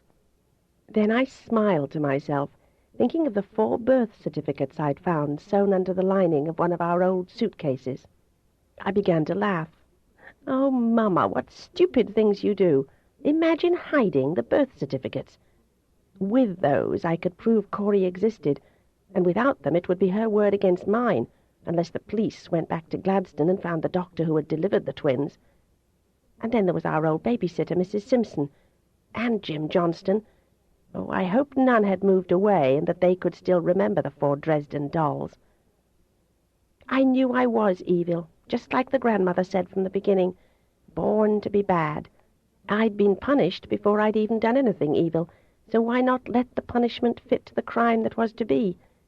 There was no reason why I should be haunted and ruined, just because once upon a miserable time I had turned for refuge into the arms of my brother. I'd go to the man who needed me most. If that was evil, to give what his words denied and his eyes pleaded for, then let me be evil. I began, as I grew sleepy, to plan how it would be. He wouldn't turn away and put me off, for I'd make it impossible. He wouldn't want to hurt me. He'd take me, and then he'd think to himself he had to, and then he wouldn't feel guilty, not guilty at all. The guilt would all be mine, and Chris would hate me and turn, as he had to someone else. Chapter 9. Sweeter than all the roses. I was 16 in April of 1961. There I was at the blossoming, ripe age when all men, young and old, and most of all those past 40, turned to stare at me on the streets. When I waited on the corner for a bus, cars slowed because male drivers couldn't keep from gaping at me. And if they were enraptured, I was even more so. I preened before the many mirrors in Paul's home and saw, sometimes by surprise, a lovely, even breathtakingly beautiful girl. And then that glorious revelation. That was me. I was dazzling, and I knew it. Julian flew down often to turn his desiring eyes upon me, telling me he knew what he wanted, even if I didn't. I saw Chris only on the weekends, and I knew he still wanted me, still loved me more than he'd ever love anyone again. Chris and Carrie came home for my birthday weekend, and we laughed and hugged and talked so fast, as if we'd never have the time to say enough, especially Chris and I. I wanted to tell Chris that Mama would be living in Green Glenna soon, but I was afraid he'd try to stop me from doing what I had planned, so I never mentioned it. After a while, Carrie drew away to sit with big, sad eyes and stare at our kind benefactor. That big, handsome man who ordered me to dress up in my very best. Why not wear that dress you've been saving for a special occasion? For your birthday, I'm treating all of you to a gourmet feast at my favorite restaurant, the Plantation House. Right away, I had to rush upstairs and begin dressing. I was going to make the most of my birthday. My face didn't really need makeup, yet I put it on, the whole works, including mascara, black as ink, and then I used tongs to curl my lashes. My nails gleamed like lustrous pearls, and the gown I wore was Paris pink. Oh, did I feel pretty as I preened and primped before a cheval glass bought for my vanity. "My Lady Catherine," said Chris from the open doorway, "you do look gorgeous, but it is in appallingly bad taste to admire yourself so much you have to kiss your own reflection. Really, Cathy, wait for compliments from others. Don't give them to yourself." "I'm afraid no one will tell me," I said defensively, "so I tell it to myself to give myself more confidence. Do I look beautiful and not just pretty?" "Yeah," he said in a funny, tight voice. "I doubt I'll ever see another girl as beautiful as you look right now." "Would you say I'm improving with age?" "I'm not going to compliment you any more. It's no wonder the grandmother broke all the mirrors. I've got a good mind to do that myself. Such conceit." I frowned, not liking to be reminded of that old woman. "You look fantastic, Chris," I said, giving him a big, warm smile. "I'm not ashamed or embarrassed to hand out compliments when they're deserved. You're as handsome as Daddy." Every time he came home from his school, he looked more mature and more handsome. Though when I peered closer, wisdom was putting something strange in his eyes, something that made him seem much, much older than I was. He also appeared sadder than me, more vulnerable, and the combination was extremely appealing. "Why aren't you happy, Chris?" I asked. "Is life disappointing you? Is it less than you thought it would be when we were locked away and we had so many dreams for the future? Are you sorry now that you decided on being a doctor? Are you wishing instead to be a dancer like me?" I had neared to watch his oh-so-revealing eyes, but he lowered them to hide away, and his hands tried to span my waist, but my waist wasn't that small, or his hands weren't that large. Or was he just doing something to touch me? Making a game out of what was serious, was that it? I ducked to peer into his face, and I saw the love I was looking for and then wished I didn't know. Chris, you haven't answered. What did you ask? Life, medical training. Is it living up to your expectations? What does? That sounds cynical. My style, not yours. He raised his head and smiled brightly. Oh, God. Yes, he said, life on the outside is what I thought it would be. I was realistic, unlike you. I like school and the friends I've made, but I still miss you. It's hard being separated from you, always wondering what you're up to. His eyes shifted again and became shadowed as he yearned for the impossible. Happy birthday, my Lady Catherine, he softly said, and then brushed my lips with his. Just a feathery little kiss that didn't dare much. Let's go, he said resolutely, taking hold of my hand. Everyone is ready but fussy, prissy you. We descended the stairs hand in hand. Paul and Carrie were all dressed and waiting, with Henny too. The house felt strange, so hushed and expectant, so weirdly dark, with all the lights off but in the hall. How funny! Then suddenly out of the dark came, "Surprise! Surprise!" screamed by a chorus of voices as the lights all came on and members of my ballet class thronging about Chris and me. Henny carried in a birthday cake of 3 layers, each smaller than the one underneath, and proudly said she'd made it and decorated it herself. Let me always succeed at what I set out to do, I wished, with my eyes closed when I blew out all the candles. I'm gaining on you, Mama, getting older and wiser each day, so when the time comes, I'll be ready, your match. I blew so well the melted pink wax smeared the sugary pink roses nestled sweetly on pale green leaves. Across from me was Julian, his ebony eyes riveted as mutely he asked the same question over and over. Whenever I tried to meet eyes with Chris, he had his turned another way or lowered to stare at the floor. Carrie crowded close beside Paul, who sat some distance away from the boisterous revelry and tried not to look stern. As soon as I had all the presents opened, Paul got up, picked Carrie up in his arms, and both disappeared up the stairs. "Good night, Kathy," called Carrie, her small face happy and flushed with sleepiness. "This is the best birthday party I've ever been to." I could have cried from the pain of that, for she was almost 9 years old, and the birthday party she could remember, except Chris's last November, had been pitiful attempts to make much out of little. "Why are you looking sad?" asked Julian, who came up and swung me into his embrace. "Rejoice, for now you have me at your feet, ready to set your heart on fire along with your body." Truly, I hated him when he acted like that. He tried to demonstrate in every way possible that I belonged to him and him alone. His gift had been a leather tote to carry my ballet leotard, shoes, etc. I danced away from him, not wanting to be claimed tonight.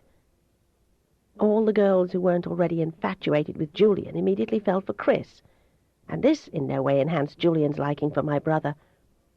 I don't know what happened to put the match to the grass, but suddenly Chris and Julian were in a corner, arguing and about to exchange blows. "I don't give a damn what you think," stormed Chris in his eye of the hurricane calm way. "My sister is too young for a lover and not ready for New York." You, fired Julian back. "What do you know about the dance? You know nothing. You can't even manage to move your feet without stepping on yourself." "That may be true," said Chris in an icy voice, "but I have other skills. And we're talking about my sister and the fact that she is still underaged. I won't have you persuading her to accompany you to New York when she hasn't even finished high school yet." My head swiveled from one to the other, and between the two it was hard to say which was the better looking. I felt sick that they would show everyone their hostility, and sick because I wanted so much for them to like each other.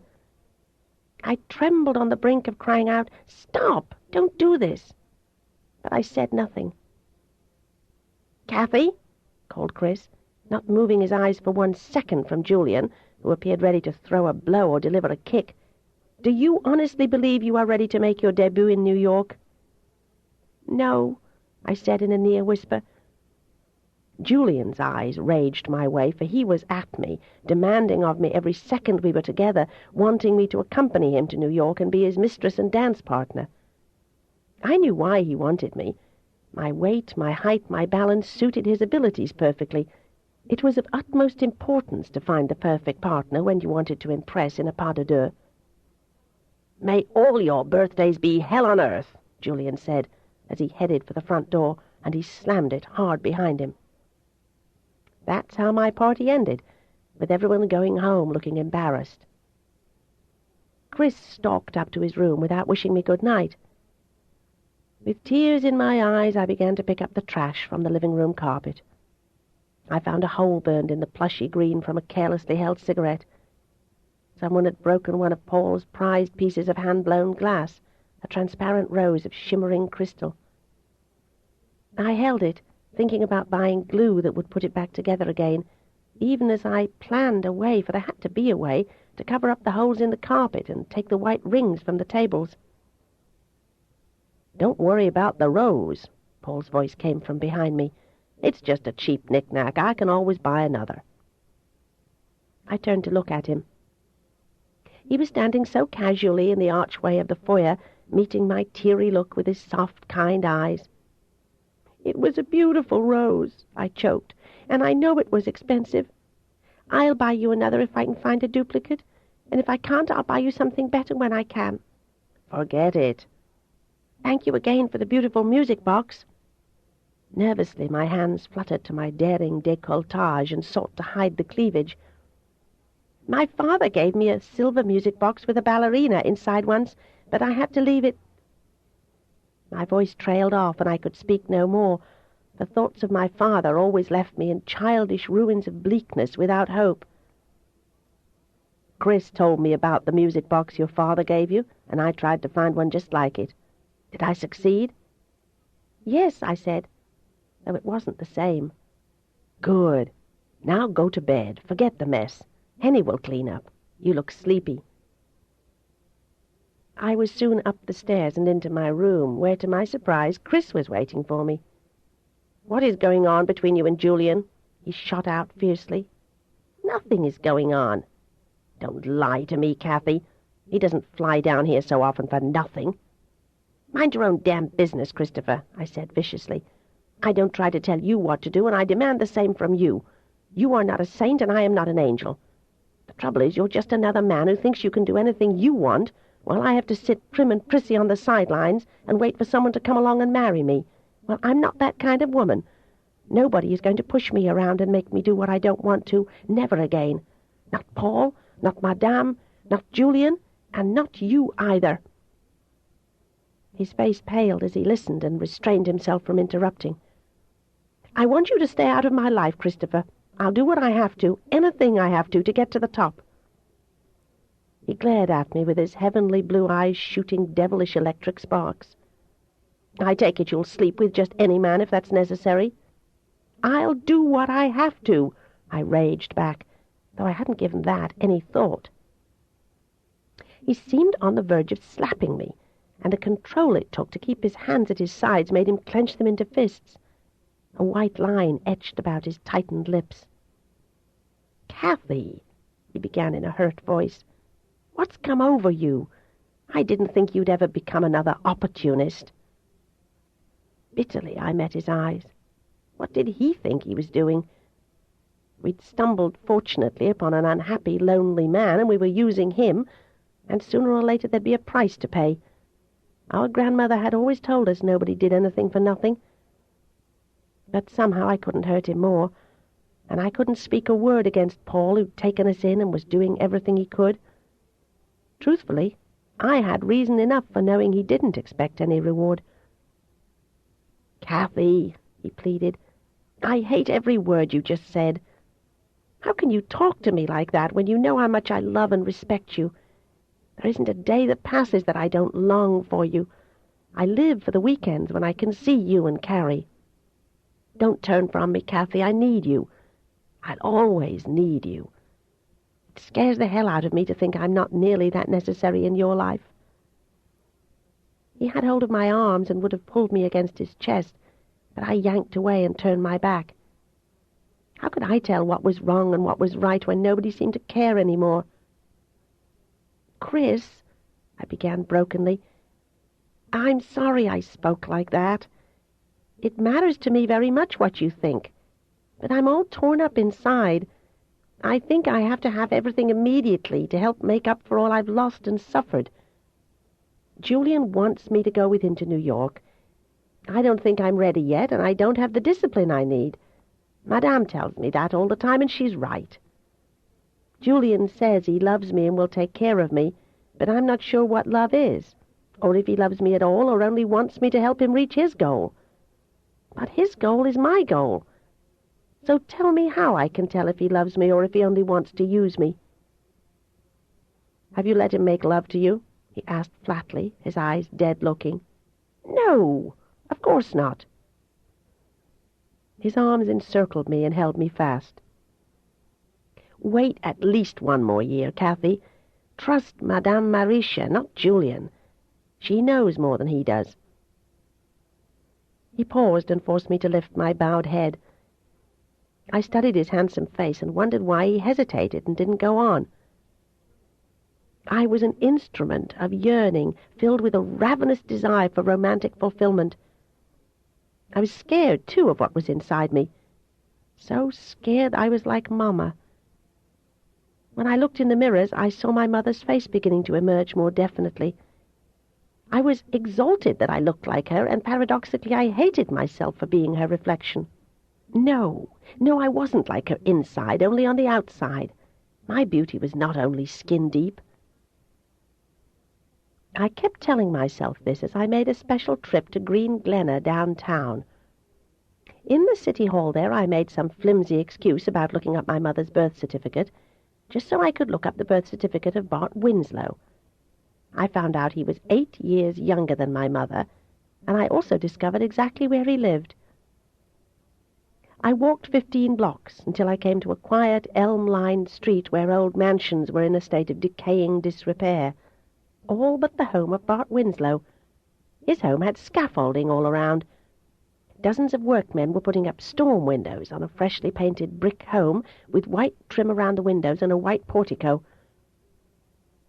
Another day found me in the Green Glenna Library, where I read up on the Winslow family.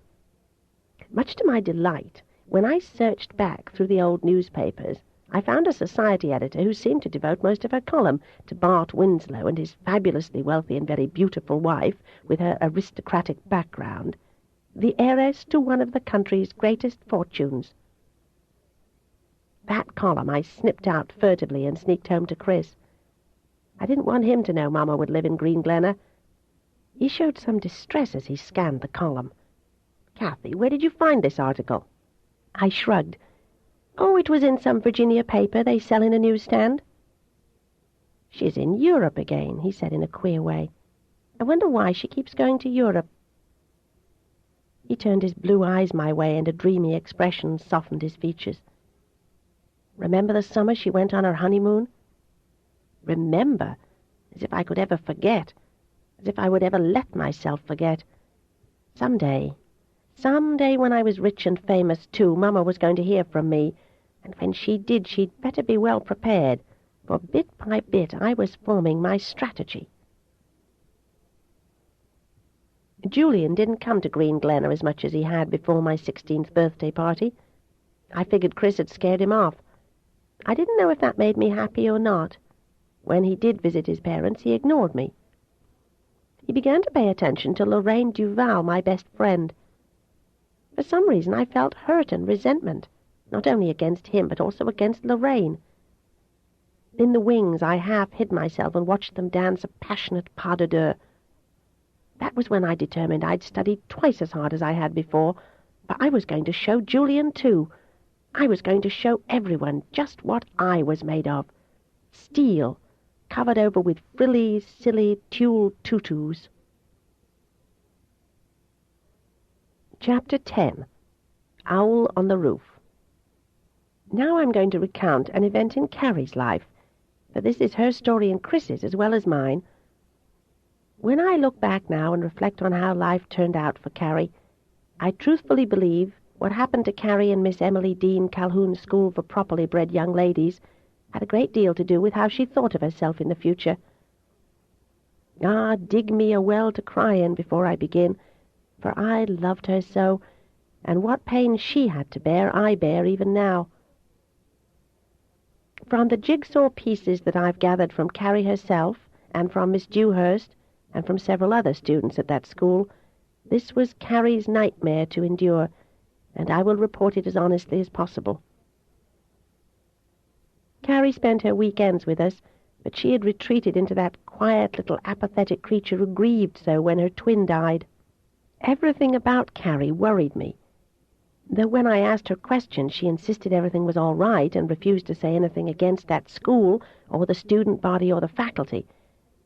She said one thing, and one thing only, to express her feelings, and what a clue it was. "I like the carpet. It's colored like grass." That was it. She left me wondering, worried, trying to guess what was troubling her. Something was wrong, I knew it, and she wouldn't tell me what it was. Each Friday about 4, Paul would drive to fetch Carrie and Chris and bring them back home.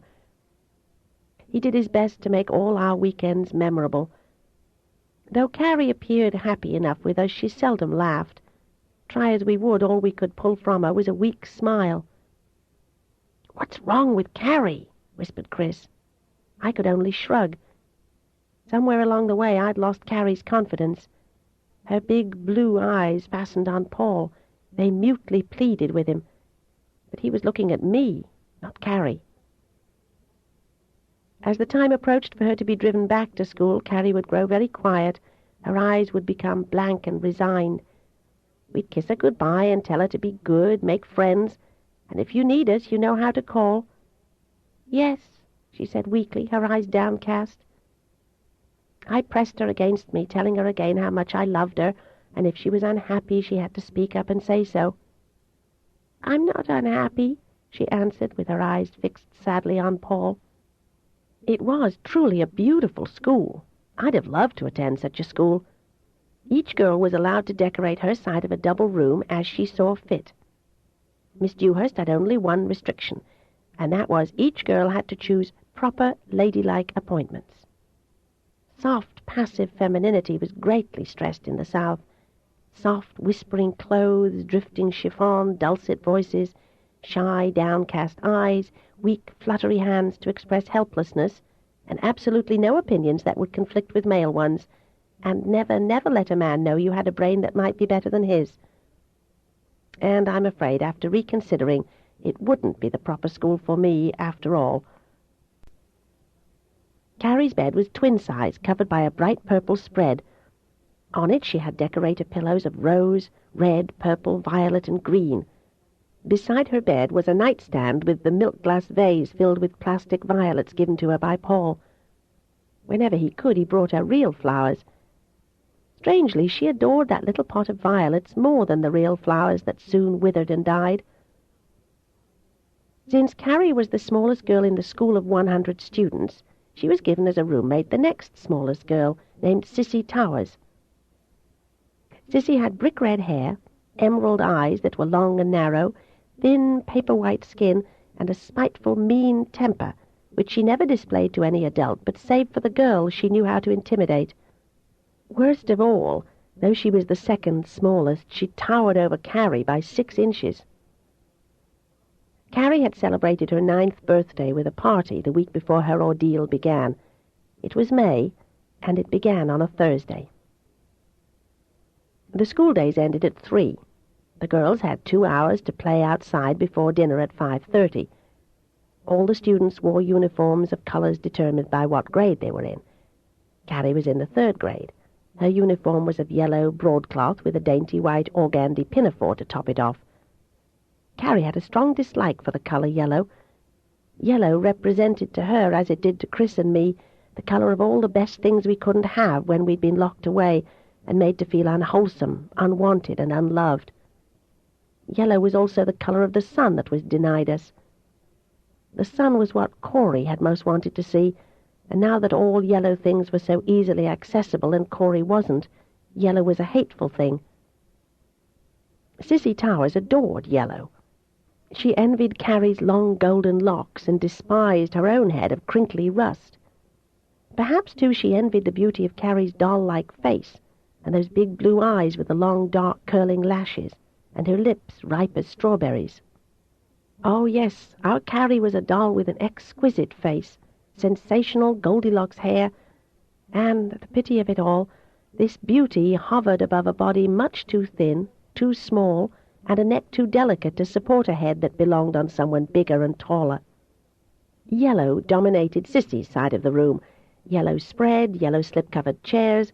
Her dolls were blondes wearing yellow. Her books wore yellow jackets, homemade. Cissy even wore yellow sweaters and skirts when she went home. The fact that Cissy looked unbecomingly sallow in yellow did not lessen her determination to annoy Carrie with the colour, come what may.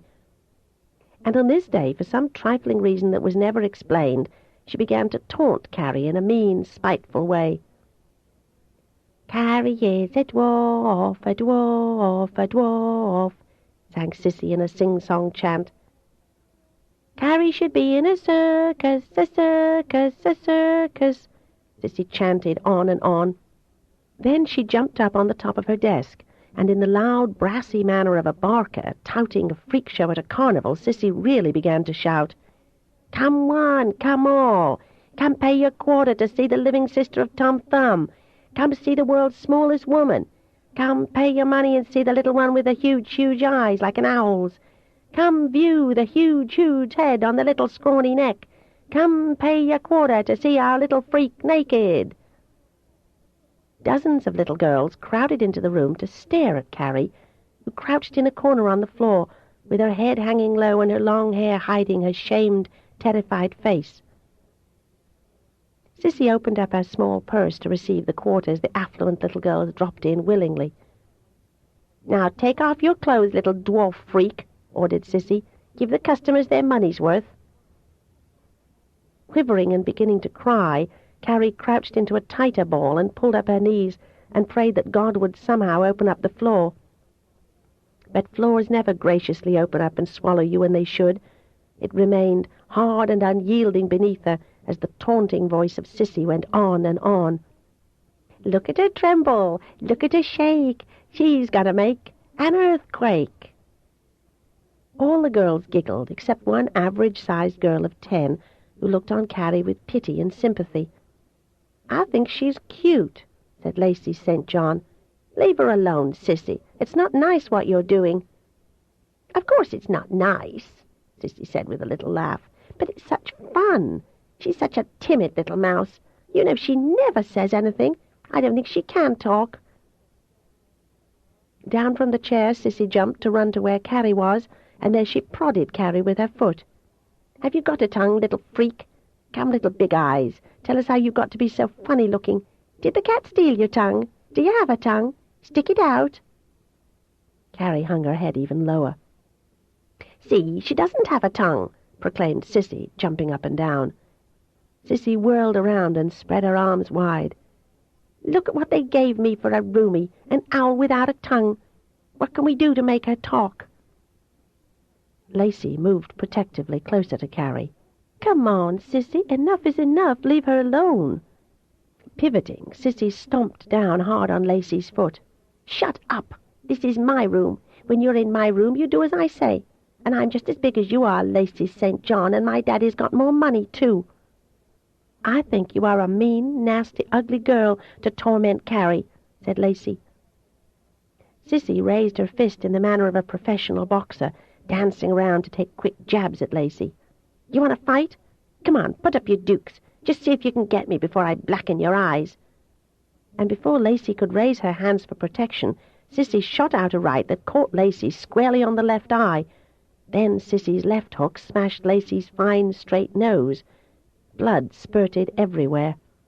This was when Carrie lifted her head, saw the only girl who'd shown her the least bit of kindness being beaten to a pulp, and that was cause enough for Carrie to use her most formidable weapon, her voice. She began to scream. Full blast, using every bit of vocal power she had, Carrie threw back her head and let go. Down in her study on the first floor, Miss Emily Dean Dewhurst bolted upright and smeared the ink in her ledger. She ran to sound an alarm in the hall to bring each and every female teacher on the run. It was 8 o'clock in the evening. Most of the faculty had retired to their rooms, clad in bathrobes, negligées, and one in a scarlet evening gown, apparently ready to slip out on the sly. The teachers raced toward the clamour. They burst into the room Carrie shared with Cissy and found a frightful scene. 12 girls all doing battle while others stood back and watched. One girl, like Carrie, only screamed, but the others were yelling, kicking, wrestling on the floor, pulling hair, biting and tearing off clothes, and above all the racket of the fray resounded the blaring trumpet of one small human in terror. "Where is the man? The man!" cried out Miss Longhurst, the one in the scarlet evening gown with her bosom about to fall out of the low-cut bodice. "Miss Longhurst, control yourself," ordered Miss Dewhurst, who promptly assessed the situation and planned her strategy. "There is no man here. Girls," she boomed, "stop this fracas this very second, or every one of you will be denied liberty this weekend." Then she said in a low voice to the sexy Longhurst, "You report to my office when this is under control." Every girl in that room, about to have her hair pulled or her face scratched, jerked abruptly still and quiet. With horrified eyes they looked around and saw the room full of teachers, and worst of all Miss Dewhurst, who was not known for showing mercy once bedlam broke loose, as it often did. All hushed. All but Carrie, who kept right on screaming, her eyes squeezed shut, her small pale hands in tight fists. "Why is that child screaming?" asked Miss Dewhurst, as a guilty-looking Miss Longhurst sneaked away to take off her incriminating evidence that somewhere a man was hiding and waiting. Naturally, it was Cissy Towers who recovered first. "She's the one who started it all, Miss Dewhurst. It's all Carrie's fault. She's like a baby. You've just got to give me a new roomie or I'll die living so close to a baby." "Repeat what you just said, Miss Towers. Tell me again what I must do." Intimidated, Cissy smiled uneasily. "I mean, I would like to have a new roomie. I don't feel good living so close to someone so unnaturally small." Coldly, Miss Dewhurst eyed Cissy. "Miss Towers, you are unnaturally cruel. From now on you will room on the first floor in the room next to mine where I can keep an eye on you." She flashed her sharp gaze around the room. "As for the rest of you, I'm going to notify your parents that your weekend leaves are canceled. Now each of you report to Miss Littleton so she may mark your records with demerits." The girls groaned, and one by one they drifted out to have their names recorded with minus marks. Only then did Miss Dewhurst advance to where Carrie was on her hands and knees. Her voice faded to a whimper, but her head kept moving from side to side in a hysterical way. "Miss Dollenganger, are you calm enough now to tell me what happened?" Carrie was beyond speech. Terror and the sight of blood had taken her back to the locked room, to a hungry day when she had been forced to drink blood or starve to death. Miss Dewhurst was touched and bewildered. 40 years she'd seen girls come and go, and she knew girls could be just as devastatingly ugly and cruel as boys. "Miss Dollenganger, unless you respond to me, you will not visit your family this weekend. I know you've had a hard time of it, and I want to be kind to you. Can't you please explain what happened?" Fallen flat on the floor now, Carrie looked up. She saw the older woman towering above her, and the blue skirt she wore was almost gray. Gray was the color the grandmother always wore, and the grandmother did terrible things. Somehow the grandmother had caused Corey to die, and now she had come to get Carrie too. "I hate you! I hate you!" screamed Carrie over and over, until finally Miss Dewhurst was driven from the room, and the school nurse was sent in to give Carrie a sedative. That Friday, I answered the telephone when Miss Dewhurst called to say 12 of her girls had broken her rules and disobeyed her orders, and Carrie was one of them. "I'm sorry, really I am, but I can't give your sister privileges and still punish the others. She was in the room and she refused to quiet when I ordered her to." I waited until evening at the dinner table to discuss it with Paul. "It's a terrible mistake to leave Carrie over the weekend, Paul. You know, we promised her she could come home every weekend. She's too little to be the cause of anything, so it's not fair she should be punished too." "Really, Kathy," he said, putting down his fork, "Miss Dewhurst called me right after she talked to you. She does have rules, and if Carrie misbehaved, then she has to suffer along with the rest of the girls. And I respect Miss Dewhurst, even if you don't." Chris, home for the weekend, spoke up and agreed with Paul.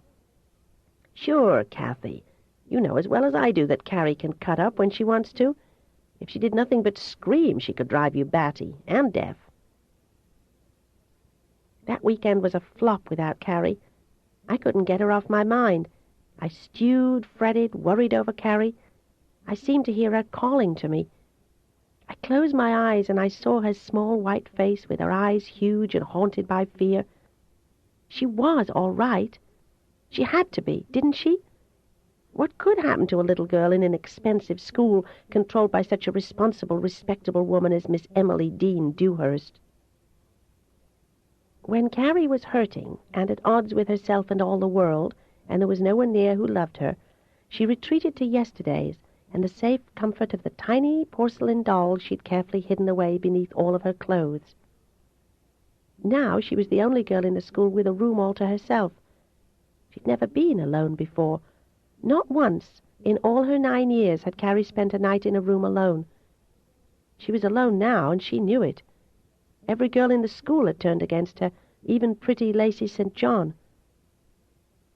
From her very secret place, Carrie would take her dolls, Mr. and Mrs. Parkins and dear little baby Clara, and she'd talk to them as she used to do when she was locked away in the attic. "And Kathy," she told me later, "I thought maybe Mama was up in God's heaven, in the garden with Corey and Daddy. And I felt so mean at you and Chris because you let Dr. Paul put me in that place. And you know how much I like to be with all of you. And I hated you, Kathy. I hated everybody. I hated God for making me so small so people laugh at my big head and little body." In the short halls and long corridors of green carpeting, Carrie heard the girls whispering. Furtively they shifted their eyes when she looked their way. "I told myself I didn't care," whispered Carrie hoarsely to me. "But I did care. I told myself I could be brave like you wanted and Chris wanted and Dr. Paul wanted. I kept on making myself feel brave, but I wasn't really brave. I don't like dark. And I told myself God was going to hear my prayers and make me grow taller, 'cause everybody grows taller when they grow older, and so would I. It was so dark, Kathy, and the room felt so big and scary. You know I don't like night and darkness, with no lamp burning, with nobody there but me. I even wanted Sissy back. She seemed better than nobody. Something in the shadows moved, and I was terrified, and though we're not supposed to, I turned on a lamp. I wanted to take all my little dolls to bed with me so I'd have company. I was going to be so careful not to toss and turn and break off their heads. I always put Mr. and Mrs. Parkins left and right, with baby Clara in the middle, in the bottom drawer of my dresser. I picked up the cotton wadding that was in the middle first and felt something hard. But when I looked, Kathy, there was no baby, only a little stick. I unwrapped Mr. and Mrs. Parkins, and they were only sticks too, bigger ones. It hurt so bad not to find them, I began to cry. All my little dolls gone, all turned to wood, so I knew God was never going to let me grow tall when he would make my pretty dolls into only sticks. Something funny happened to me then, like I turned into wood too. I felt stiff and couldn't see too good. I went and crouched in a corner and waited for something bad to happen. The grandmother said something terrible would happen if I broke a doll, didn't she? Not another word would she say, but I learned from others what happened after that. In the dark, long after midnight, the 12 little rich girls Miss Dewhurst had denied liberty all stole furtively into Carrie's room. It was Lacey St. John who had the integrity to tell me, but only when Miss Dewhurst was out of hearing. 12 girls, all wearing long white cotton nightgowns, the official sleeping garments of the school, filed into Carrie's room, each bearing a single candle held so her face was lit up under her chin. Such lighting made their eyes appear sunken, dark hollows, and lent their youthful faces an eerie, ghoulish appearance, enough to terrify a little girl still crouched in the corner, already in a trance of haunted fear. They came to form a semicircle around Carrie, to stare down at her as each put over her head a pillowcase with holes for eyes. Then came the ritual of weaving the candles intricately in formalized patterns as they chanted in the way of real witches. They sought to drive the smallness out of Carrie. They sought to set her free, and themselves free, from whatever evil they were driven to do for self-protection from someone so unnaturally small and strange. One voice shrilled above all the others, and Carrie knew it was Sissy Towers. To Carrie, all those shrouded girls in their long nightgowns with white hoods over their heads and the black holes for eyes were devils straight from hell. She began to whimper, to tremble, and oh, she was so scared, as if once more the grandmother were in the room, only this time she had multiplied until there were 12 of her. "Don't you cry, don't you fear," soothed the nightmarish voice from a mouthless hood. "If you live through this night, through this initiation, you, Carrie Dollenganger, will become a member of our most private and very exclusive society. If you succeed from this night forward, you will share in our secret rituals, our secret parties, our secret hoards of goodies." "Oh," moaned Carrie, "go away, leave me alone. Go away, leave me alone." "Quiet," ordered the shrill voice of the hidden speaker. "You have no chance to become one of us unless you sacrifice your most beloved and precious possessions. It is either that or suffer our trial." Crouching in the corner, Carrie could only stare at the moving shadows behind the white witches who threatened her. The glows from the candles grew larger, larger, turning her world into one of yellow and scarlet fire. "Give to us what you dearly cherish, or you must suffer, suffer, suffer." "I have nothing," whispered Carrie honestly. "The dolls, the pretty little china dolls, give us those," intoned the austere voice of the speaker. "Your little clothes won't fit us. We don't want those. Give us your dolls, your pretty man, woman, and child dolls." "They're gone," cried Carrie, fearful they would set fire to her. "They turned to wooden sticks." "Oh, a likely story. You lie. So now you must suffer, little owl, to become one of us, or die. Take your choice." It was an easy decision. Carrie nodded and tried not to sniffle. "All right. From this night forward, you, Carrie Dollenganger, funny name, funny face, will be one of us." It hurts to write of how they took Carrie, blindfolded her, then tied her small hands behind her back, then pushed her out into the hall, then up a flight of steep stairs, and suddenly they were outside. Carrie felt the cool night air, the slant of the support beneath her bare feet, and guessed correctly the girls had taken her onto the roof.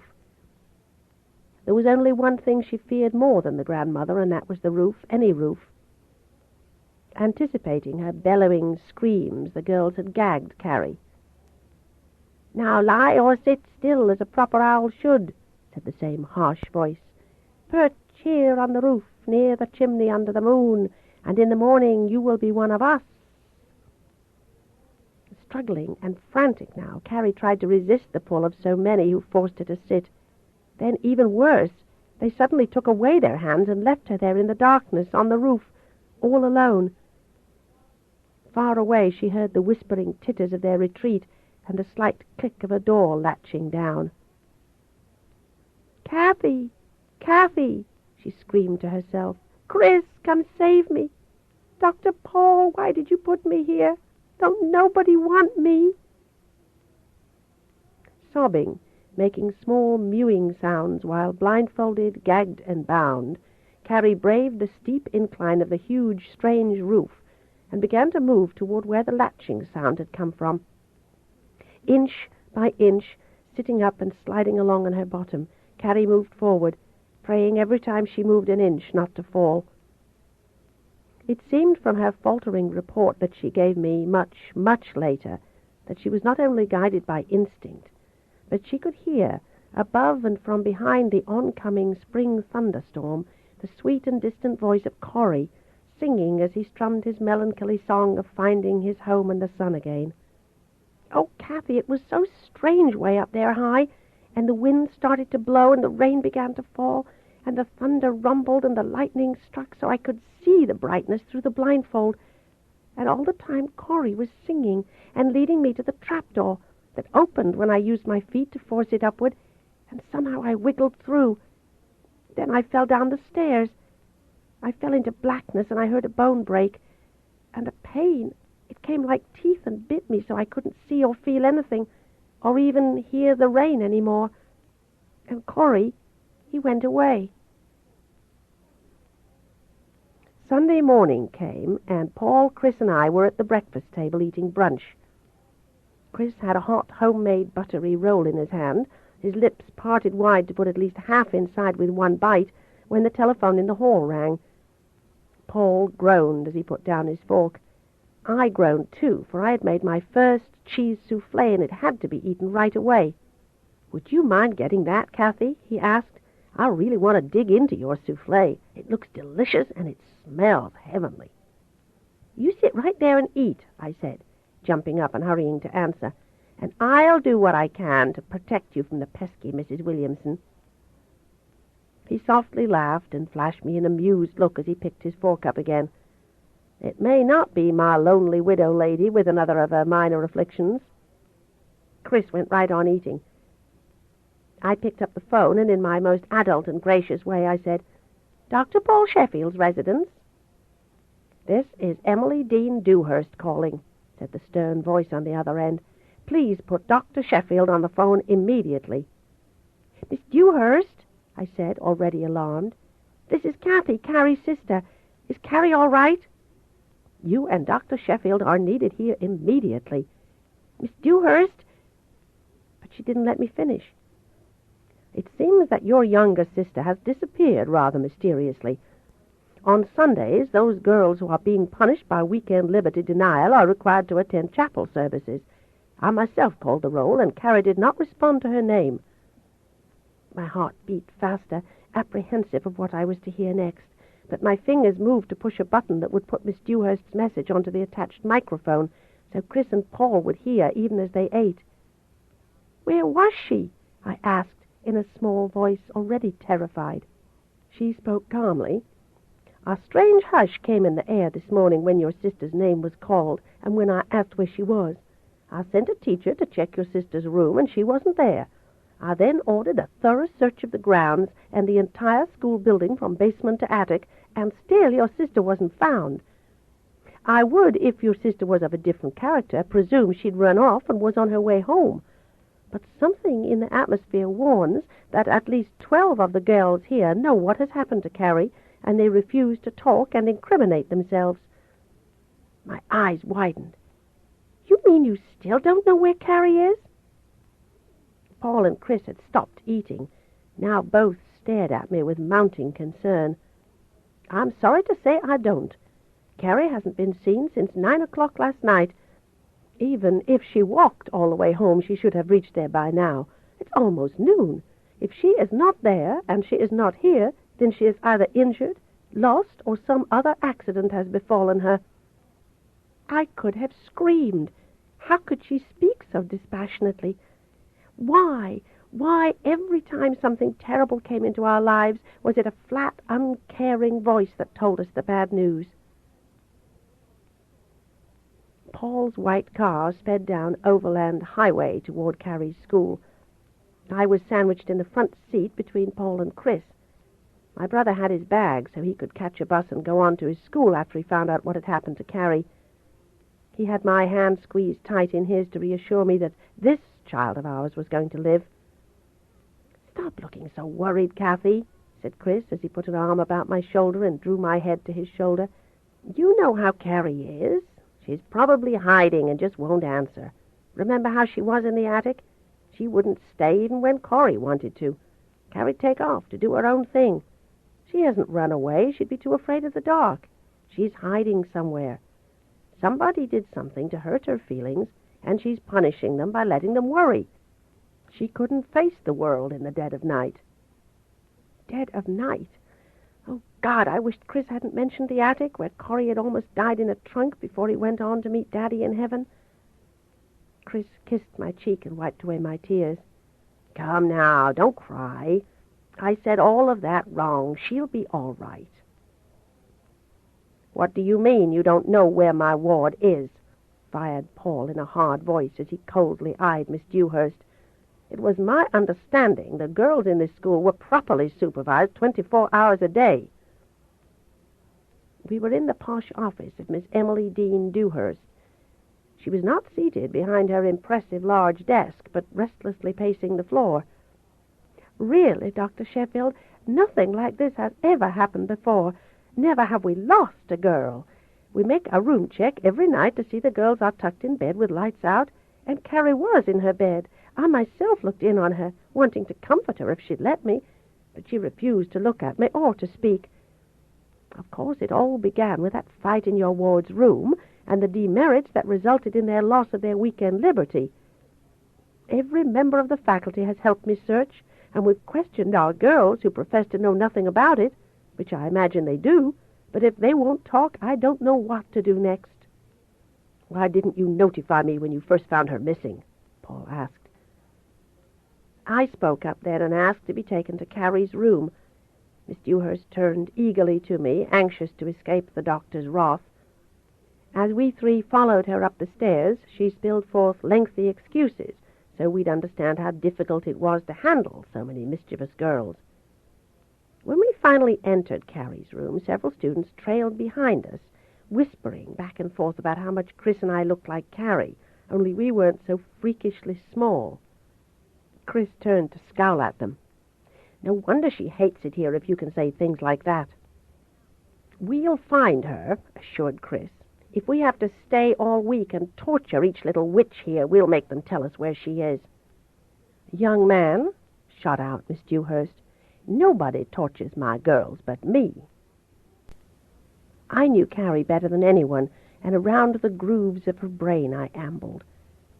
Now, if I were Carrie's age, would I try to escape a school that had unjustly kept me from going home?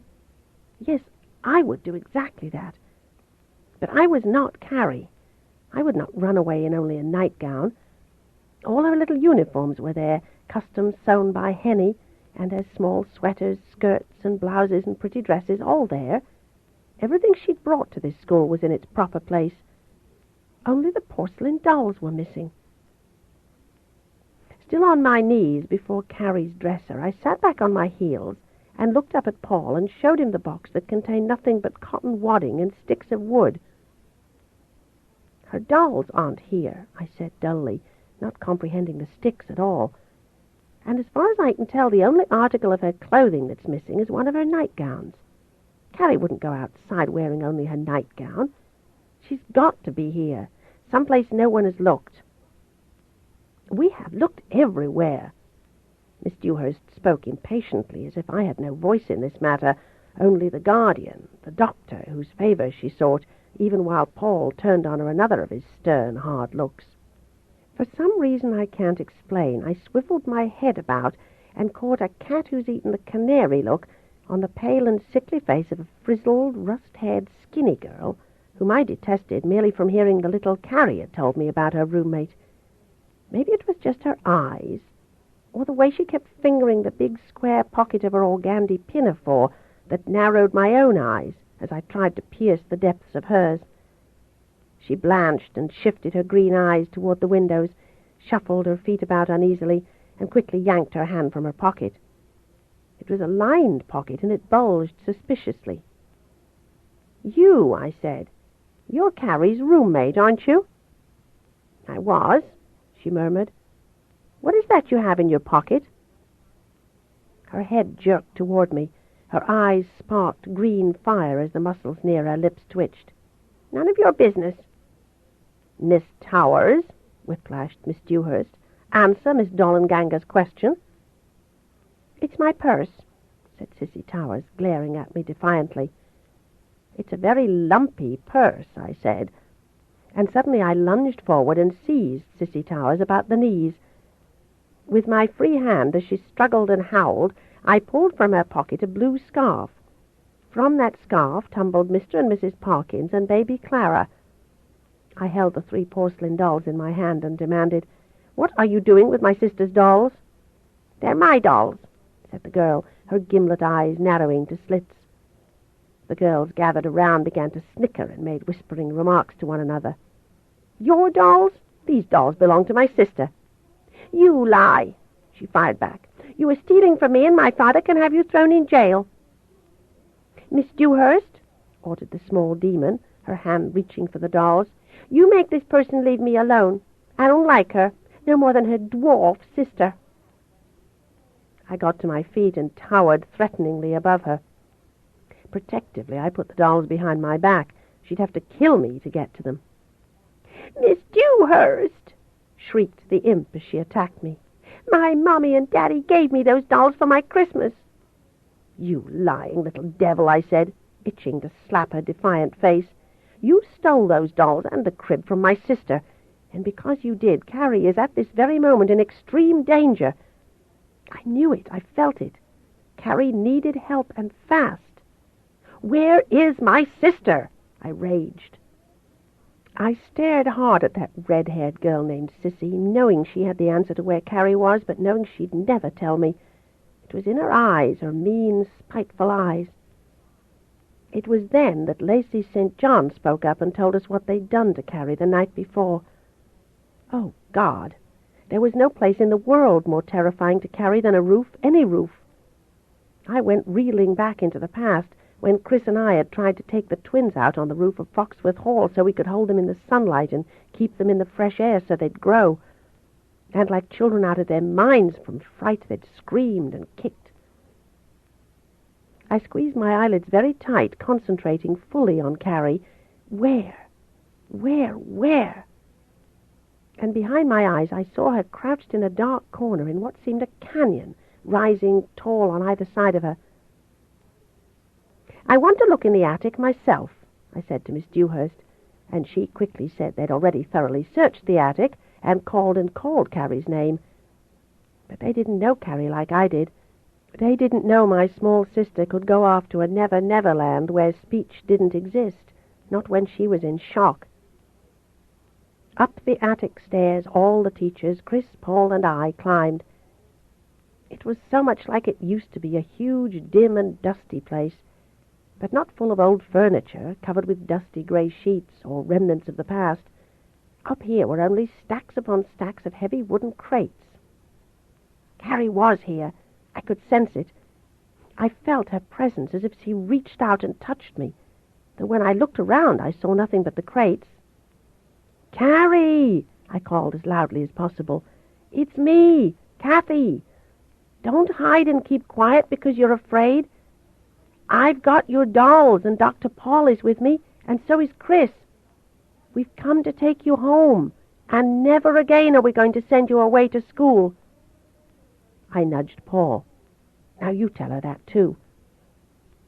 He abandoned his soft voice and boomed. "Carrie, if you can hear me, it's just as your sister says. We want you to come home with us to stay." "I'm sorry, Carrie. I thought you'd like it here. Now I know you couldn't possibly have been happy. Carrie, please come out. We need you." Then I thought I heard a soft whimper. I raced in that direction with Chris close at my heels. I knew about attics, how to search, how to find. Abruptly I drew to a halt and Chris collided with me. Just ahead, in the dim shadows created by the towers of heavy wooden crates, still in her nightgown, all torn, dirty, and bloody, gagged and still blindfolded, I spied Carrie. Her spill of blonde hair gleamed in the faint light. Beneath her a leg was twisted in a grotesque way. "Oh, God!" whispered Chris and Paul at the same time. "Her leg looks broken." "Wait a minute," Paul cautioned in a low voice, clamping both his hands down on my shoulders when I would heedlessly run forward and rescue Carrie. "Look at those crates, Kathy. Just one careless move on your part, and they will all come crashing down on both you and Carrie." Somewhere behind me a teacher moaned and began to pray. How Carrie had managed to drag herself down that close passageway while blind and bound was unbelievable. A fully adult person couldn't have done it, but I could do it. I was still small enough. Even as I spoke, I planned the way. "Carrie, do exactly as I say. Don't lean to the right or to the left. Lie flat on your stomach. Aim for my voice. I'm going to crawl into you and take hold of you under your arms. Raise your head high so your face won't be scraped. Dr. Paul will grab hold of my ankles and pull us both out. Tell her it's going to hurt her leg. Did you hear Dr. Paul, Carrie? It's going to hurt your leg, so please don't thrash about if you feel pain. Everything will be over in a second or two, and Dr. Paul will make your leg well again." It seemed to take hours for me to inch down that tunnel while the crates teetered and rocked. And when I had her by the shoulders, I heard Dr. Paul cry out, "Okay, Kathy." Then he pulled fast and hard. Down thundered the wooden crates. Dust flew everywhere. In the confusion, I was at Carrie's side, removing the gag and blindfold while the doctor untied her bonds. Then Carrie was clinging to me, blinking because the light hurt, crying from the pain, terrified to see the teachers and her legs so crooked. In the ambulance that came to take Carrie to the hospital, Chris and I rode and shared the same stool, each of us holding one of Carrie's hands. Paul followed in his white car, so he'd be there to supervise the orthopedist who had set Carrie's broken leg. Lying face upward on the pillow near her head, with fixed smiles and rigid bodies, were Carrie's 3 dolls. That's when I remembered. Now the crib was missing, too, just as the cradle had disappeared years ago. Carrie's broken leg spoiled the long summer vacation trip our doctor had planned for all of us. Again I raged inwardly at Mama. Her fault. Always we were punished for what she'd caused. It wasn't fair that Carrie had to be laid up and we couldn't journey north, while our mother gallivanted from here to there, going to parties, hobnobbing with the jet set and the movie stars as if we didn't exist at all. On the French Riviera now. I cut that item from Green Glenna's society column and pasted it into my huge scrapbook of revenge. That was one article I showed to Chris before I put it into the book. I didn't show him all of them. I didn't want him to know I had subscribed to the Virginia newspaper that reported on everything the Foxworths did. "Where did you get this?" he demanded, looking up from the clipping he handed back to me. "The Green Glenna newspaper. It's more concerned with high society than Claremont's daily news. Our mother is a hot item, didn't you know?" "I try to forget, unlike you," he said sharply. "We don't have it so bad now, do we? We're lucky to be with Paul, and Carrie's leg will mend and be as good as ever. And other summers will come when we can go to New England." How did he know that? Nothing ever was offered twice. Maybe in other summers to come we'd be too busy, or Paul would. "You realize, being an almost doctor, don't you, that her leg might not grow while she's in that cast?" He looked strangely ill at ease. "If she grew like average kids, I guess there might be that risk. But, Kathy, she doesn't grow very much, so there's little chance one leg will be shorter than the other." "Oh, go bury your nose in Gray's Anatomy," I flared, angry because he'd always make light of anything I said that made Mama the fault of anything. He knew why Carrie didn't grow as well as I did. Deprived of love, of sunshine and freedom, it was a marvel she'd lived to survive. Arsenic, too. Damn Mama to hell. Busily, day by day, I added to my collection of news clippings and blurry photographs cut from many newspapers. That's where most of my pin money went. Though I stared at all the pictures of Mama with hate and loathing, I looked at her husband with admiration. How very handsome, how powerfully built her young husband was, with his long, lean, darkly bronzed skin. I stared at the photograph that showed him lifting a champagne glass high as he toasted his wife on their 2nd wedding anniversary. I decided that night to send Mama a short note.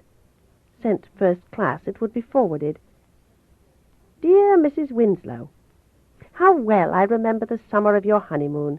It was a wonderful summer, so refreshingly pleasant in the mountains, in a locked room with windows that were never opened. Congratulations, and my very best wishes, Mrs. Winslow, and I do hope all your future summers, winters, springs, and falls will be haunted by the memory of the kind of summers, winters, springs, and falls your Dresden dolls used to have. Not yours any more, the doctor doll, the ballerina doll, the praying to grow taller doll, and the dead doll.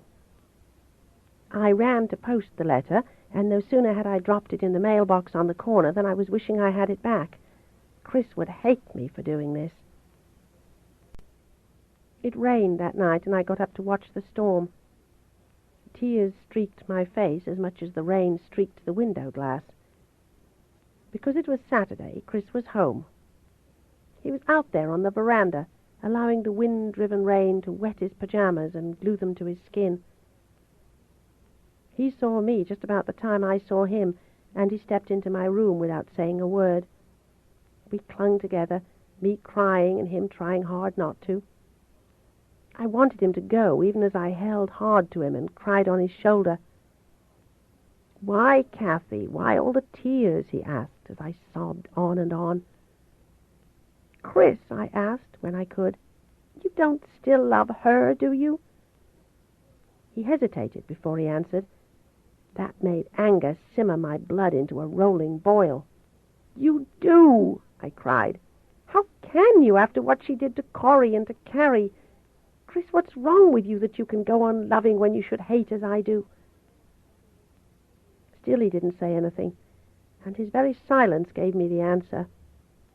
He went on loving her because he had to if he were to go on loving me.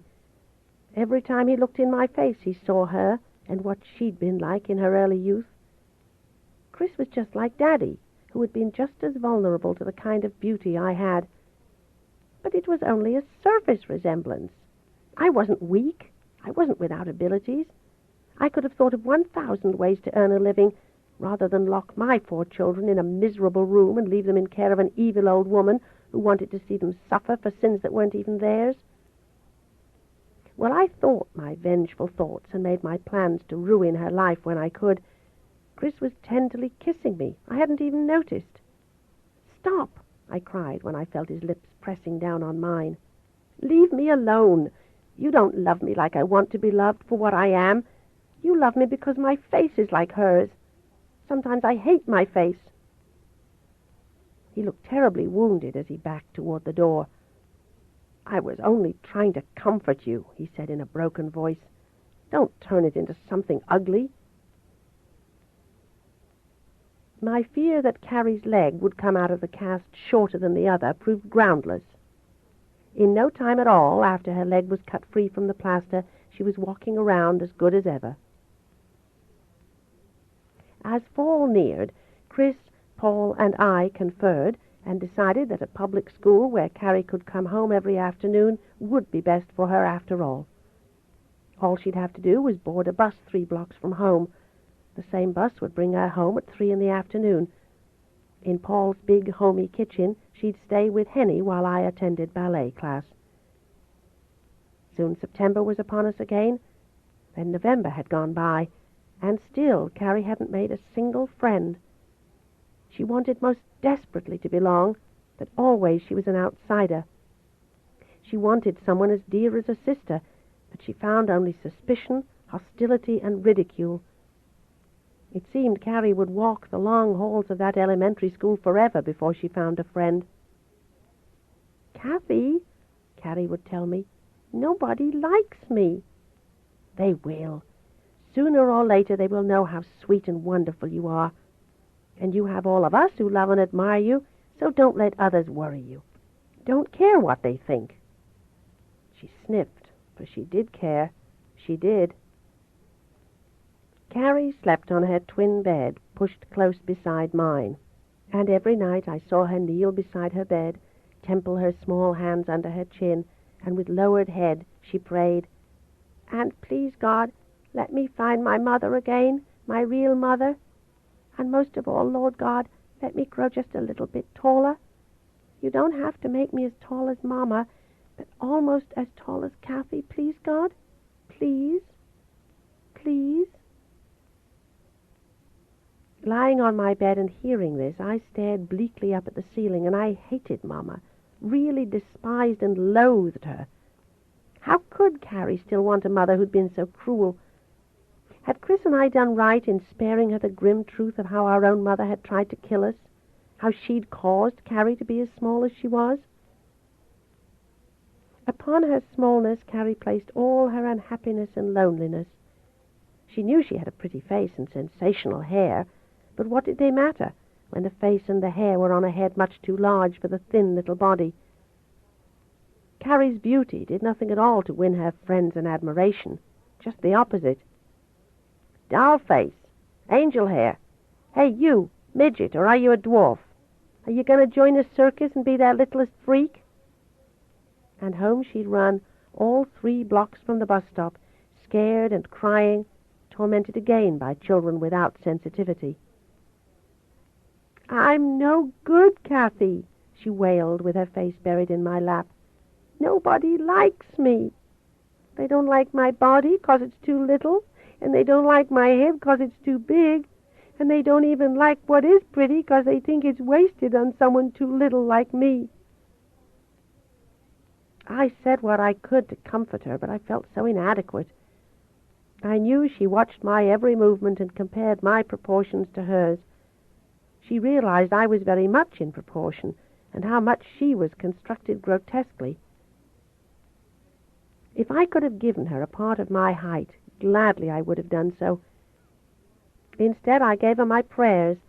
Night after night, I too went down on my knees and prayed to God. Please let Carrie grow.